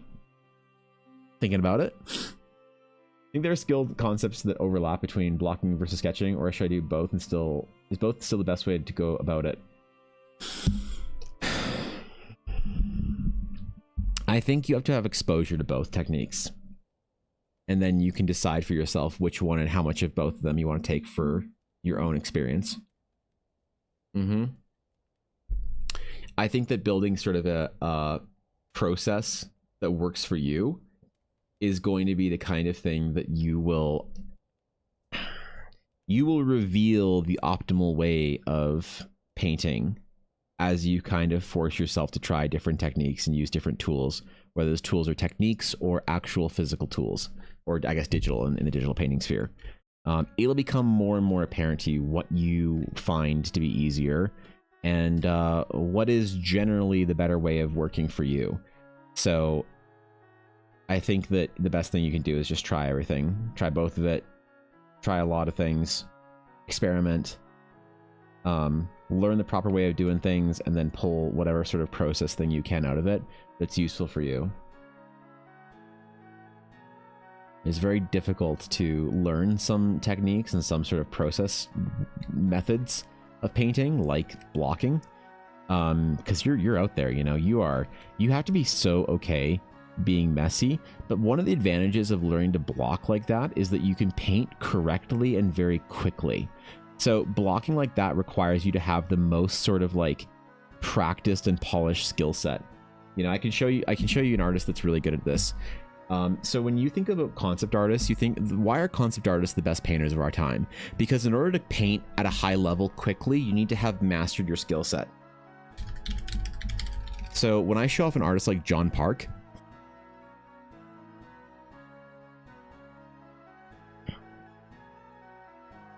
so John Park is one of the best painters of our generation. Hold on, let me just scan this for Booba. ArtStation can be a risky click.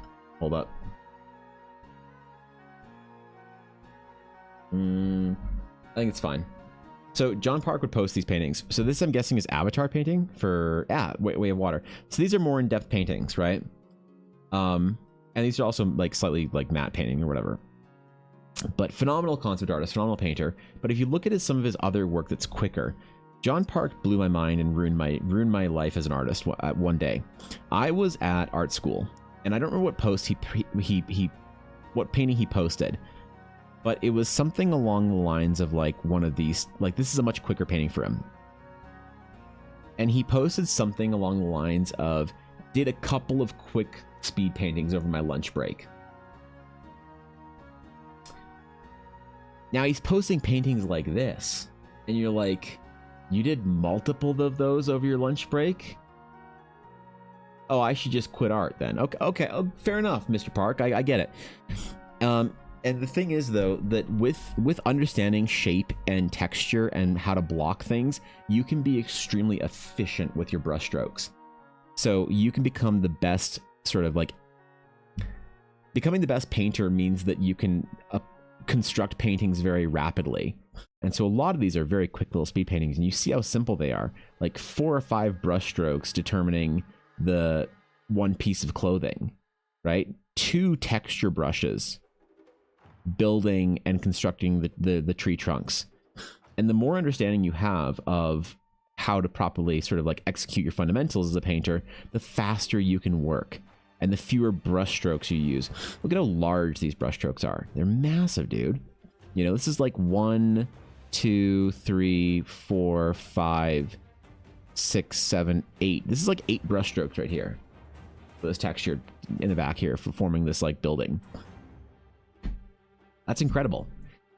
And if you can sort of begin to see shapes and block them out and start to see, you know, paint in color, paint with blocking shapes, you unlock this ability to paint incredibly correctly and communicatively very quickly.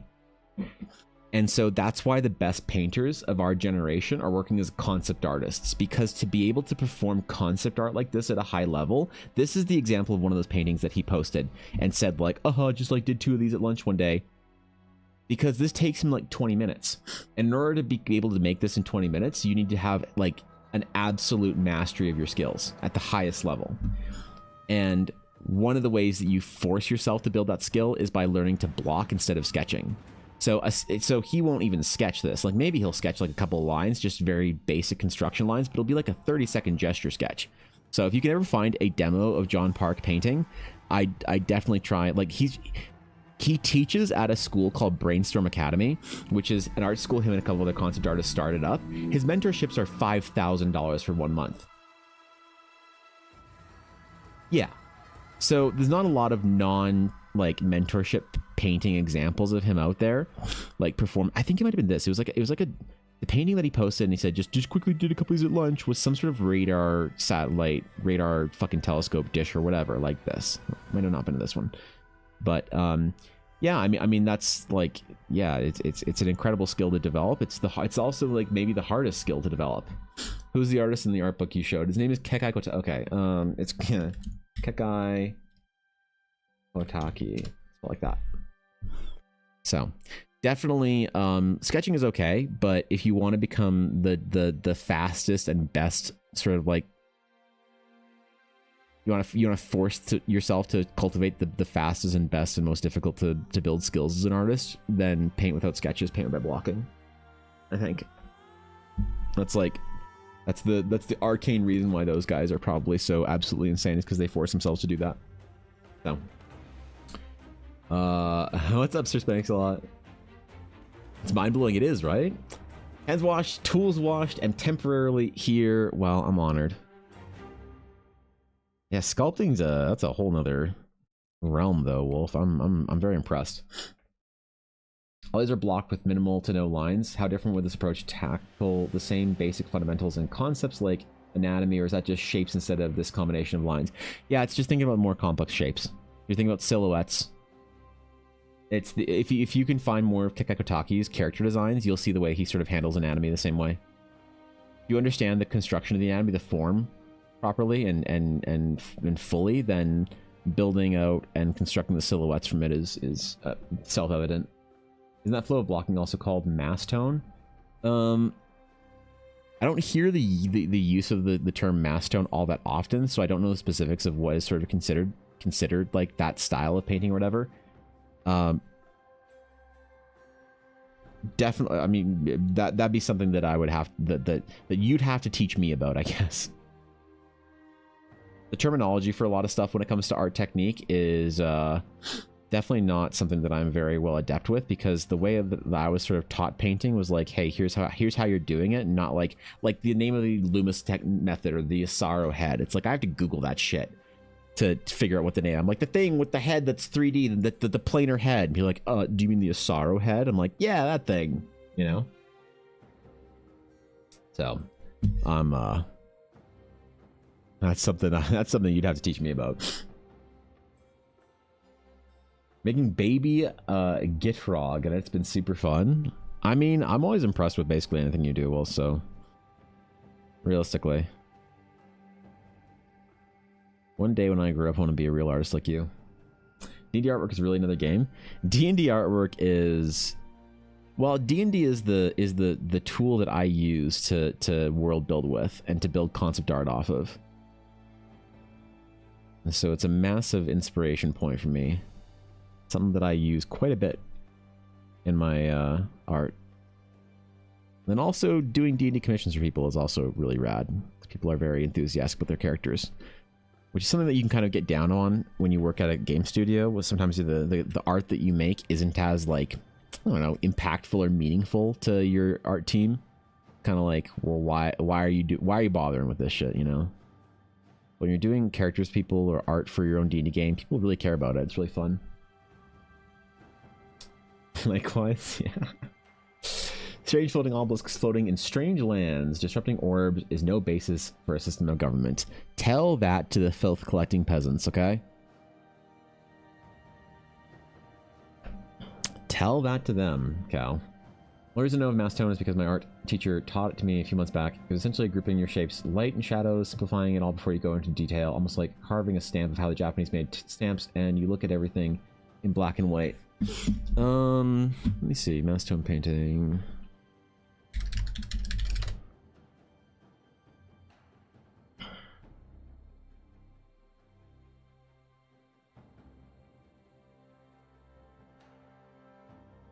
Yeah, like when I search the word mass tone,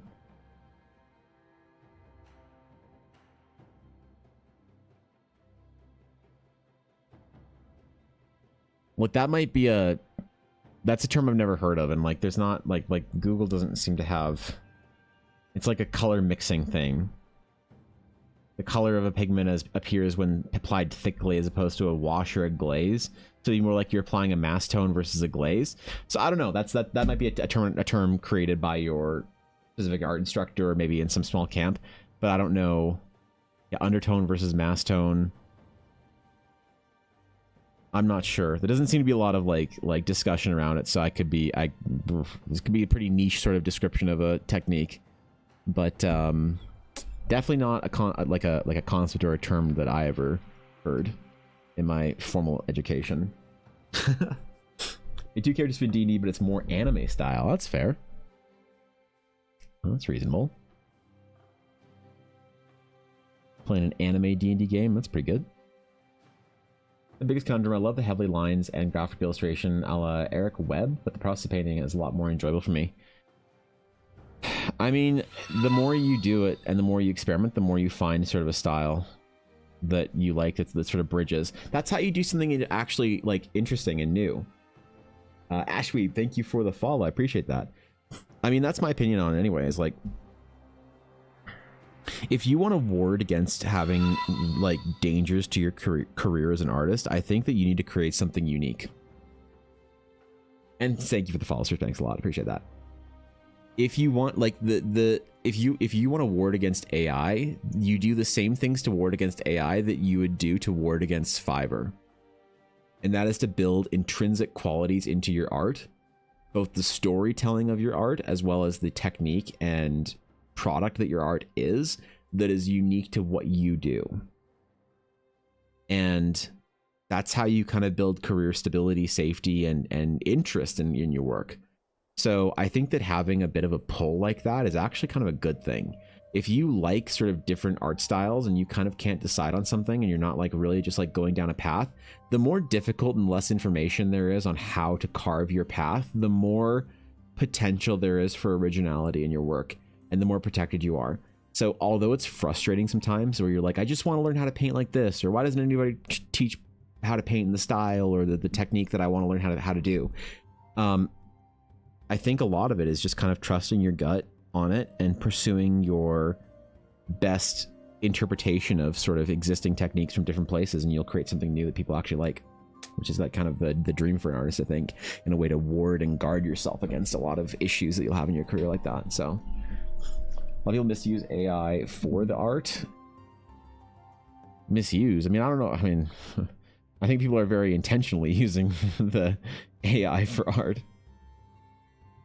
I think people are intentionally doing that, to be honest. I don't think it's morally misuse, maybe. I don't know.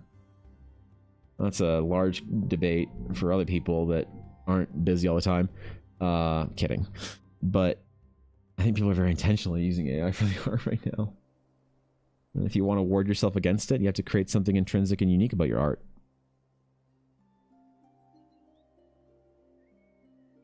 To create something that literally people can only find from you. I think that's how you do it.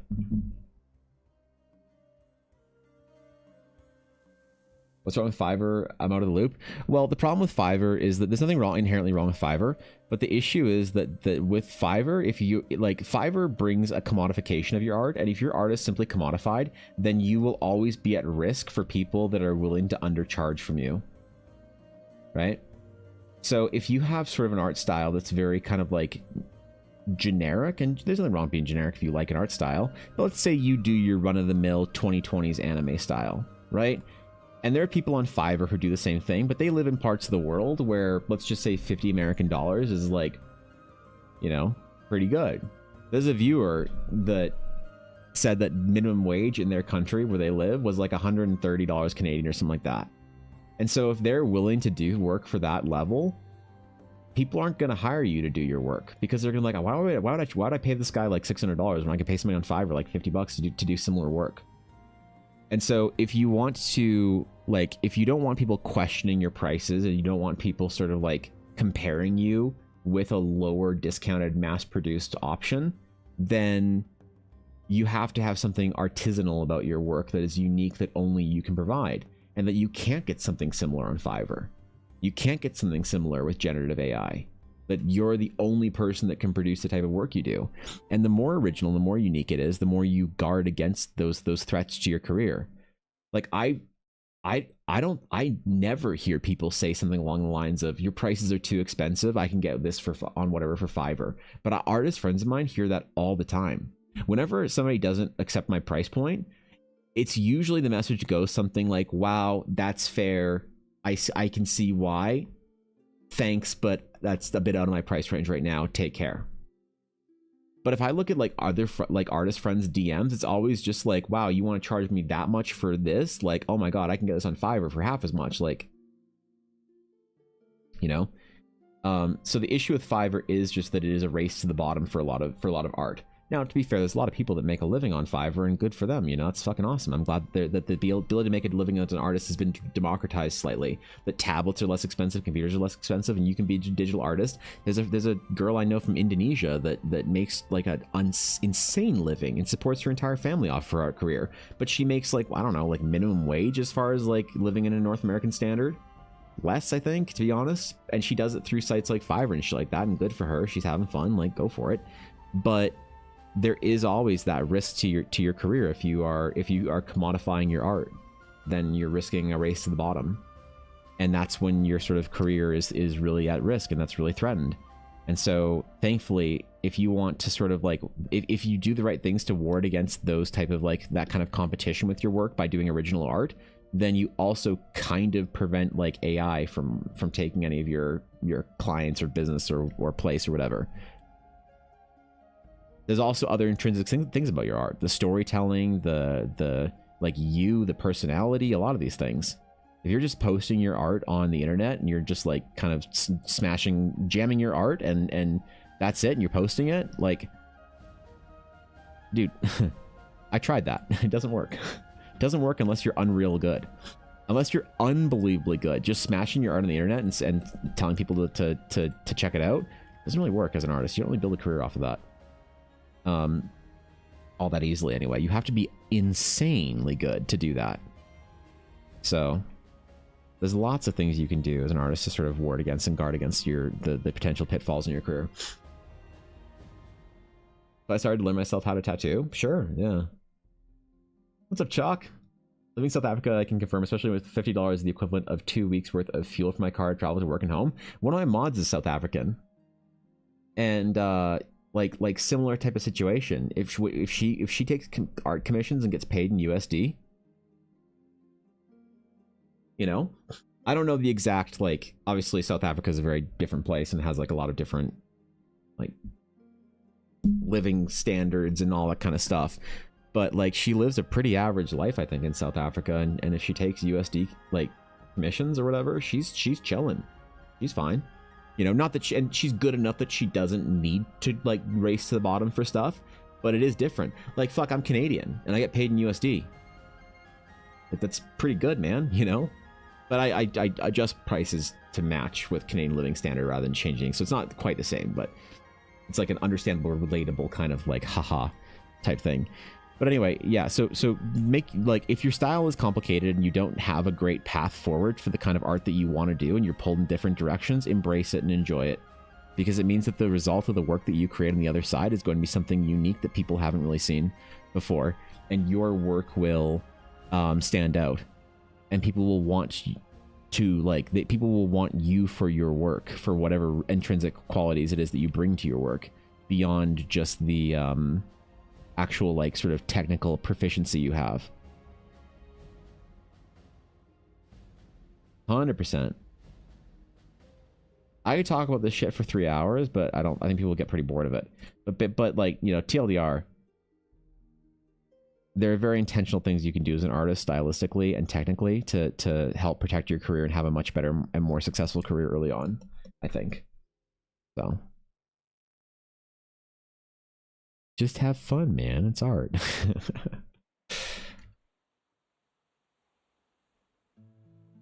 Yeah, it's definitely tough, though. Making as an artist is not...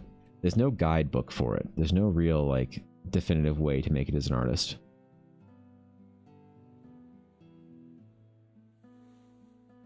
But I think there are certain axioms that you can lean on.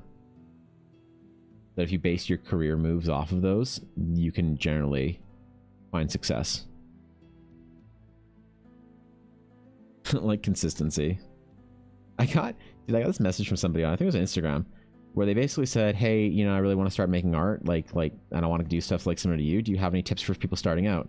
And I basically said the thing that I usually say, which is like, it's a lot less what you do and it's more or less if you do it. And that the most important predictor of an artist's success is how consistent are they. It's not talent or anything like that. It's consistency. And they're mad at me.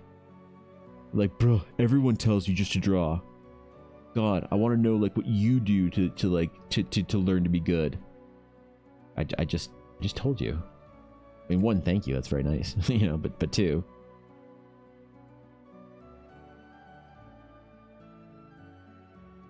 there's certain axioms you can build your like understandings and ideas and theories you can build your career off of that will lead you into a better position, I think. But I also don't know what I'm talking about. Don't listen to me. What do I know? I'm just an old man yells at clouds while drawing monoliths.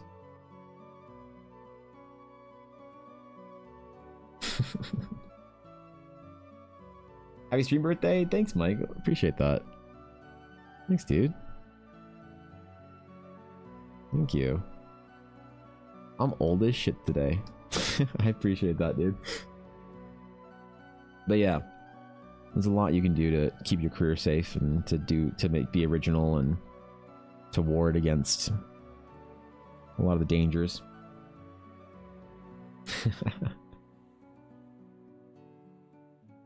So, oh shit, on Twitch as well. What's up, Michael? Good to see you. Thank you. Appreciate that. Very kind of you.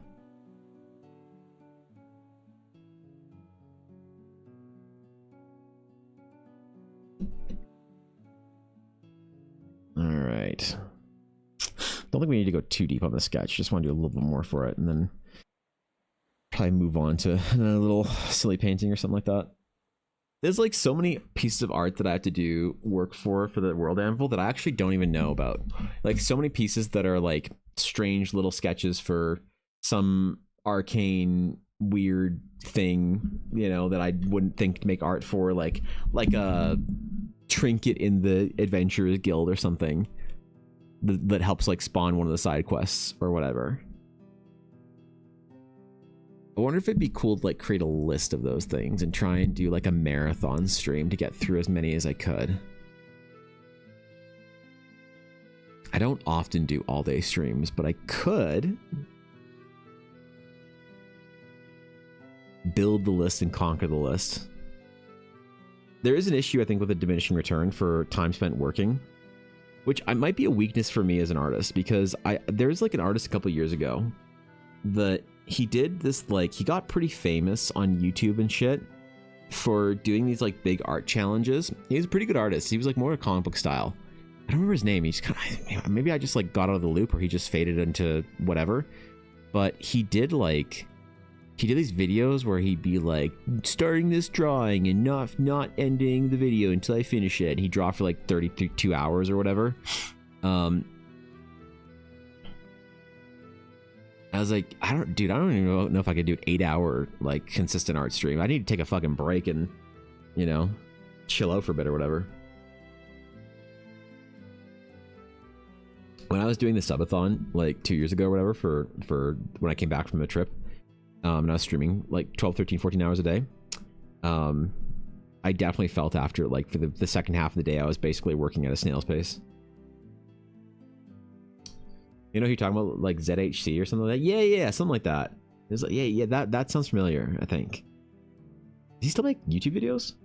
My D&D game currently designing a magic sword that you can burn a spell slot to empower the sword for a minute. It's become very interesting thought experiment of how much martial power is worth burning a spell slot on.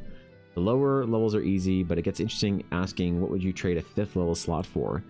That's interesting, actually, yeah, because it's very easy to sort of calculate damage and that transference of power at the low levels, but how do you rationalize a 5th level spell slot, or like an 8th or 9th level spell slot? Whew. You'd have to become like an absolute like thunder god of whatever energy.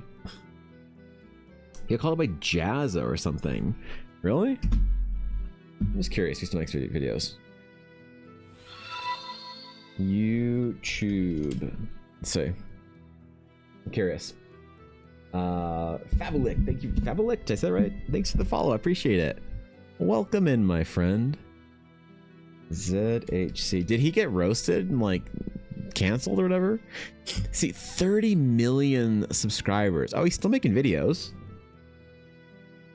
He's made a video of him proposing to his girlfriend. That's sweet. Does he still make videos though? Like recently?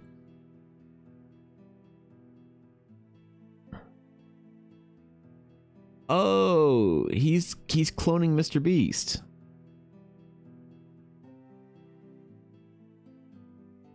I mean, it works for him, clearly.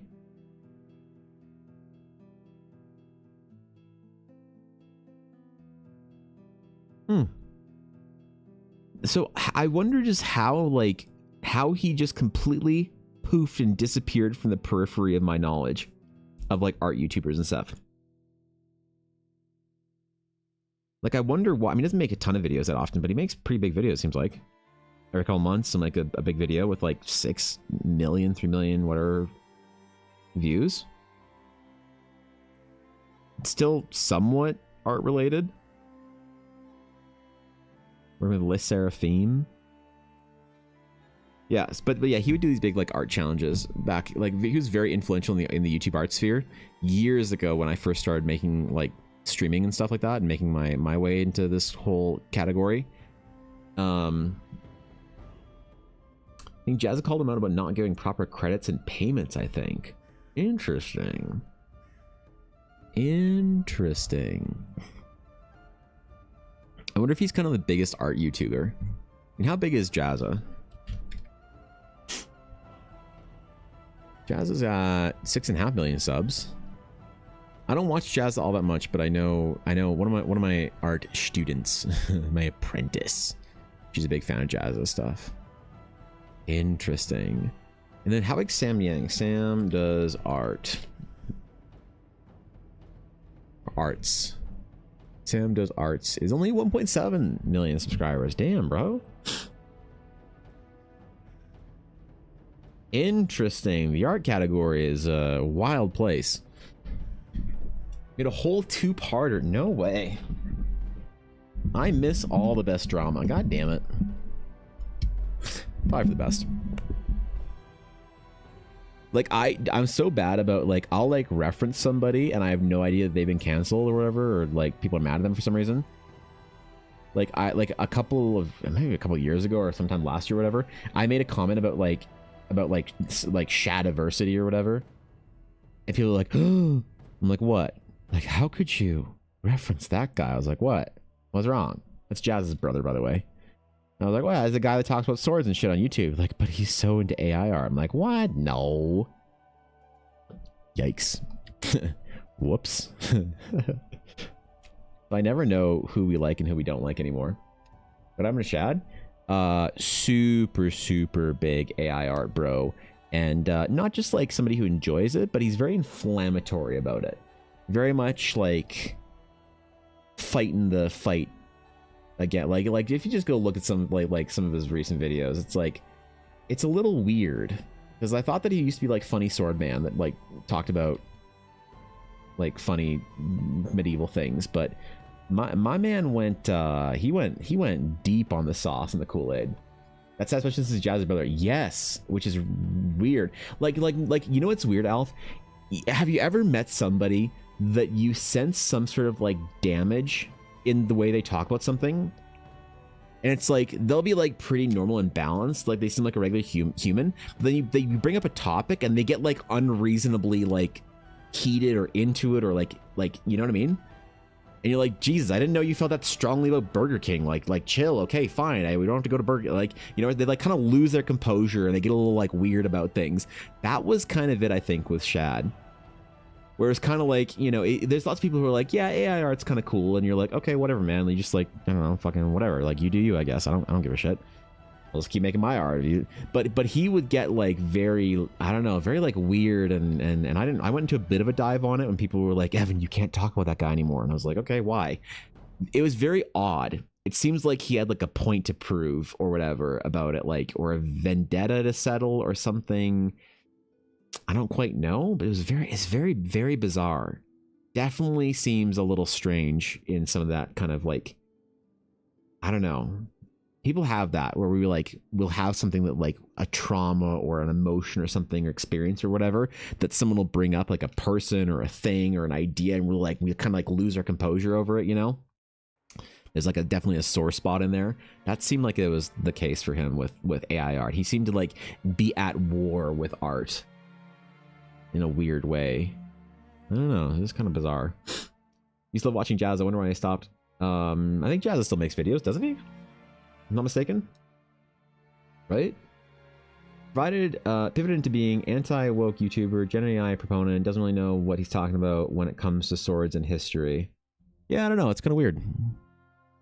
Because I used to reference him and Skalgaren and the guy, like the kind of the HEMA enthusiasts, as like, you always want to make sure that like Skalgaren and Shad think that your armor is like believable or plausible, but not. And I'd use them just as names I'd throw out until one day people were like, oh, you can't talk about that guy. I was like, wait, what? Not that I was like ever very versed on his stuff. I definitely had seen his videos before though. I don't know. It's just really bizarre. Yeah, if you're curious, it's an interesting little YouTube rabbit hole delve to go down. That's kind of a weird. If you kind of like want to see that sort of mess, I guess. If you're just like morbidly curious. If not, it's probably not worth the time. Yeah, the whole YouTube like. Dude, I'm always so like I even okay. This happened again where I referenced Ross Draws a little while ago, and someone was like, "Oh," I'm like, "Not him too." God damn it! Who's still an artist I can reference on the internet? But I think Sam Yang did a really good video about Ross Draws, giving him a lot of grace and saying like, "Hey man, people make mistakes. Let's not fucking pillory them just for." Experimenting and whatnot, and I don't know, it was more balanced than I think the internet's used to. I have a hard time getting really heated or mad about anything on the internet, like at all. So I'm like last to know for anything if we're mad at somebody or something. He got uncanceled. It seems like Ross made it out uncanceled. It seemed like I think after Sam Yang's, I think I'm not sure, but I think Adam Duff made a video referencing it. I didn't watch it. But I think that people gave the other artist community on YouTube gave Ross enough grace that I'm pretty sure he's uncanceled. I think. I don't know. I don't know. Apparently I don't know any of this shit. You know about Ethan Becker's racist triangle? I feel like I remember him making a video about that. Do we like, can I talk about Ethan? Do you like Ethan Becker or is he got canceled too? God damn it. His nonsense has largely gotten him ostracized in the general sword tuber community. Skull and Matt Easton, I know, have vocally opposed his viewpoint. I'm not sure who Matt Easton is, but I do know Skalgaren. And I haven't watched a Skalgaren video in a long time, but yeah, it's just really weird, man. It just doesn't seem worth it to take hard stances on anything. People say, like, if you don't stand for anything, you stand for nothing. And I'm like, I stand for talking about art. Yeah, you know, and just hanging out and have a good time. People are like, but don't you need to talk about this important issue? I'm like, I don't feel like I need to. I feel like I need to talk about my cool-ass adventure I'm writing. And just chill out. So. Dude, I don't get why these people go on these little, like, weird crusades. To, like... it's just weird. I haven't seen Adams yet, but I think he got uncanceled. Ethan didn't get canceled as far as I know. I don't know why he would unless I missed something. Well, Ethan Becker is more abrasive than most people, so if anyone was gonna get canceled for any reason, I believe it would be Ethan for a dumb reason, like a bad joke that somebody took wrong. I don't know, man. You know, when do I enter into the YouTube art community? When do I get known as a YouTube artist? How relevant do I have to be? Do I have to hit 100,000 subscribers? Or do I have to start making videos authoritatively talking about how to do things and then hit 100,000 subscribers? Because right now I'm pretty irrelevant, bro. I'm 6.7% the way through my silver play button on YouTube. That's how irrelevant I am. Only 6%. God damn it. Ugh. Can't wait till I can have opinions about art things. 6.7%. Let's go, dude. Yeah. Generally think Shad's entire issue might be an inferiority complex because it was semi-obvious whenever they were on screen together. That's what people have speculated on, that his war against art was basically trying to depower, like to take away the power and the influence and the thing that made his brother unique. I don't know though, and this is a bit deeper than I went, but I heard a lot of people echoing that opinion. I didn't want to say it because obviously I don't know, but I have heard people say that now that you mention it, I guess. So. How are watch hours going though? Let's see, Cass. Honestly, Cass, thanks to you, probably pretty well. So, you know what? I know some of you guys are watching on YouTube and Twitch to try and help me out with the watch hour thing for YouTube, and I see that shit and I appreciate it. All right, how are my watch hours? I'm at 935 valid public watch hours out of 4,000, so I'm almost 25% of the way to YouTube thinking I'm a real person. So there we go, man. Thanks for all the help, Cass. Appreciate that. And 429,000 short views out of 3 million. I could do either one, but I don't think that the 420 or I don't think 3 million short views in 3 months is possible for me, unless I had some stuff ultra blow up. I get about 250 to 300,000 watch hours or views per month on YouTube for shorts. So, which is also, by the way, insane to think about that. It's insane to think that I started the year with basically fucking a dead account and grew an Instagram account to like, that's an unreal number, bro. So you want to know my goal? I thought if I could hit 10,000 on any of the platforms that I was posting videos on by the end of the year, that'd be pretty good.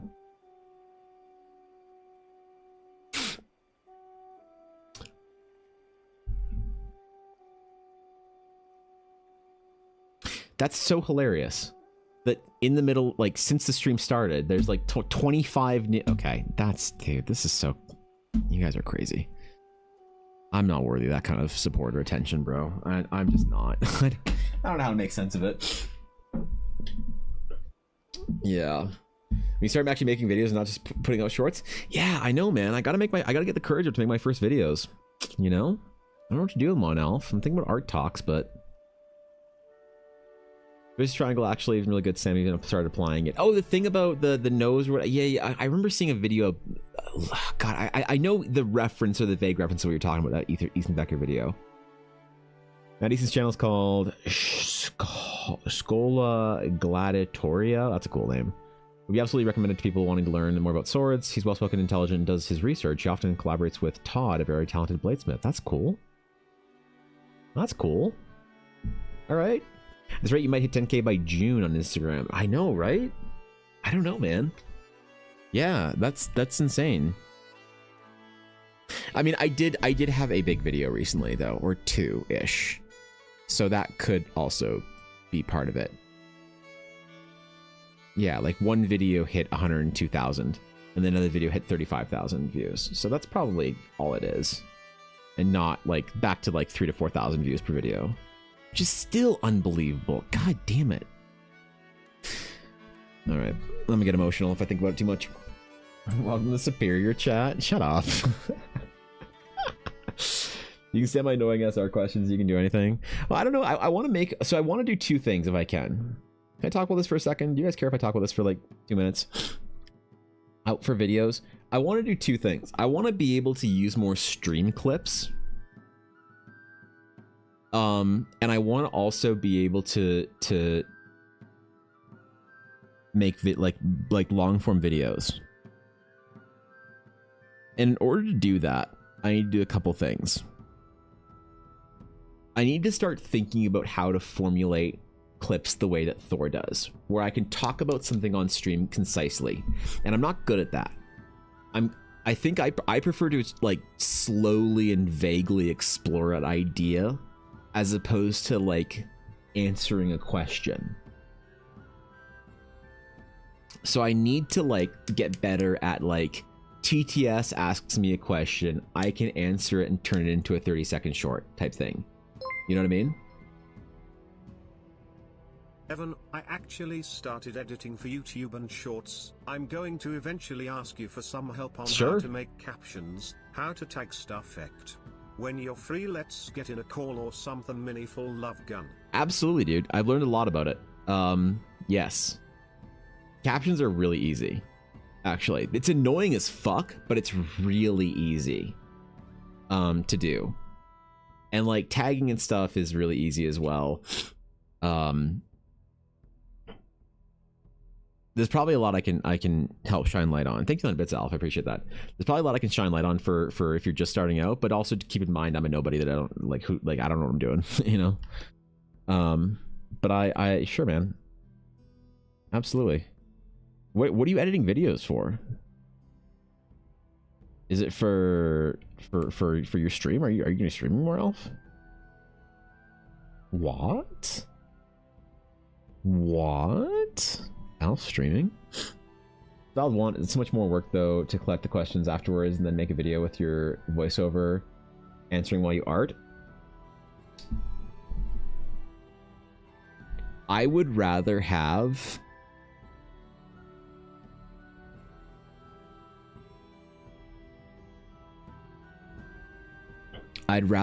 myself on camera doing it. Because if I'm answering a question on camera, for one, it's easier to connect with somebody when you see them.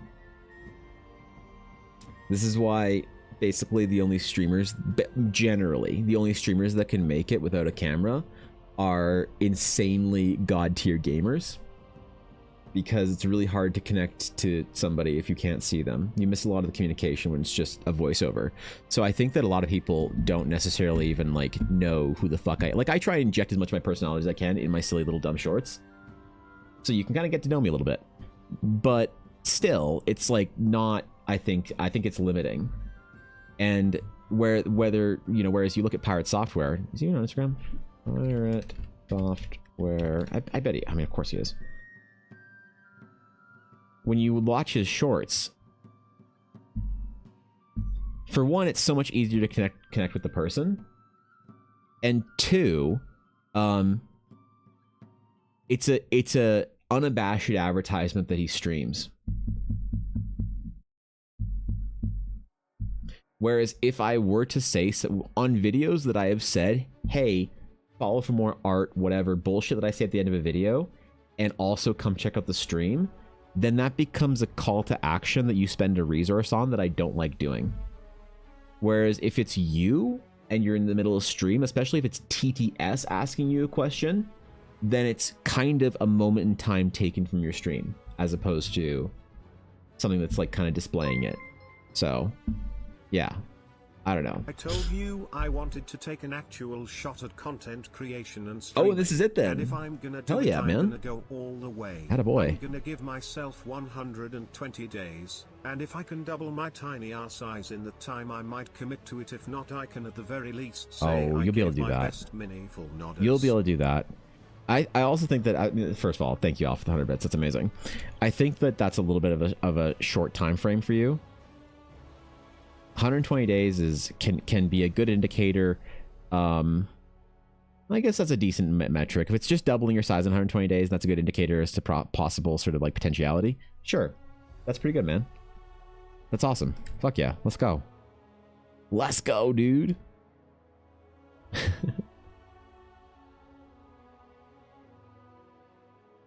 Yeah, get after it, man. You can do amazingly. You do it Subway Surfer style and have both.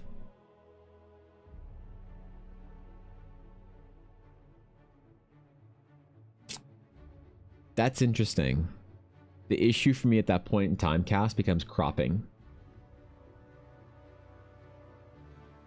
How do you crop a video properly like that?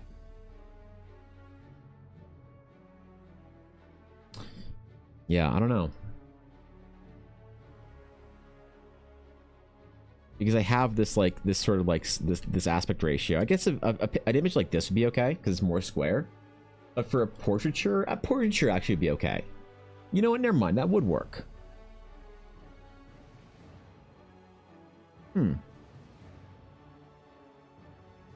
Yeah, I just have to think about things that I could talk about to make it into short from stream, I suppose. It'd be definitely nice to have that as well. Like, I could just talk, like, tell some of the same stories and stuff that I do on stream, that I do for YouTube Shorts. I sort of retell them. Like, I could tell the story of a class. Or whatever. And then use the art. So I need someone to spawn in a TTS or something that's like, hey man, do you have a cool idea for a warlock I could play? And then I can answer it as if it's spontaneous. With the art? Oh shit. Yeah, we're gonna gamify this. Let's go, dude. Let's go. clipping. That'd be a lot of clipping though, and I'd have to. That'd be a lot more editing on my end, or I'd have to hire an actual editor, and I don't have the resources to hire an actual editor right now. Unfortunately, I already tried to hire an editor last year, and when I did that, things went wrong. Not because of anything that happened with her, but just like life happened, and then I realized I couldn't commit to paying an editor every single month. So that was a problem. 1 hour videos on the lore of characters. Ooh, thank you, Lord Thorkin. I appreciate it. Fun, man. You haven't checked out Opus Clip? Definitely check them out. I'm blown away by the quality. Opus Clip? Is that what is Opus Clip stuff? Opus Clip. Let's see. Opus Clip.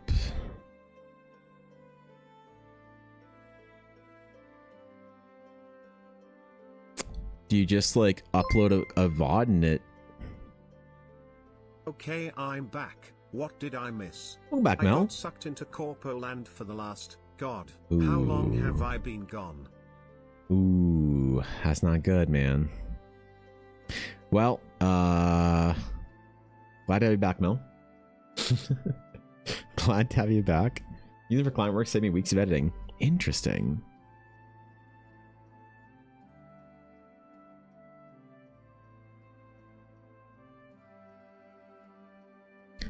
It's a good resource. I'll check it out. I don't quite fully understand what the fuck it is yet, but I'll do a bit of a dive because it seems cool. If you have recommendations on it, then you know what? Good enough for me, I suppose. I'm all ears. Streamladder is another good one for auto editing. You can capture the different parts of your screen you want to position. I haven't used them in years though. Yeah, I want something that does like, I don't know. Hi, Steph. OBS or whatever. Also, what the fuck was been that? Putting in the work, Evan. Yes, Got a good. Twitch banner set up and a logo. Okay. It is all coming together. Tee-hee. We're doing it. We're doing it then. That's all I like to see. Get after it. Let's fucking go. Let's go.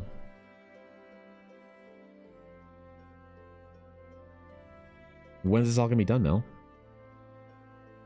You know, I could do a segment in my stream where I record videos at the end of the stream. I record shorts with the intent of it. Lighty, what's up, dude? Thanks, I appreciate that. How's it going? Good to see you. Speaking of amazing TikToks and fantastic streamers and content creators, Lightning Diva, maybe one of my favorite streamers out there. What's up, dude? Good to see you, Lightning. Yeah, maybe I do like intentional recording of videos. So I have to, so the way I'm doing right now is I sit down. I have no idea what I'm going to do until I sit down and start writing stuff. And may or may not have thought of my first pitch after watching the latest episode of The Last of Us yesterday. Okay. 1. Not okay after this episode. 2. I'm not Super familiar. stoked after seeing the episode Lolly Van Blhart. I have no idea what The Last of Us show is like, bro. I'm completely lost on it. So, that's awesome though. Fuck yeah, let's go. Let's go, dude. Lightning, when's 2.0 gonna be ready? I have a tradition, Lightning, where I make silly fan art of my VTuber friends, and I turn them into D&D characters. I need to know when Lightning 2.0 is gonna be ready, so I can try and force time my schedule to ruin your beautiful character design with my stupid ass art. By my birthday, when's your birthday, Lightning? When is your birthday? The most important birthday. When is it? Tell me. Alba Francesca, did I say that right? I got that wrong, but thank you for the follow. I appreciate it. Another artist, I'm honored. July 11th. All right, we're gonna mark it down. Mark it down. July 11th, lady's birthday. July 11th. Lightning. Lady's birthday. There's a 73% chance that I'm going to lose this note and forget and ask you again in a couple weeks, Lightning. So please don't be offended when I do that. But I'm doing my best over here. Trying real hard. Trying it. I'm doing it. It will dive a lot into my infectious disease background. Ooh. It throws you into the horrifying world of what if a fungus was able to embed itself into people and take hostage of its own. That's cool. It is a real-life fungi that infects different bugs, one species for every species of insect. That's horrifying. But amazing at the same time. I love it. That sounds like a rad idea. That sounds like a rad idea. I'm down. I'm enthused. Happy birthday. Thank you, Alba. I appreciate that. That's very kind of you to say. Thank you very much. I appreciate that. 7-Eleven, I'm a gas station. I see. Well, listen. I have a love of 7-Eleven. Listen, 7-Eleven, this might be an unpopular take, but I think hands down 7-Eleven has the best fried food in Japan of all the konbini. I know that people lose their mind over Family Mart and Family Chicken. I know that in North Japan, Lawson's is like a fucking cult, but I have had the best consistent experience with hot fried foods from 7-Eleven. In my travels across Japan, doing the important stuff like figuring out who has the best fried chicken at. Dude, when I'm in Japan, my food budget looks like this. You want to know my food budget? If I have a food budget for a day, it looks like this. So this is breakfast, this is lunch, and this is dinner. Lightning, I will not forget now to sing the Outback Steakhouse birthday song for you when your birthday comes up. Okay. Be prepared, D. Okay. All right, chill. This is what my budget looks like for daily food budget when I'm in Japan. All right. And Chris, thank you for the follow. I appreciate that. So breakfast is something at Konbini. And it costs like $3. And I get some tea and onigiri or whatever. Lunch you get out somewhere. This is like a $10 lunch. You know, this is like ramen or at Ishiran or something like that, or Ippudo, whatever. This is like conveyor belt sushi. This is some shit. This is like curry or whatever at like a chain. And then at dinner, this is where you actually go out for like kiseki or, you know, whatever kind of fancy ass dinner you want to go out for. This is where you spend the money. Honestly, I have no shame in eating breakfast. When I'm in Tokyo, I will eat breakfast from a 7-Eleven for 2 weeks in a row. Unless I'm staying at a ryokan or whatever that has like a proper breakfast, I will go out of my way to spend as little money as I can at some sort of fucking convenience store breakfast. And you cannot stop me. I'm going to keep doing it. It's like hotels. I spend so little on hotels when we're in Japan because you can get a business hotel that's very small. Okay. But you see, here's the hack. Because if you go to a hotel in America, in Canada even, where I live, and you look at a hotel and it says like $73 a night, you're like, ooh, it's inexpensive. What does an inexpensive hotel mean in North America? It means small, it means old, it means dirty, for the most part. That's some bedbug shit right there. But when you're in Japan, if you spend less money on your hotel, okay, and instead of spending $300 a night on some fancy hotel or whatever, you spend like $110 a night, sometimes less, on like a business hotel. That shit's small as fuck, but it's new, it's clean, and it's awesome. And so if your budget for hotel is, let's say, $200 a night, then you can take 90 of those dollars and transition it from hotel to more Gundams. So you can go buy, instead of buying one Gundams, you can buy more Gundams to overall increase the amount of Gundams. And also Japanese collector's editions for games that you'll never play, like the video game PSP adaptation of the hit anime Listen to Me Girls, I Am Your Father. I don't know why that just popped into my head. I actually own that game. I think anyway. Hold on, do I have that on? PSP, listen to... I don't know what the Japanese title is. I Am Your Father. Do I own this game? I absolutely own this collector's edition. I own this collector's edition, and I cannot tell you why. I do not know why I own this collector's edition.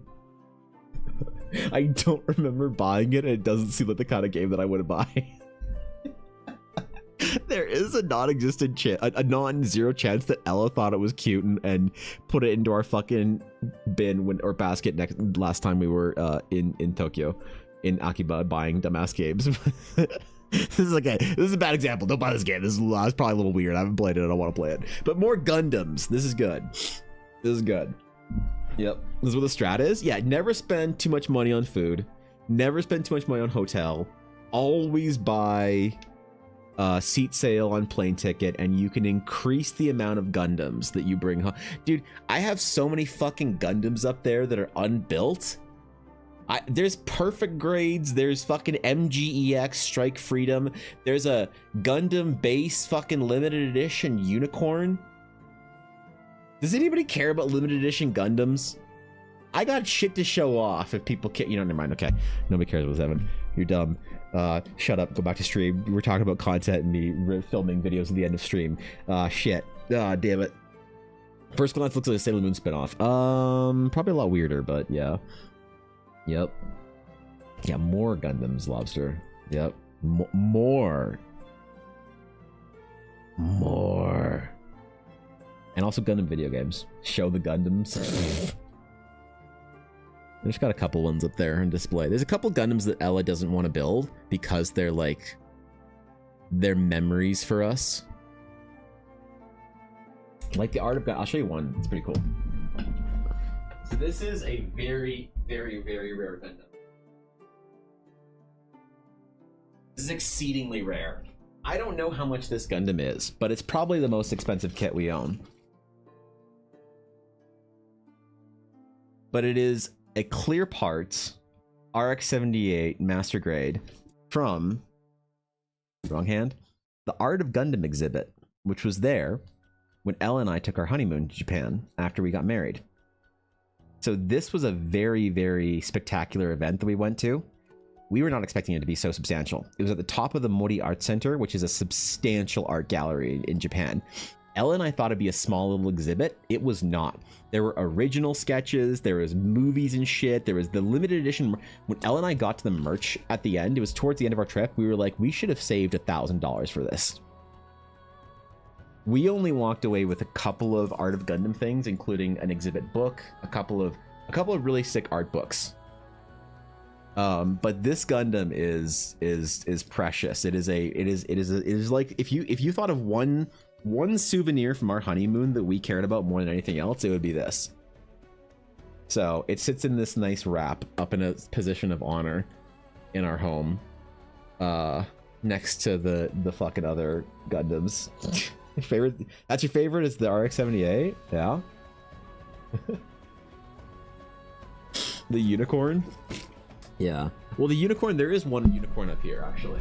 That's a limited edition one. If you want to see it. It is.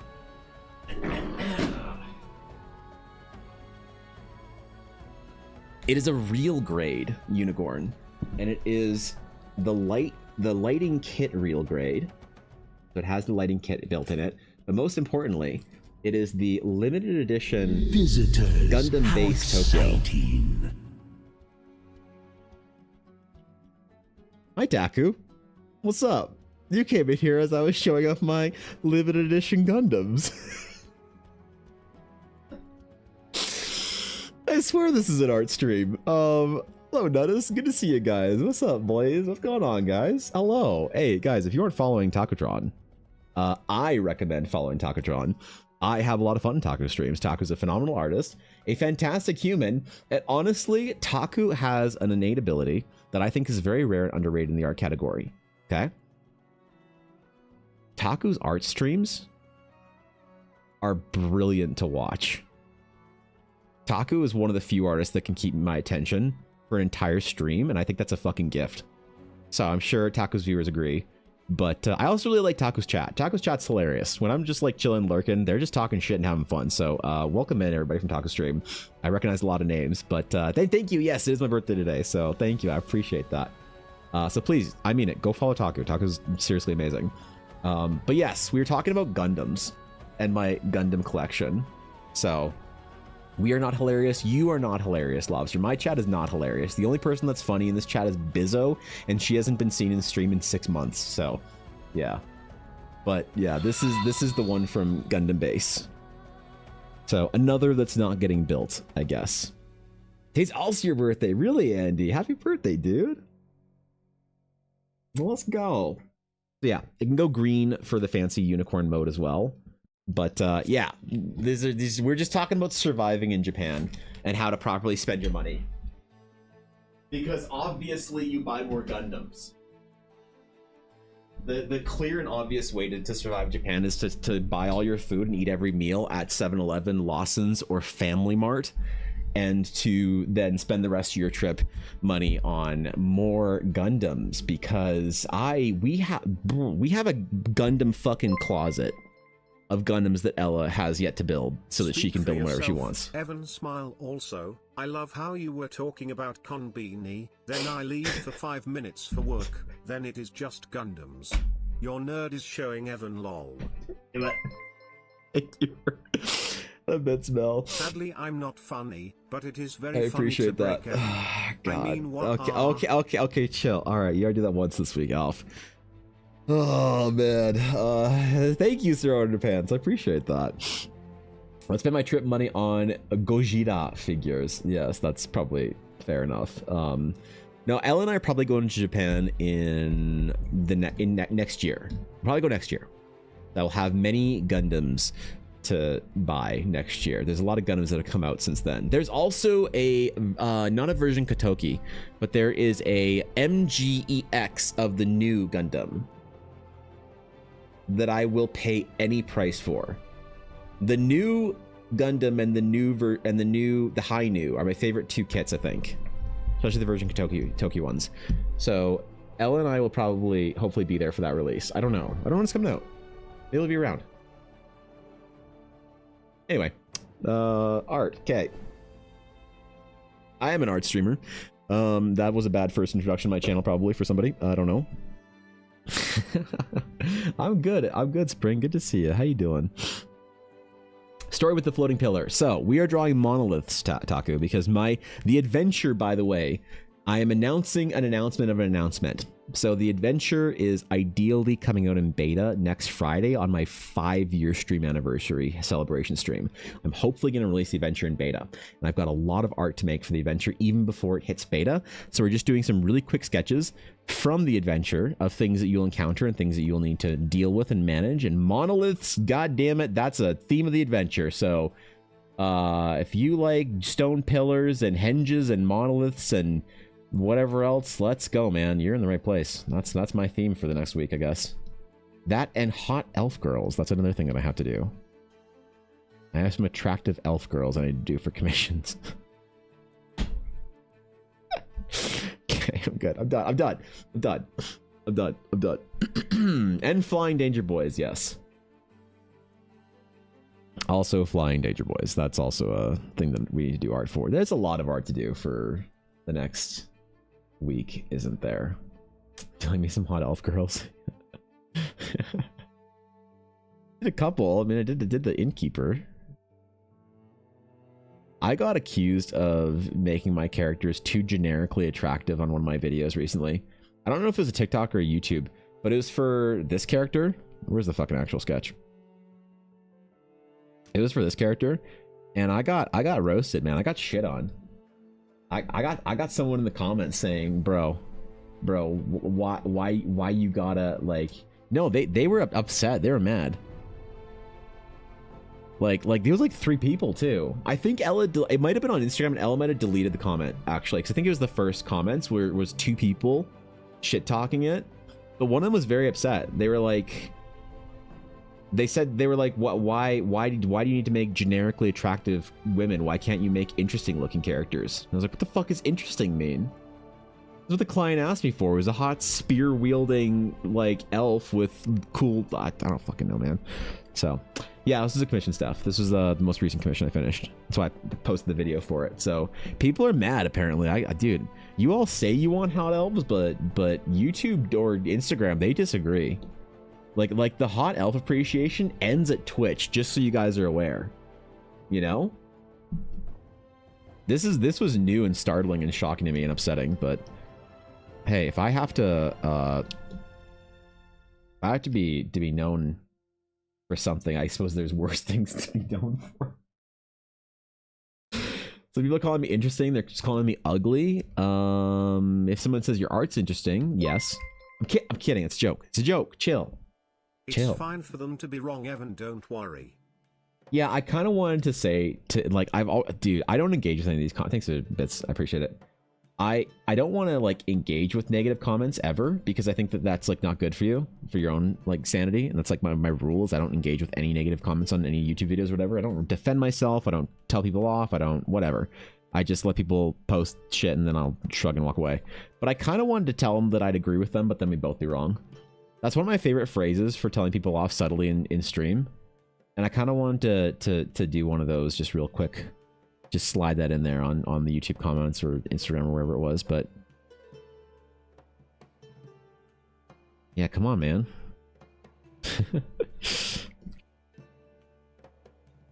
Well, whatever. As long as the clients are happy, I don't care. Demand the elf. It's also birthday. Hi, birthday. Yeah, it is. Thank you, Elf. I appreciate that. Thank you. I've already eaten my birthday cake. That's right.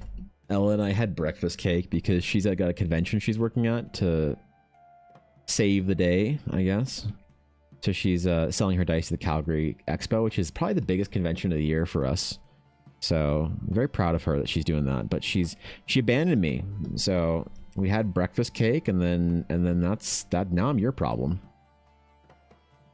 Now I'm your problem for the rest of the day. We're just gonna draw runes and pretty elf girls and shit.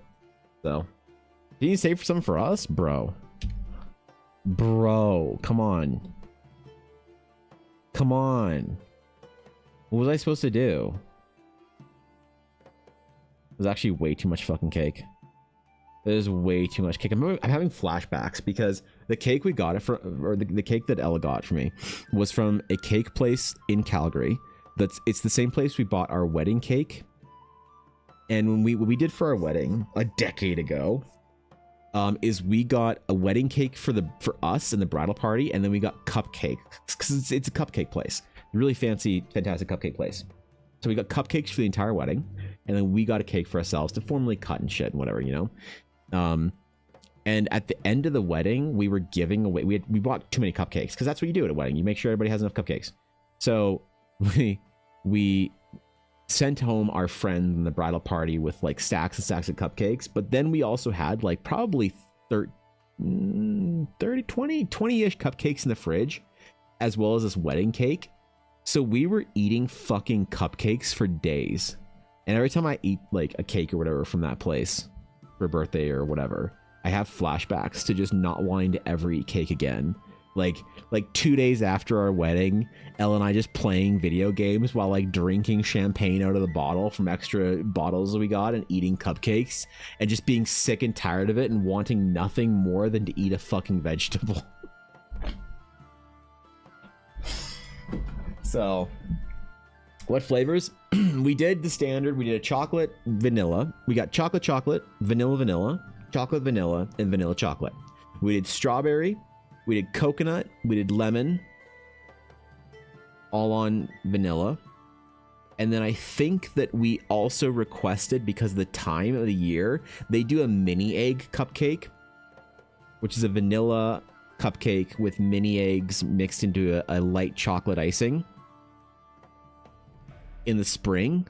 But we requested mini egg cupcakes as well, part of the wedding thing. And even though our wedding was in the fall, they did it.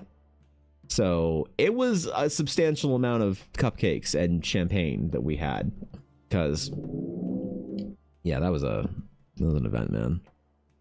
That was a whole ass event. We had Magic the Gathering cards at our wedding too. That was fun. I made Final Fantasy wedding invitations. Dude, our wedding was so stupid. It was at like the fanciest golf course in the city. Like super fancy. We got the venue for free because Ella used to be a junior pro golfer, and she worked at that golf course, and then she played like junior professional golf for them. And her dad, before he passed, was also a member of that golf course. So the like food and beverage manager was like, yeah, we'll just give you the venue. The venue was gonna be like 10 grand, but he was like, just don't tell anyone. So what a legend. So we had like the fanciest golf course in the city. We have our stupid nerd wedding with Magic the Gathering cards and lightsabers and shit. And the Magic cards were so you could play Pack Wars with the people beside you. The old people had no idea. But all the young people and people from the game store and our D&D friends and stuff knew. So, and Ella is wild, really. See, though, I can see her just rocking it on the course. Ella is an insane golfer. She's an absolutely insane golfer. She's like, she could have gone to the US for scholarship to some fancy universities for golf, but instead she stayed here for whatever reason, you know.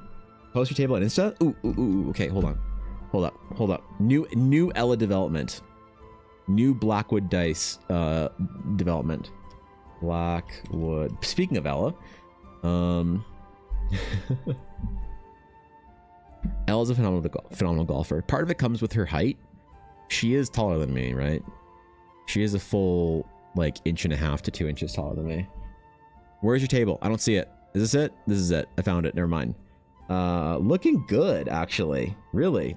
Dude. That's awesome. This is a good... Dude, I like the new shelves. Ooh, we still got to get you, Ella. We got to get you... Wait, where's the gotcha machine? Oh, there it is. Okay.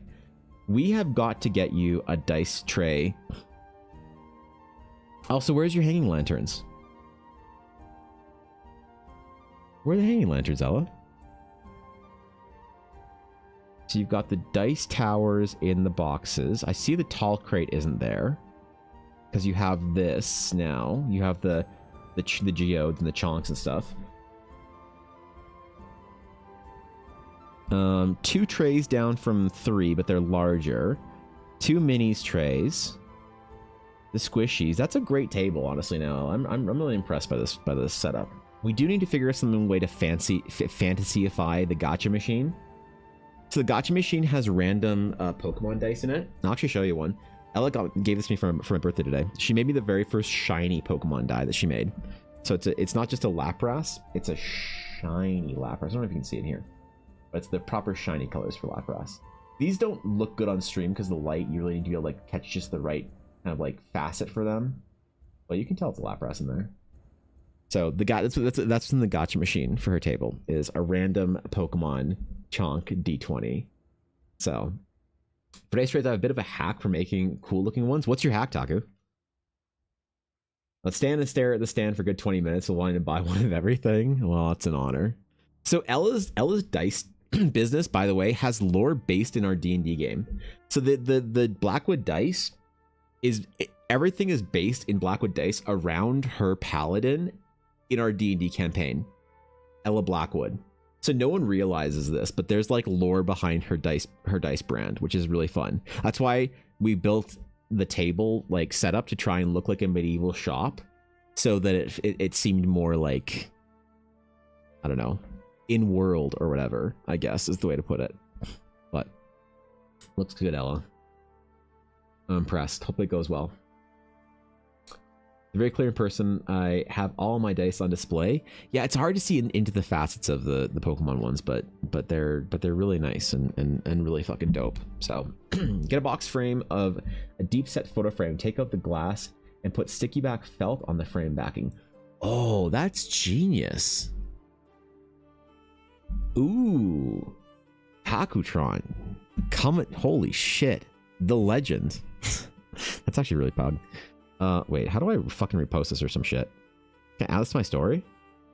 Send to, share to, no, how do I fucking...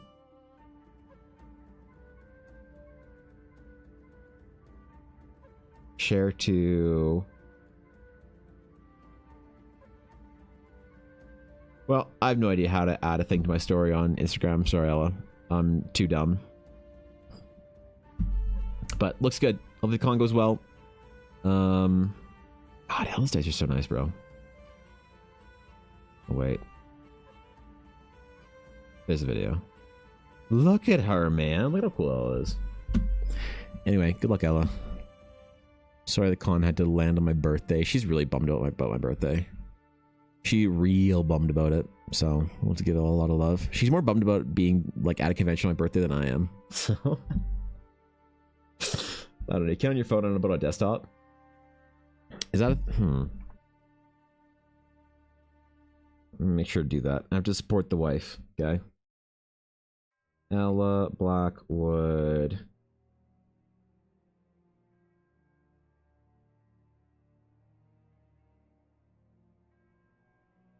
Where's Ella Blackwood? Blackwood dice. Thing. Share to add to story. Oh, I see.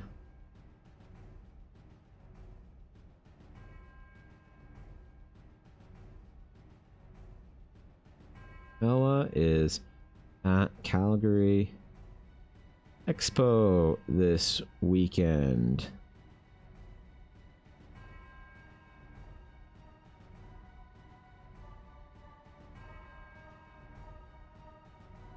Your story. I wield my power on Instagram.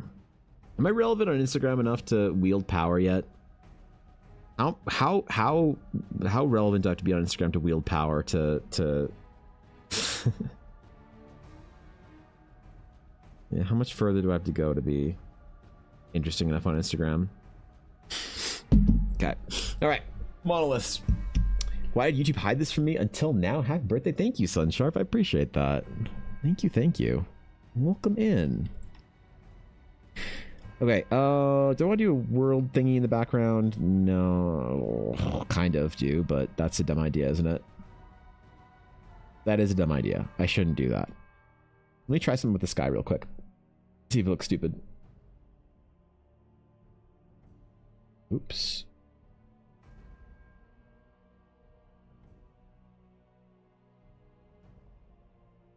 If I select in here, it kind of worked. Wait.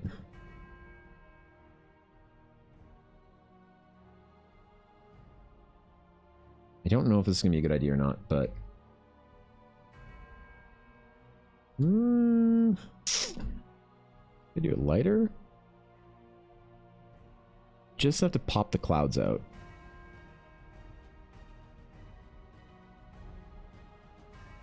Oh, God.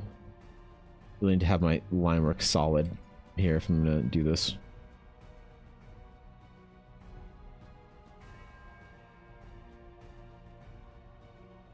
Yeah, I'll just have to paint it in. No being lazy. Do it the right way, apparently. No selecting through shit, alright? Think of my dice tray and dice for ref? Oh, fuck. Twitch, I have the Twitch, like, link block thing on right now, Taco, I'm sorry. Could you post in your Discord, I guess? I'm in your Discord. Or is that'd be weird. You just randomly posting your fucking dice tray in your Discord. I guess. I mean, wait. Could you DM me, Taco? Do we have DMs? Do we have DMs? I'm so curious, but I have my fucking links blocked. Let me send you a message. Oh, we do have DMs.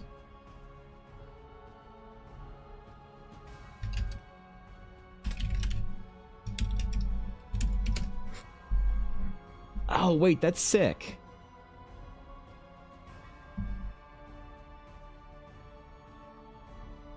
That actually works really well, you know. Now, all right. Okay. Jeez, man. Taco with all the fucking hacks.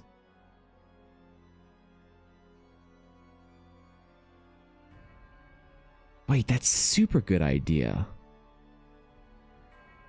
Oh, I see.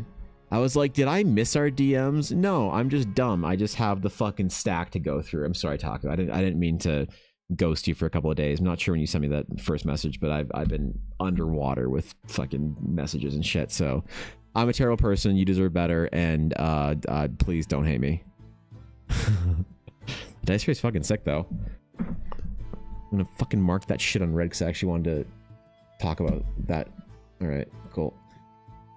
I'm good. You know, right now it feels awful, dude. I get bombarded with shit sometimes, and I get completely drowned by it, and I feel really dumb. So I apologize. All right, that's a genius idea. Holy man.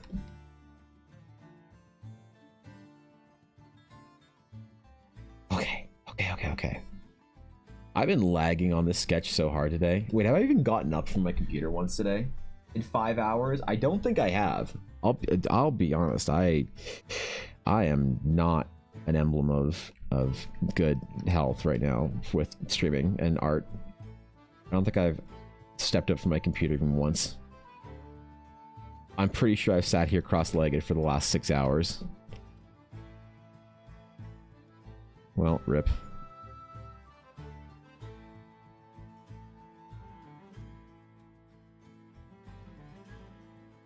I'm gonna merge that down. Sometimes I double up my Limerick layer. It just looks good. Oh. I was like, why is this on an angle? Because my fucking tablet was falling off the stand. That'd be why. Alright, quick sketch done. Done. Complete. Complete.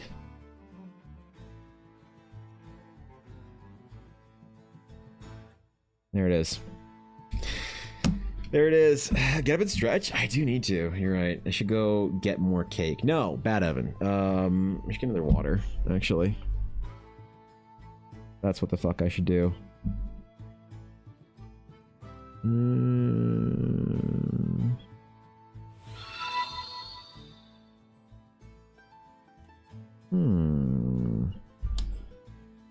Did I record the process properly? I did. Ruben, thank you for the follow. Excuse me. Thank you, dude. Yeah, I think I did record the process on this. Not that dumb. Am I? No, it worked. Okay. Oh, thank God. Yo, my hard drive, it's crying because I had all of these Nakia process videos just straight chilling. And this was like 70 gigabytes of recording that I am so glad I actually remembered to delete. All right, give me a second. I'm gonna go get new water because I haven't hydrated or stretched in 6 hours. Let me get new water real quick. Here. Wait, I guess today's the last day of the Orbathon, right? Technically. So here you go, guys. You can have your very last orb while I'm AFK. There you go, dog. Your beat.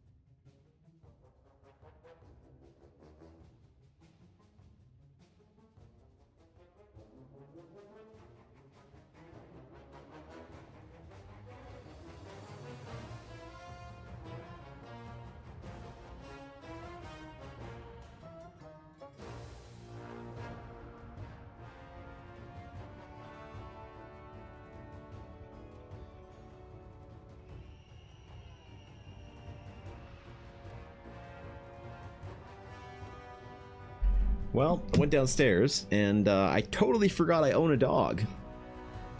Yeah, I saw Yuna and I was like, oh wait, you're my dog.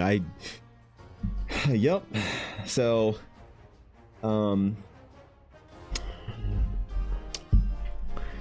she tore the shit out of a gift bag that was left on the dining room or the living room coffee table. So glad to know she had fun. I guess. Yeah, there was the bag that I'm glad I took this upstairs. Is the bag that my earrings were in that Ella got me. So some weird looking water. Hey, I filled up my water. All right, I filled my water. You can't not get a brisk 0, bro. It's basically water. Leave me alone, man. Ella got me drinks for today. She got me drinks and snacks.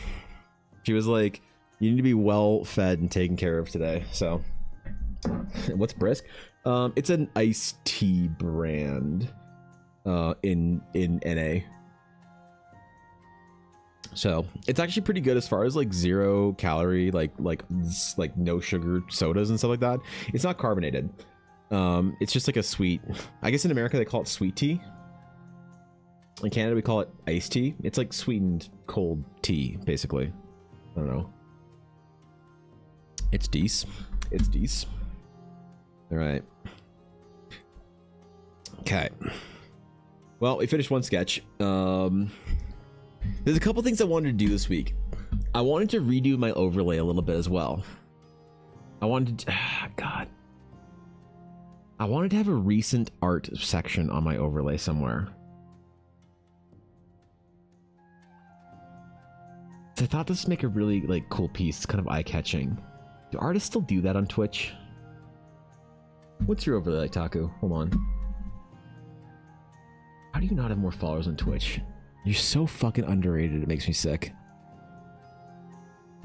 Well, when you're like literally the biggest streamer in the art category, and I hope I can leech clout off of you.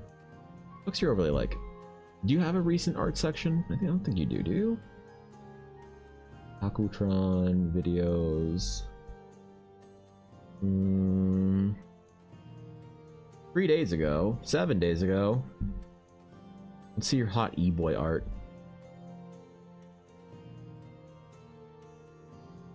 Oh, you do have a previous work section. It's tiny though. I like the Windows overlay though. Maybe I should do something like that. Maybe I should do something like that. I wonder if a sidebar would work for my channel better. You know?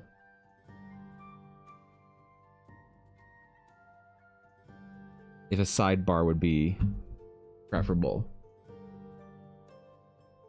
Because if I made this piece smaller, whatever my current working piece was, I had it like there. Am I gonna put my VODs up? Why don't you just multi-stream, Taco? Why don't you just multi-stream? Check it. My VOD's going up right now. As we speak. Literally as we speak. My VOD's being recorded. Yeah, what do you mean, dog? You just stream on YouTube as well. What's a multi-stream? Right now, Taku, I am live on both YouTube and Twitch. And OBS is broadcasting my stream out to both places. I have a chat box underneath my chat box that's YouTube chat. It's pretty quiet over there because I don't really like talk about my stream on YouTube. I don't like market or whatever. So it's just like for a couple people that are really preferable to YouTube. And then automatically, once my video is done, all the VODs are up. I don't export them or anything. It just automatically saves that shit. There's no exporting, no uploading, no touching any of that shit. It's just straight up easy. You can multi-stream to multiple places at once. It is a little bit challenging, and you definitely have to have a bigger, like a fancier. So multi-streaming to more places as an artist is tough. the times that I've tried to multi-stream live to TikTok, YouTube, and Twitch, and run Photoshop at the same time, it kind of roasted my GPU a little bit. YouTube and Twitch at the same time is not a problem whatsoever. But TikTok as well was an issue for all three, because you need to have other things and other canvases in OBS. But if you ever need help with any of that stuff or whatever, just let me know. It's so easy to talk about. You too, lady. If there's anything that you want to talk about on how to do process and whatnot for streaming, we could jam in a call and talk about how to set up your OBS for all that nonsense. Super nice, super chill. Yeah, it's real slick. I haven't uploaded a YouTube VOD and or a Twitch VOD in a while. It's been a while. It killed OBS last time I even tried. Yes, it did, because I'm dumb and I shouldn't have had the hubris to try. I wonder if I tried doing a little like art sliver bar thingy. Hold on, would this work if I did a slideshow?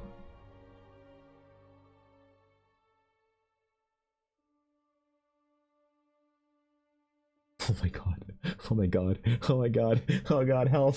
Help. I know not what transgressions I have made. I know not what I have done. Please save me. I'm so sorry. Oh god.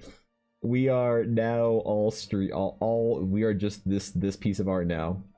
This is all of us right now. That is all the stream is just this piece of art. Like if I did a cool little sidebar thingy and it fit like right here of recent works, would that be too cluttered? I don't think so. Like let's say I'm working on this thingy. So I have my full version right there in the corner of the preview, my working area, and then I have another little overlay thingy there that rotates. I think that could work, honestly. Would it work for portraiture? It might not work for portraiture. Portraits might not be good, though. Let's just try a recent portrait. Oh my god. We are now all that portrait too.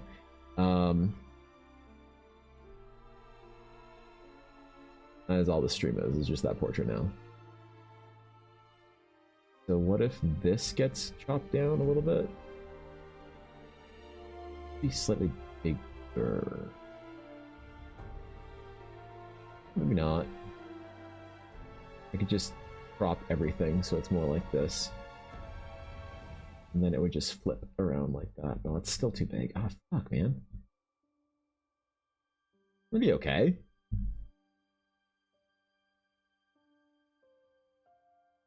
I don't mind that. Something like that. That flips around.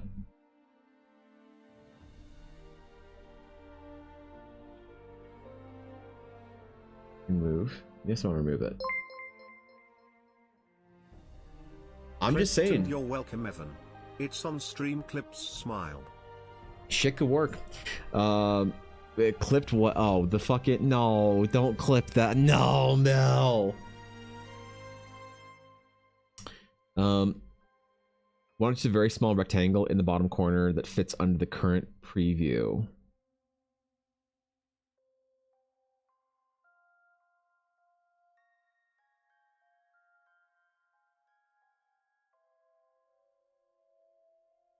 That's not a bad idea, Daria. That's a pretty good idea. I could try playing around with that. I like the sidebar because you can zoom in a bit more. But even if it's not,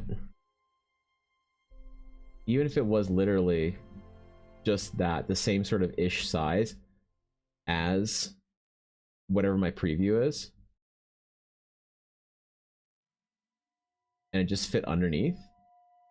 The problem is I'd have to actually make this a proper like thing as opposed to just a silly little like I'd have to build the preview for this into the overlay. But that is kind of clean though, isn't it? Is this too small of a working area though? Let me try this. If I bring up a website, if we're gonna like talk about some shit, we're gonna talk about Ella Blackwood. Hey, look at that Ella Blackwood, man. I bring up a website. Is that enough screen space? I think it is actually. And then I don't have to mess around with chat either, because I was trying to think about like putting stuff up there because I don't have any space up there. That's just like nothing. And then chat's down there, and I like you guys being right here because that's like easy on screen to like look for chat. It would be bigger actually. I could do YouTube chat up top, like what was being requested for that. You just add another media source when you do that. When I do what, lighting? Sorry, what was I doing when you asked that question? I'm a little slow today. You need to speak in crayon. So think it works. And that's a little slideshow. The problem is a lot of my dual wielding chats, dude, like Titan's grip, but for chat. Holy shit. Yeah, that could work actually, man. Because this window, or this window up here, up here, this one right here, there we go. This window represents a cropped version of what I'm recording at any given time. Ivan, I couldn't hold myself back and got you a small gift, maple mache. What? No, Alf, why? What did you, why? Wait, what? What do you mean, Alf? Bro. What? I'm confused. 100 bits? Is that it? Thanks, 100 bits, man. What are you talking about, Elf? I'd be hopeless about doing stuff over myself, but I can give ideas or two to others. Hey, man, that's a great fucking idea. When you added the other art piece. Oh, so if you... Lightning, if you have... Check the DMs. Okay, give me a sec. So there's a couple things you can do, Lighting. If you have a photo, PNG, image, whatever, all you have to do is drag it to OBS and... Okay, wait, hold on. I can explain. Wait, hold on. All right. You just drag an image to OBS and it'll put it on as an image source. If you want a slideshow and you want it to change, the image to change, then all you need to do is, yeah, I just got speared, dude. Holy shit, I got dunked on by my own piece of art.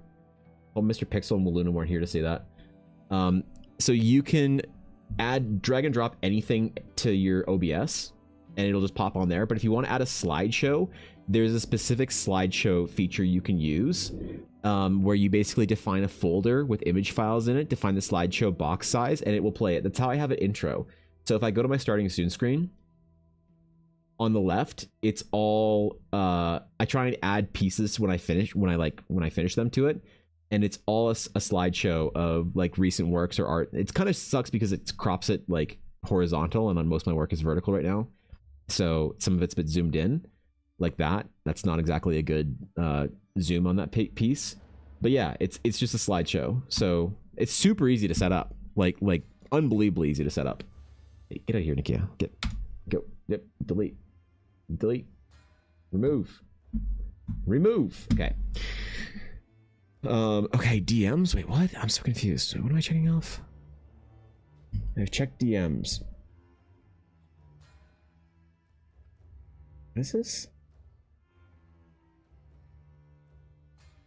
What is this?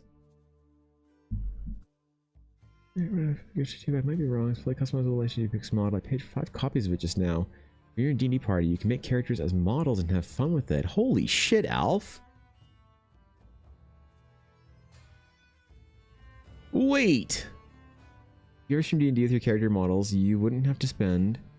What the hell? Wait, how does this work, Alf?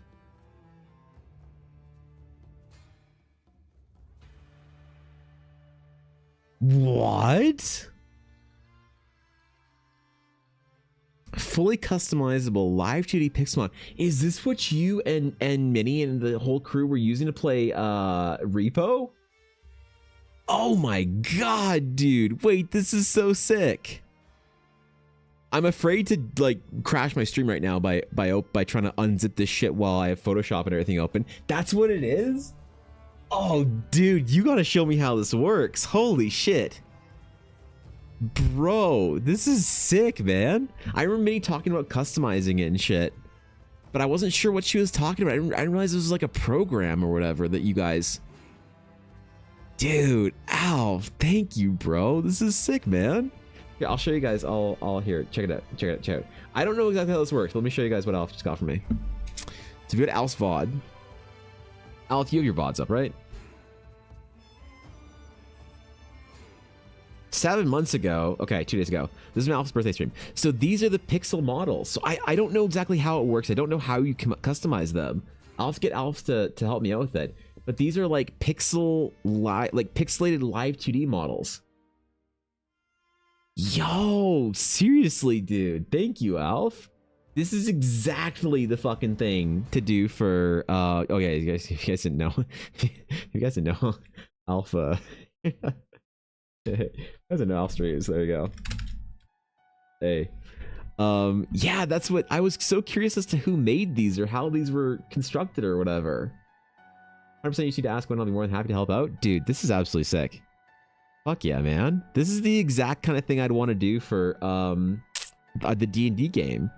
Is like models like this. This is amazing, Alf. I'm seriously, bro. Thank you. That's incredibly thoughtful. I'm unbelievably excited about the prospects that this shit just opened up for D&D on stream. Oh my god. Taku, thank you for the raid again. Thank you for the birthday wishes as well. And thanks for chilling, Taku. You're an amazing human being. I'm always enchanted by your presence. So thanks for chilling. Thank you for the raid earlier. Yeah, man. Fuck, this is so cool. This is so cool, dude. Because I saw Mikan was using this model just on her regular stream the other day. Yeah, and you're an amazing Yo, artist, okay, so we're sure gonna. you could This is gonna be create sick. Stuff for this, such as armor, swords, ect. Hell yeah, dude. Okay, yeah, we'll have to find time the next week or two, and I'm definitely gonna need you to walk me through this if you don't mind. That's incredible. Thank you, bro. That's really, really sick. I'm excited. I'm excited. Oh shit. That's gonna be rad. Holy. Because that's the exact kind of thing I'd want to do with for the D&D game on stream. That's the exact kind of tool that I'd want to use. Oh my god. Okay. I got plans. This just spawned in plans into my brain. So, thank you, Alf. What's up, Vale? How's it going? Good to see ya. All right. So now I need to make a new overlay section for my left panel of the screen, right? One for the preview. Is that preview big enough? Like, let's say that I was previewing, let's say I was working on, oh, you know what? We can just use the same fucking thing, same file. Lord Ashton, is that big enough? Or does it need to be bigger? Because I could cut the top and bottom of this slightly. I have the sides of it trimmed slightly. It's not representing the full preview. It's a bit more of a zoomed in version. And then that would mean that this could be bigger as well, the art preview. And then this becomes my new working space for art. And is that big enough? And I'm using this to contrast against. Is this a big enough working space where the window is? I think it is, right? Does the stuff on the right side of the screen make things too cramped for you guys? Let's get a piece of art up, like a real piece of art, like a fucking painting. If I was working on a painting. So, I mean, if I was drawing this guy and I was zooming around, let me watch my stream for a second. I'm zooming around, I'm looking at it, I'm doing things. Is that good? I think so. What about for an actual painting? Hey, Vale, I'm trying to figure out how to be a non-trash tier streamer. What if I'm doing an actual, like, painting, though?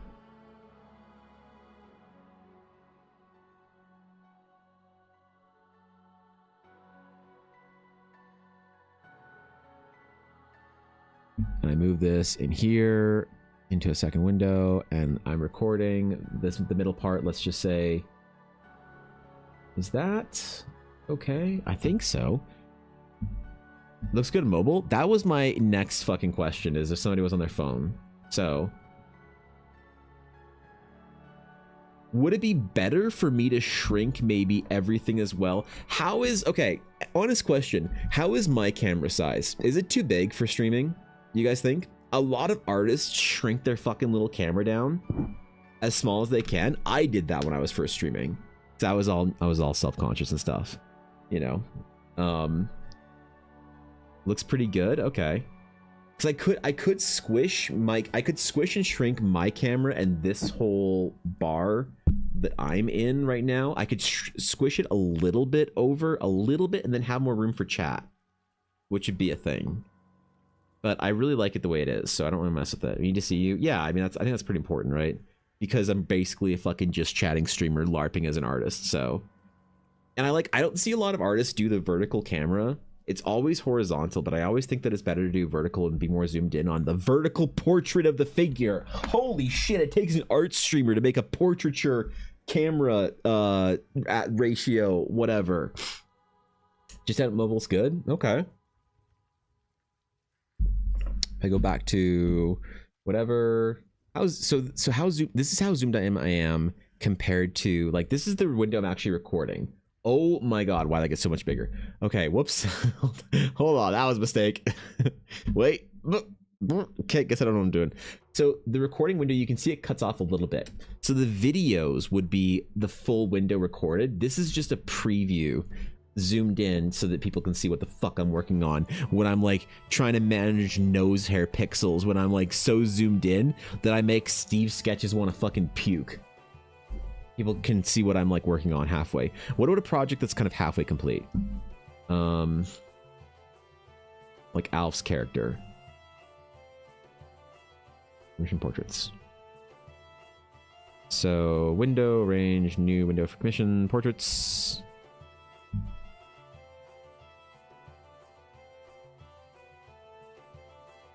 So if I'm working on a piece and I'm kind of halfway completed on it, okay. It's a little less difficult to see, or a little more difficult to see what's going on. It's not unreasonable, I don't think.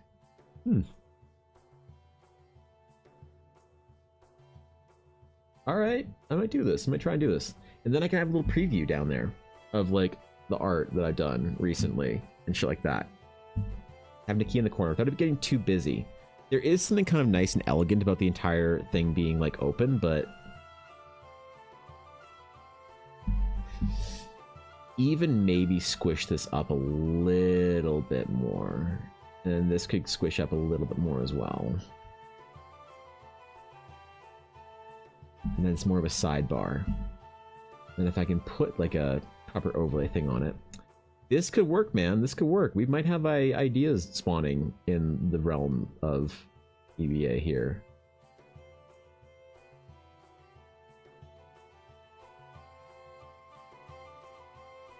So I need to make a new overlay thing for the left side that matches the one on the right. Which I think I like the parchment texture that I have for like above and below where chat's on. I could even inch my screen up or my camera up a little bit, but I know I think it's better being centered. Never mind. Almost a little bit cramped, maybe. It's off. It's not awful though. Yeah, it's not the best. I think it'll also look better if I have a proper frame on here. Once I like actually make an overlay frame that matches with the metallic here that's on this side. Where are we? There we go. That could work. And then it's kind of separated a little bit more.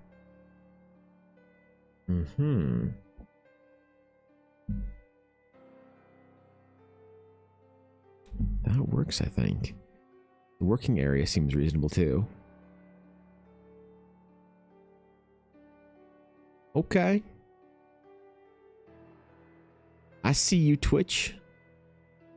Dude, the idea of doing like some D&D streams, like D&D games, is so sick. With those little pixel versions, because I could do them of the characters, like Alf said, not just like of VTuber friends, but I could have one be, you know, Alicia Graymore, and another one be whoever else I'm getting to play characters on stream. Depending on how pixel customization works. Get them all my players before too? Let's go, dude. Yeah, I could definitely do something with that. Also for the Riftwalkers campaign. Right, so that's gonna be so that also informs that you don't necessarily need frames in the traditional sense. You need frames for the models. So you have moving characters on stream, right? Oh shit. That changes the scene a little bit as far as to what's possible for D&D games for me.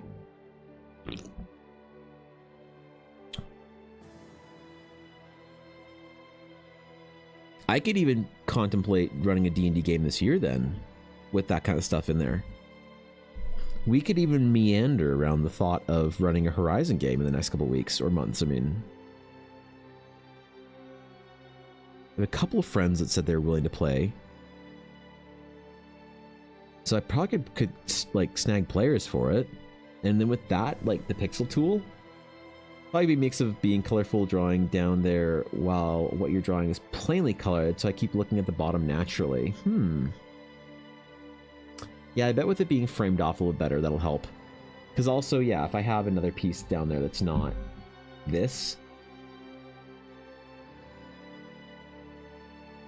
it could get distracting though, I just realized.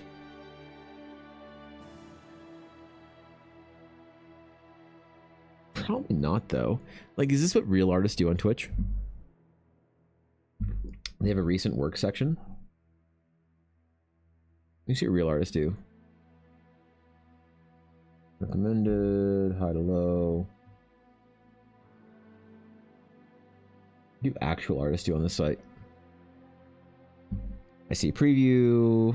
I see, I think a preview. I see no preview. No preview. Preview. There's me.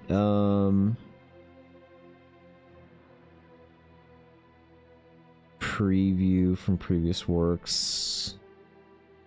Preview from previous works. So it could work. Yeah, I could do that. It seems like it's like kind of the standard for a lot of artists. Basically, I like it. What I'm not okay. The reason I'm trying to figure out this is not like what's the standard or whatever. But I'm trying to figure out like if it is distracting or if it's like if people kind of are okay with it. And it seems like people are okay with having a preview of recent work. Yeah, and Spring, thank you for the follow. I appreciate that. That's very kind of you. It would definitely help. I didn't realize I wasn't following. Rip. Oh man, well, I appreciate it. Thanks for the follow. Yeah, dude. I find this small drawing area a little bit challenging though. So I don't ever want to have like too small of a drawing area on my stream.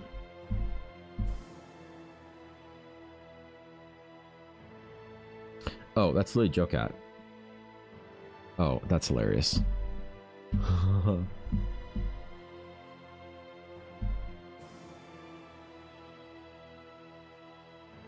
Lol. How am I following? Anyway, the previews work. I think that we could do this. And then I can make a new overlay for the D&D game. The joke, I hope they were doing better than after that stupid YouTube drama. Wait, what YouTube drama? There's YouTube drama? Uh-oh. Did I just follow another person that got canceled? God damn it. We had just talked about this with fucking Ross Draws and Shadiversity and everyone. God damn it. Where does joke at? How in depth do you want me to go in the 14 versus 24 DMG versus an MMM? I mean, I'm sure people would appreciate whatever depth you want to go to. So, however much you want, I guess, is probably. I mean, deeper is probably better, but maybe if it's past the point where people are willing to kind of like sit down and read the whole thing, that might be too much. So, what's wrong with Shadiversity? I think definitely get pissed off the art crowd because I don't know the specifics of it, but got like super in depth with like trying to go all like AI art supremacy, not just past like I don't ever want to like try and chastise or go after somebody for thinking AI art is cool, because it's like I have my own opinions. A lot of artists have negative opinions about AI, but like I don't want to like start fights over it. If somebody likes AI art and likes to play around with it and stuff, I might not work with them. Whatever, I have my boundaries, but like I'm not gonna sit there and try and like tar and feather them and moralize and whatnot, and it's just not worth my energy.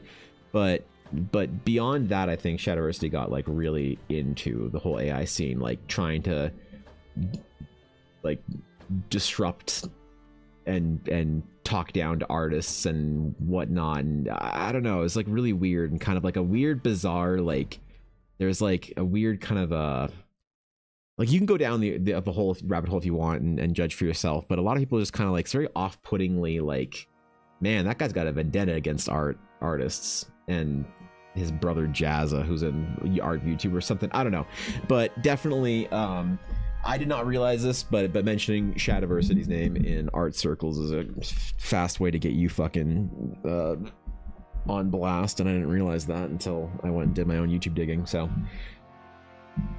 look at this gruff bearded gem of a dwarf. Why, thank you, Chris. No one appreciates my dwarf art besides Instagram, which also, what is up with people who enjoy dwarf art? Look at the comments in this video, by the way. You guys are probably the most insane group of fantasy nerds I know. Just everyone scream, like, you say rock and stone one time and you just get people screaming rock and stone at you on every level. So yeah, dwarf enjoyers are a whole different breed. But hey man, I'm down for it. It's a good time. Love dwarfs are so handsome. Why, thank you.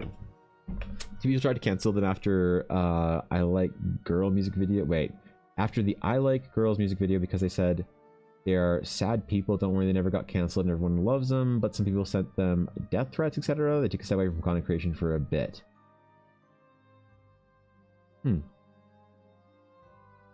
That's weird. I think I missed that entire fucking debacle, Alf. About him making the I Like Girls music video, he made it with, which is a parody of a song like 2 to 3 years ago. People getting upset over nothing burger. That's Twitter for you. Oh, okay. Yeah, I don't know. Looking respectfully. Look, this guy's a villain in the game, okay? This is the villainous Lord Ashton, okay? You're not supposed to like him. He's supposed to be the person that you don't trust and that you want to. And okay, fair enough. Look, there's old Galen, the piratous swashbuckling dwarf that you meet first in the adventure that I don't have art for yet for some reason. Why don't I have art for him yet? That's dumb. Why make him hot then? I didn't try and make him hot then. I've just tried to make him a refined, distinguished, gentlemanly dwarf. You could dual wield. That's the most degenerate thing anyone has ever said in this fucking chat.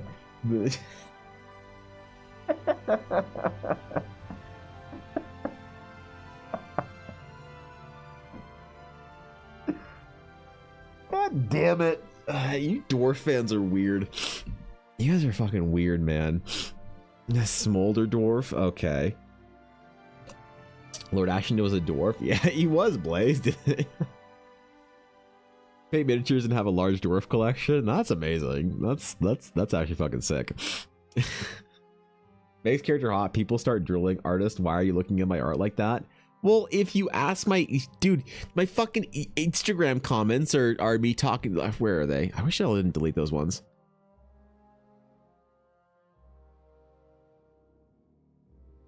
Where was it? There's people complaining about this literally yesterday. The closest thing I can find on Instagram is someone saying, I think you should experiment with nose and jaw shape. Okay, dude. Okay, I can't find any of this shit talking, but people were mad about the hot characters, so... Listen. Dwarf's durability would get tested. Okay, dude. Okay. Alright. Let's chill. Oh, sorry, Chris. There's no command for Instagram. Yeah, there it is. Sorry about that. There should be a command for specifically Instagram, but I just don't have one because I'm dumb. No good excuses, I guess. Then cry about it. Let's work with the dwarf instead of the random elf that can't pay us in the adventure. She can pay. She has so much money. What do you mean, Luda? Okay, who would you rather work for? All right, the devious Lord Ashton, evil villain in the campaign, okay, or the shining example of amazing divinity, the Lady Viceroy of Horizon herself, Luna Airlace, who the devious Lord Ashton is trying to usurp. and take her power.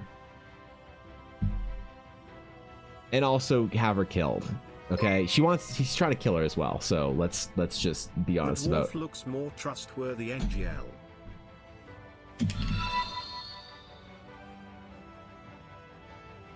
What the fuck do you mean the dwarf looks more trustworthy? Thank you for the follow, Nico. What do you mean he looks more trustworthy? He's supposed to be a villain. What is with you guys and handsome dwarves? I work for the sphere in the background.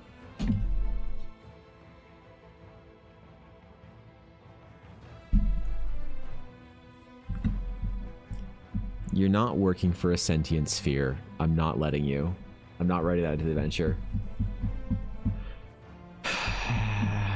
Thanks, Heat. I appreciate that. For-profit orders pay higher salaries than non-profits, volunteers for good causes, and donate pay earned from evil bourgeoisie. No, not when he's trying to kill the Lady Viceroy. Seems way more likely to have an orb around. How about a dwarf woman? No discrimination here. The problem is that the internet can't agree, Silver, if they want to see a dwarf woman with or without a beard. And I don't want to get in the middle of that fight, so they can fucking fight it out themselves. And Lilith, thank you for the follow. I appreciate that. Yeah. Why does he look like a baddie? He doesn't, though. Why does he look like he'd be fun to drink with? Okay.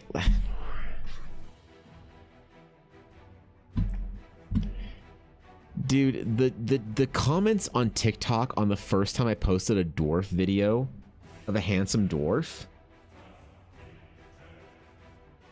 This wasn't the first one, but every time I post art of male dwarves, they lose their mind over there on fucking TikTok. Specifically TikTok. Alright? Make two versions, one with a beard and one without. Beard and separate layer? That's so tough, though. There's no layer when it's just a single layer of line work for me. I'd be integrated into the piece. And I'm not getting in the middle of that fight. If the internet wants to fight over whether or not dwarven women should have beards or not, I'm gonna let them do that shit on their own time. I'm not getting in the middle of that. They can. There's no, like, no matter what I do, if I draw a dwarven woman, I'm gonna get hate from one side of the dwarf aisle, and I don't really want to catch those like comments. All right. So that should be a dwarven woman herself. No, like, genuinely, I'm not saying this as a joke. Okay. If I saw them both in game, I'd Yep. genuinely trust the dwarf more. The elf looks too young and too pure, meanwhile the dwarf looks like he knows what he's doing and has years of experience behind him, and I'd rather work for the experienced boss.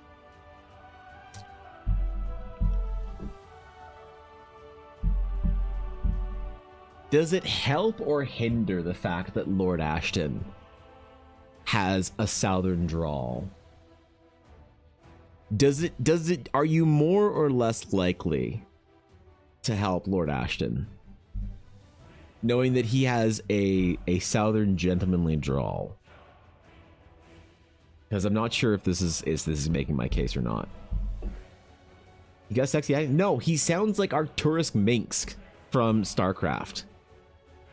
Like, he's got that he slinks over with his cigar with a couple puffs in the inn and hits you with the, "I couldn't help but overhear your conversation with the good lady Erelace.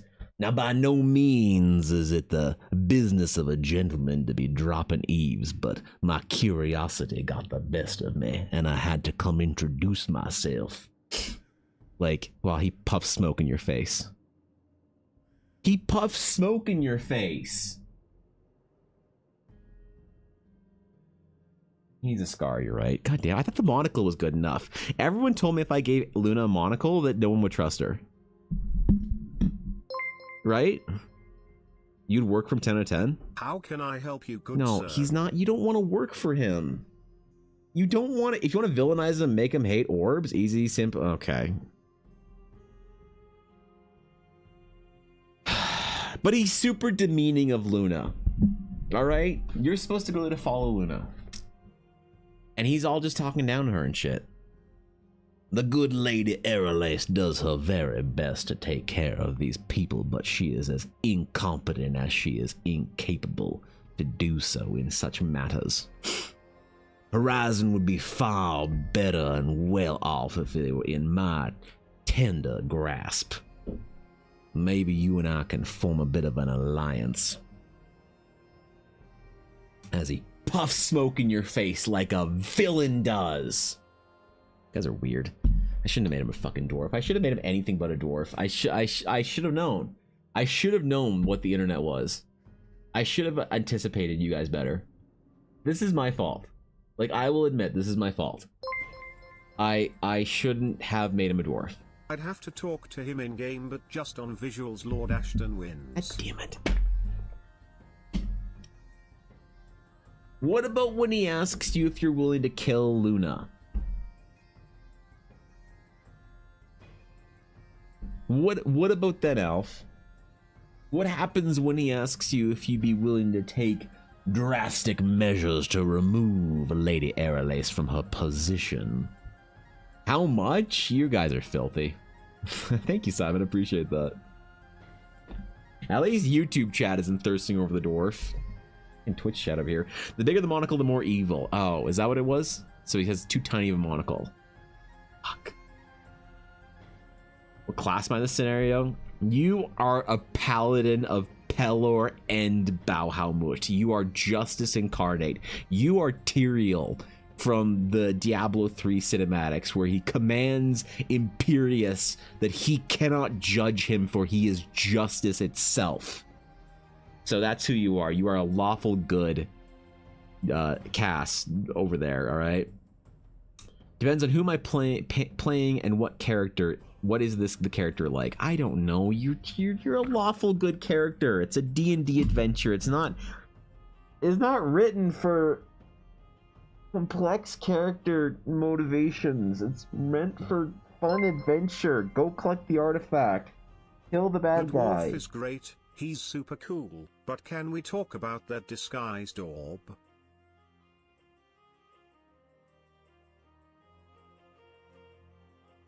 I can't wait for the end of the stream when the Orbathon is over.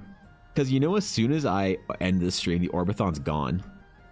It's over. The Orbathon's gone. You guys cannot save the Orbathon. You saved the orb, but you cannot save the Orbathon. Okay? Like, this is very important. Visitors, how exciting. Okay. All right, listen. All right, we have actual D&D players here now. Okay, thank you for the raid. Thank you, Jack and Megs. Good to see you guys. Thank you. I appreciate it. Hold on. All right. First of all, I need opinions from D&D players. We're having a debate right now about this D&D adventure in this chat.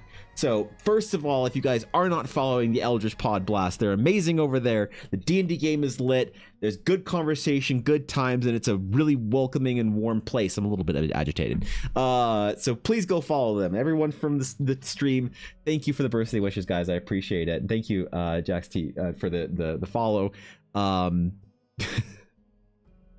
everybody. We're talking about the D&D adventure that I'm making, which this is art for. We have two options here.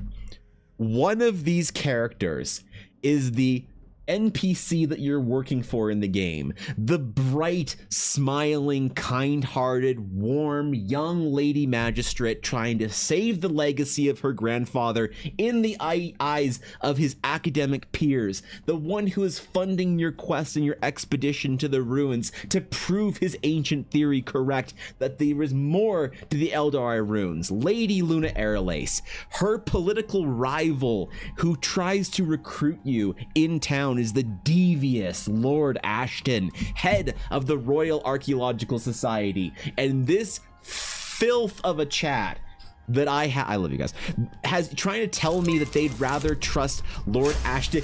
Damn it, in the middle of the monologue. They're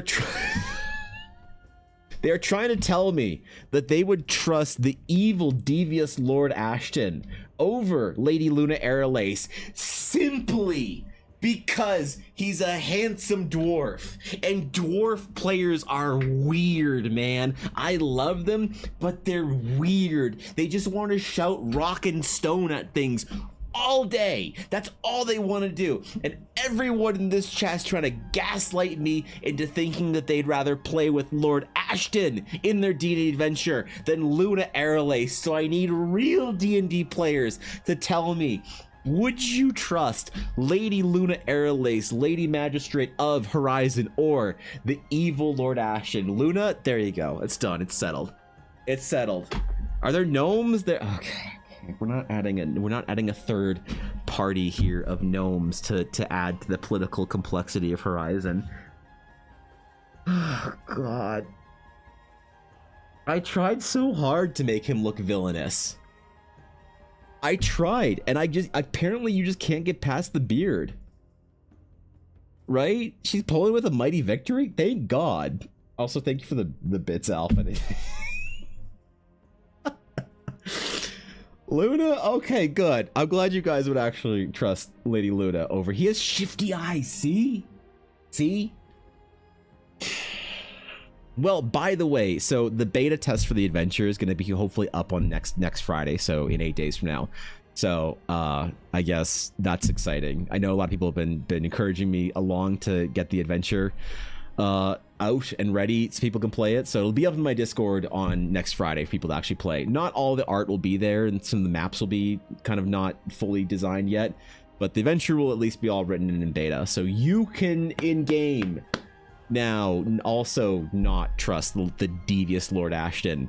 And I will not hear any more of this gaslighting from my chat that you guys would rather trust Lord Ashton over the pure-hearted, kind Lady Luna Aerolace. Elf versus dwarf. Yes. False dichotomy. Damn it. Play them against each other and established a more democratic structure that oligarchs and hereditary nobles cannot dominate. Okay, dude. Okay, man. All right. Thank you for the 100 bits. I appreciate that. No gnomes, only snow leopard tabaxi. There's no snow leopard tabaxi.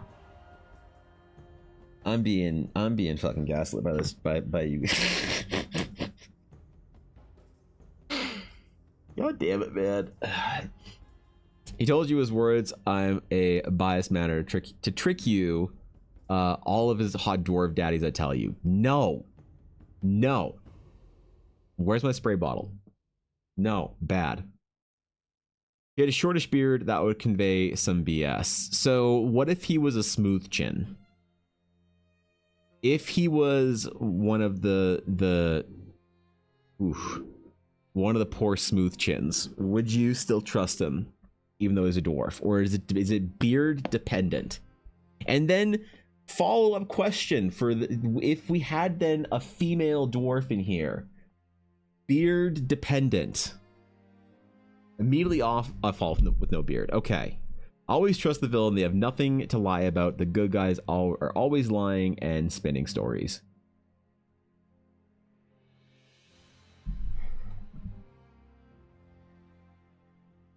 This is incredible. I tried to make it such a clean cut, just easy to identify heroes versus villains plot of the game.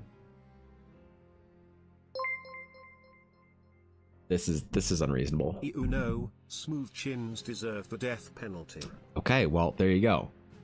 Yeah, who hurt you, please? That was literally the dwarf equivalent of would you still love him if he was a worm? That's the dwarf equivalent of would you still love him if he was a worm? Because I made I had this video about a smooth chin dwarf. This is actually an idea of a warlock where his patron is his beard, where he was born a smooth chin. How many reviews does that video get? I don't know, there's a lot.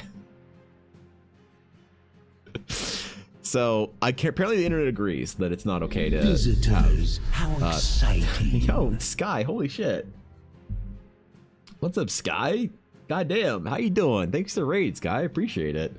Damn, bro. If y'all aren't following Sky McSparkles, please go over there and drop a follow. Sky's amazing, seriously. Good to see you, Sky. What were you doing today? How was stream? Good to see you. Yep. We're not talking about anything sus in here. Sky, I need your opinion. You are a real D&D player, okay? I need you to confirm what we have now identified as a real D&D player. You have 2 character arts in front of you. One of them is the hero, one of them is the heroic NPC, and one of them is the villain. Who are you trusting? Who are you taking the quest from, and who are you siding with? Visuals alone. Lady Luna Aralace, the Lady Magistrate of Horizon, or Lord Ashton, the head of the Royal Archaeological Society. All right. Yandaris are almost always depicted as villains. I'd do anything for them. Okay. All right. Yeah. The question still stands from Atari Blaze. Oblivion taking the day of the recording of YouTube. Ooh, shit, dude. That's exciting. Fucking getting after it, Sky. Yeah, if you guys aren't following, also, if you guys aren't following Sky on like YouTube and TikTok and shit, Sky does some pretty cool shit. I mean it. Mage though, because Wizard main. Okay, well, there you go. I guess that, you know, that checks out. My fiance's playing a snow leopard tabaxi rogue called Nixie Softpaw, who talks in the third person and leaves sugar mice in place of what she takes. That's something different, I guess. One painter to a drawer. What aspect would you separate a hero dwarf from a villain dwarf? The problem is I wanted Lord Ashton to look like the kind of guy who's refined, gentlemanly figure that has just a sinister slant to him. So it's the condescending looking down of the nose at you. It's the furrowing of the brow, not in seriosity, but in contempt. All right? I'm trying to make him look like all those refined features while at the same time having just that little, I don't know, I don't trust him thing in there, you know? Just a small amount, a smidge, a spicing. Answer Tari's question, no one yet. I haven't found my Yandari queen. Oh, God. Okay. Oh, my God.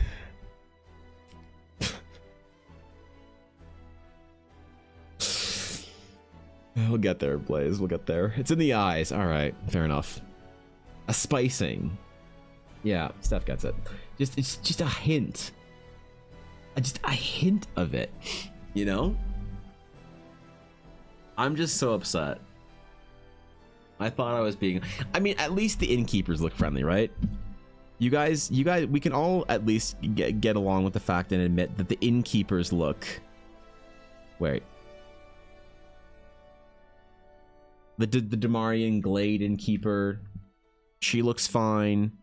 The Azure Burrows innkeepers, oh, I didn't finish that one. They look nice. You know, these are supposed to be trustworthy NPCs. Endrick Avalon, okay, listen, we're not going to worry about Endrick Avalon right now. He's that's a different. We're not. I don't think about Endrick. But Rosemary and Ella look trustworthy too, right?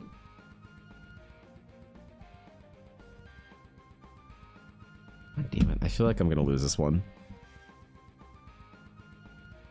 How many more? Oh, that's that. Well, okay, all right. Evil Alabaster Consortium priest. Okay, gotta go early. Here's the question about him. The doggos at the dog bar. I'll bug you all tomorrow. And happy birthday again, Evan. Thank you, I appreciate it, Mel. Round at the Outback Steakhouse birthday No, damn it, stop it. song. No. Okay, thanks 100 bits, Mel. I appreciate that. And thank you, Chris, for the follow as well. Like, they look suspicious, really? I wouldn't trust those innkeepers with my coin nor my life except the last man. So, how about our Alabaster Consortium priest here? Surely you wouldn't trust him with a quest. If a bandaged, maybe ghost in the husk of a former living soul that whispers terrible, heinous, profane commands in the ears of his thralls while parading around dripping incense onto the streets, smelling of rot and sulfur, at the very least, we can all agree that you guys wouldn't take a quest from this guy, right? Trigger could be afoot if the two beautiful women appear. Pretty common trope, methinks. God, no, damn it. You paint a smiley face on his face? No, dude, you're okay. Do I just not know how to draw villains? Is this what you guys are saying? Do I just am I just that shit of an artist that I can't draw a good villain?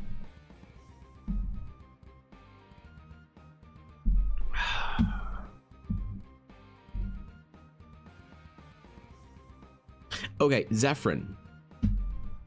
You have to trust Zephyrin. You literally quest with him. You literally take him on a quest. You trust Zephyrin, right? Extremely trustworthy. I wouldn't judge a man from his outer appearance. That's so bigoted. Evan Alphi 1 Naya. I'm gonna throw my computer out the window. And then go buy the 5090. I do, he's kind of cute. See? Okay, so you guys would go on the quest with him then, right? Not because evil, because there's always something to learn about what they want. You're still taking the question of villain. God damn it. No, Sky, that's how you get roped into a contract for your soul. Again. It's adult ponytailed Harry Potter. It's not adult ponytailed Harry Potter. God damn it. You're just really good at making people love your characters. Oh, the pain. God damn it. Sabine Kernam, hero or villain? Hero or villain?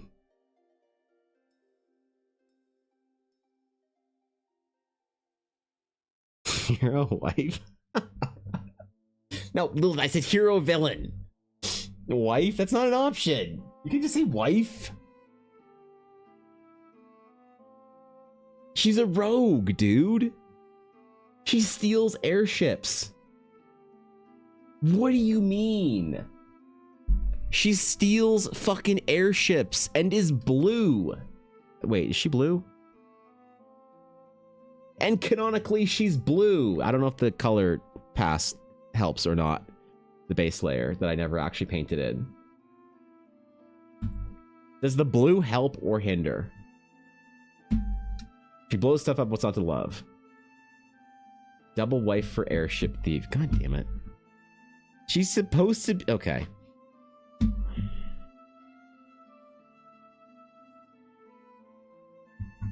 I'm running out of characters here. I'm seriously running out of characters. Roland Lembershed. Obviously trustworthy, right? It's because mustache.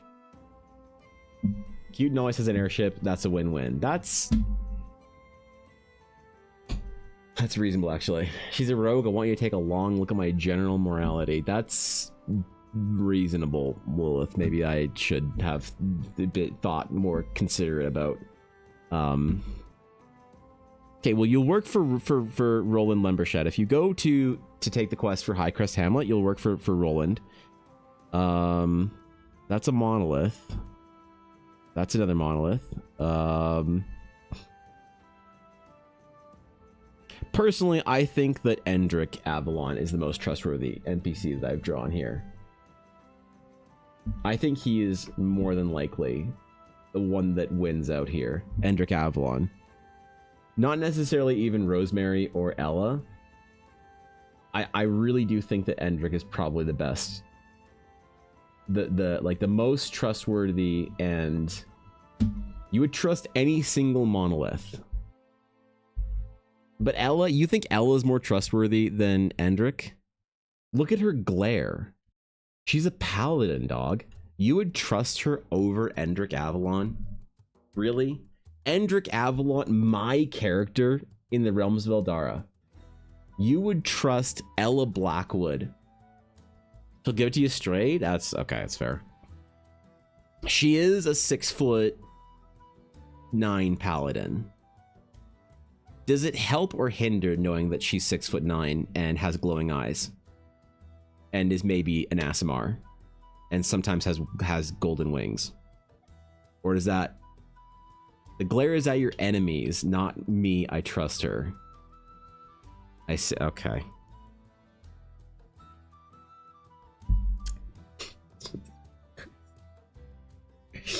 Damn it, why does Ella get to be canonically taller in our D&D game than me in real life as well? Why does she have to be taller than me in real life and our D&D game? I don't know how to feel about this, bro.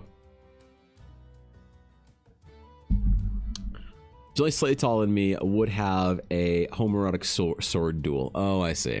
Okay. Well, too bad for you, because Ella Blackwood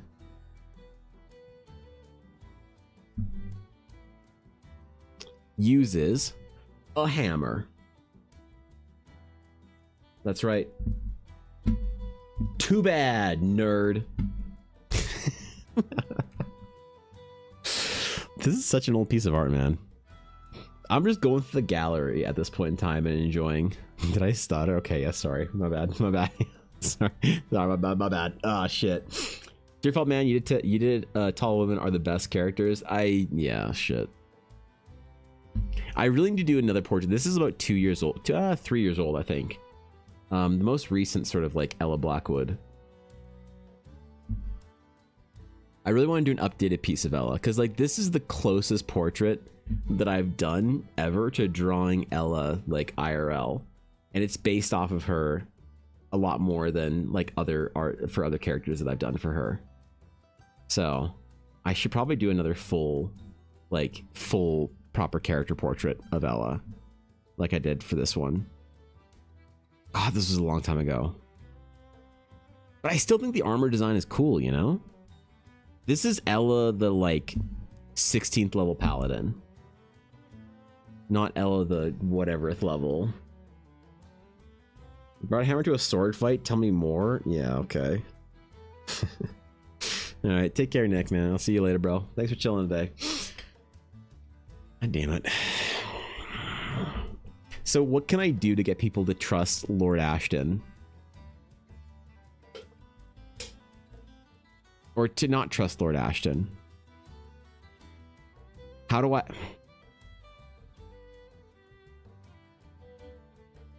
I get people to trust Luna over Lord Action? Over...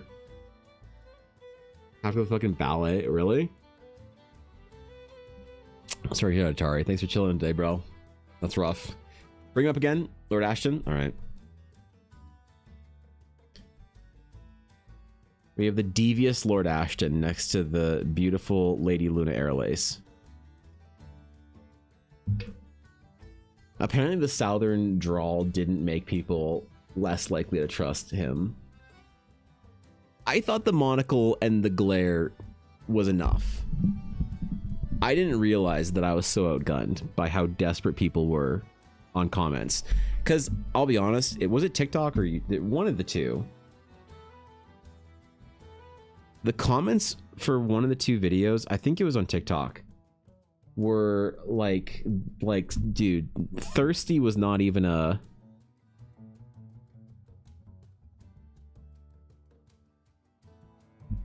Was it this video?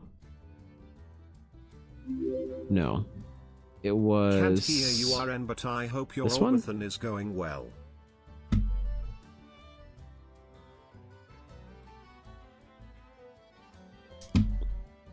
Hi, Minnie.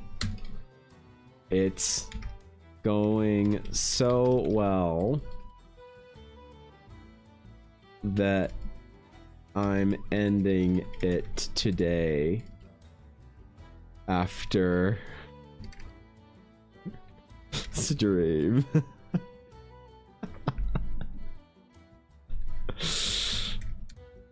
Oh, it's Minnie, man. The legend.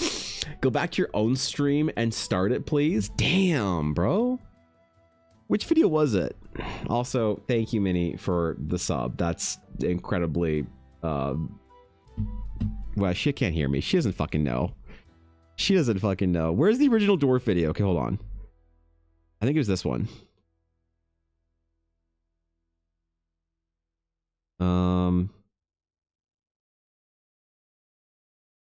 Dwarven women have beards too. You're not fooling anyone.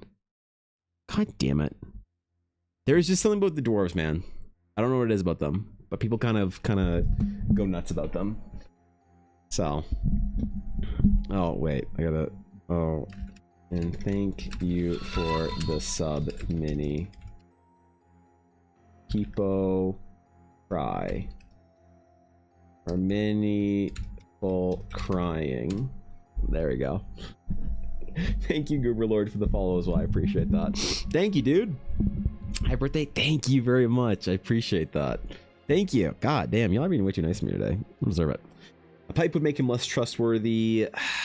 I thought a pipe would make him more grandfatherly. That's the issue. I was convinced.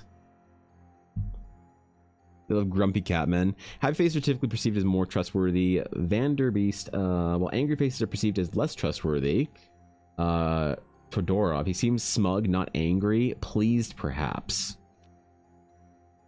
Is that true? That he's not scowling? That he seems like he's smiling? Because I thought that I did a pretty good job at drawing a scowl. What with the protruding lip?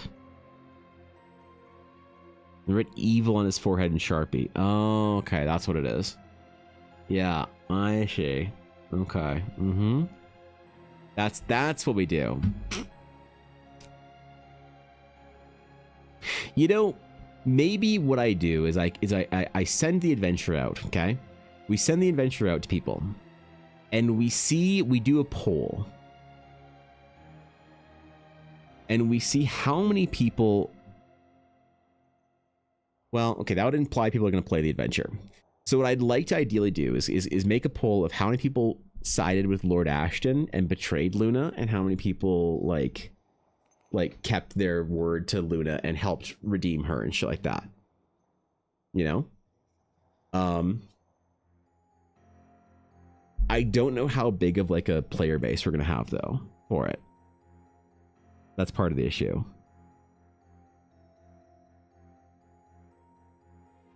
Fuck. Well, anyway, can't raid Mini, I guess. That fucking sucks. But I think I'm about done. I think I gotta take Yuna out. I forgot I had a dog today, so that's hilarious. But anyway, thank you guys for chilling with me today. I appreciate it. I appreciate it, man. Ella being at the convention really sucks. Normally, I know, like, it's like normally people don't like do stuff for their birthdays, but normally Ella and I take the whole day off, and it's like a good excuse for us to go out and have fun and relax and chill. And Ella was really bummed that we couldn't hang out today for my birthday, but I had fun. I really like streaming on my birthday and just chilling and shit talking and stuff. So thank you guys for hanging out. Thank you for the follow, Funky Fizzles. I appreciate that. Thank you guys for relaxing with me. The adventure should be out next Friday if I can work hard this weekend and actually put the time in and really crush it. So I'm gonna relax probably for today and just chill out, grab some food, take the puppy out while Ella's at the convention. Hopefully it's going well. I'm gonna give her a call and see if the convention's doing well.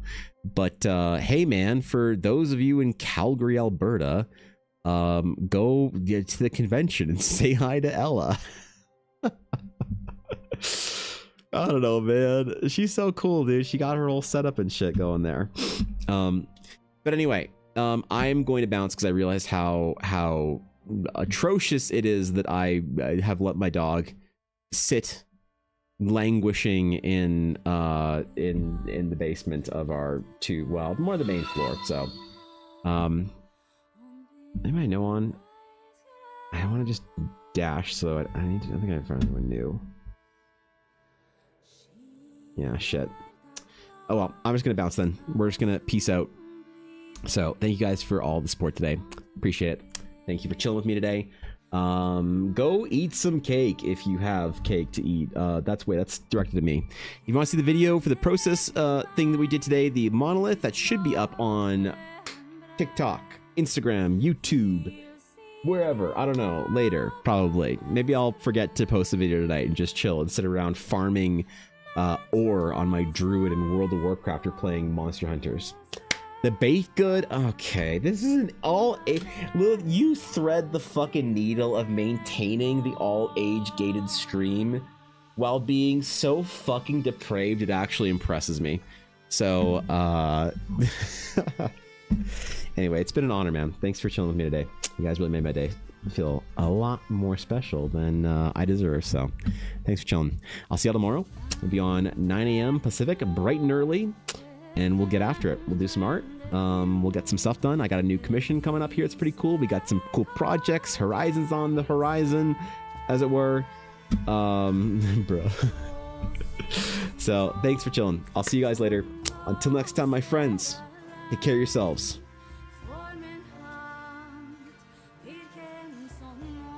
And farewell.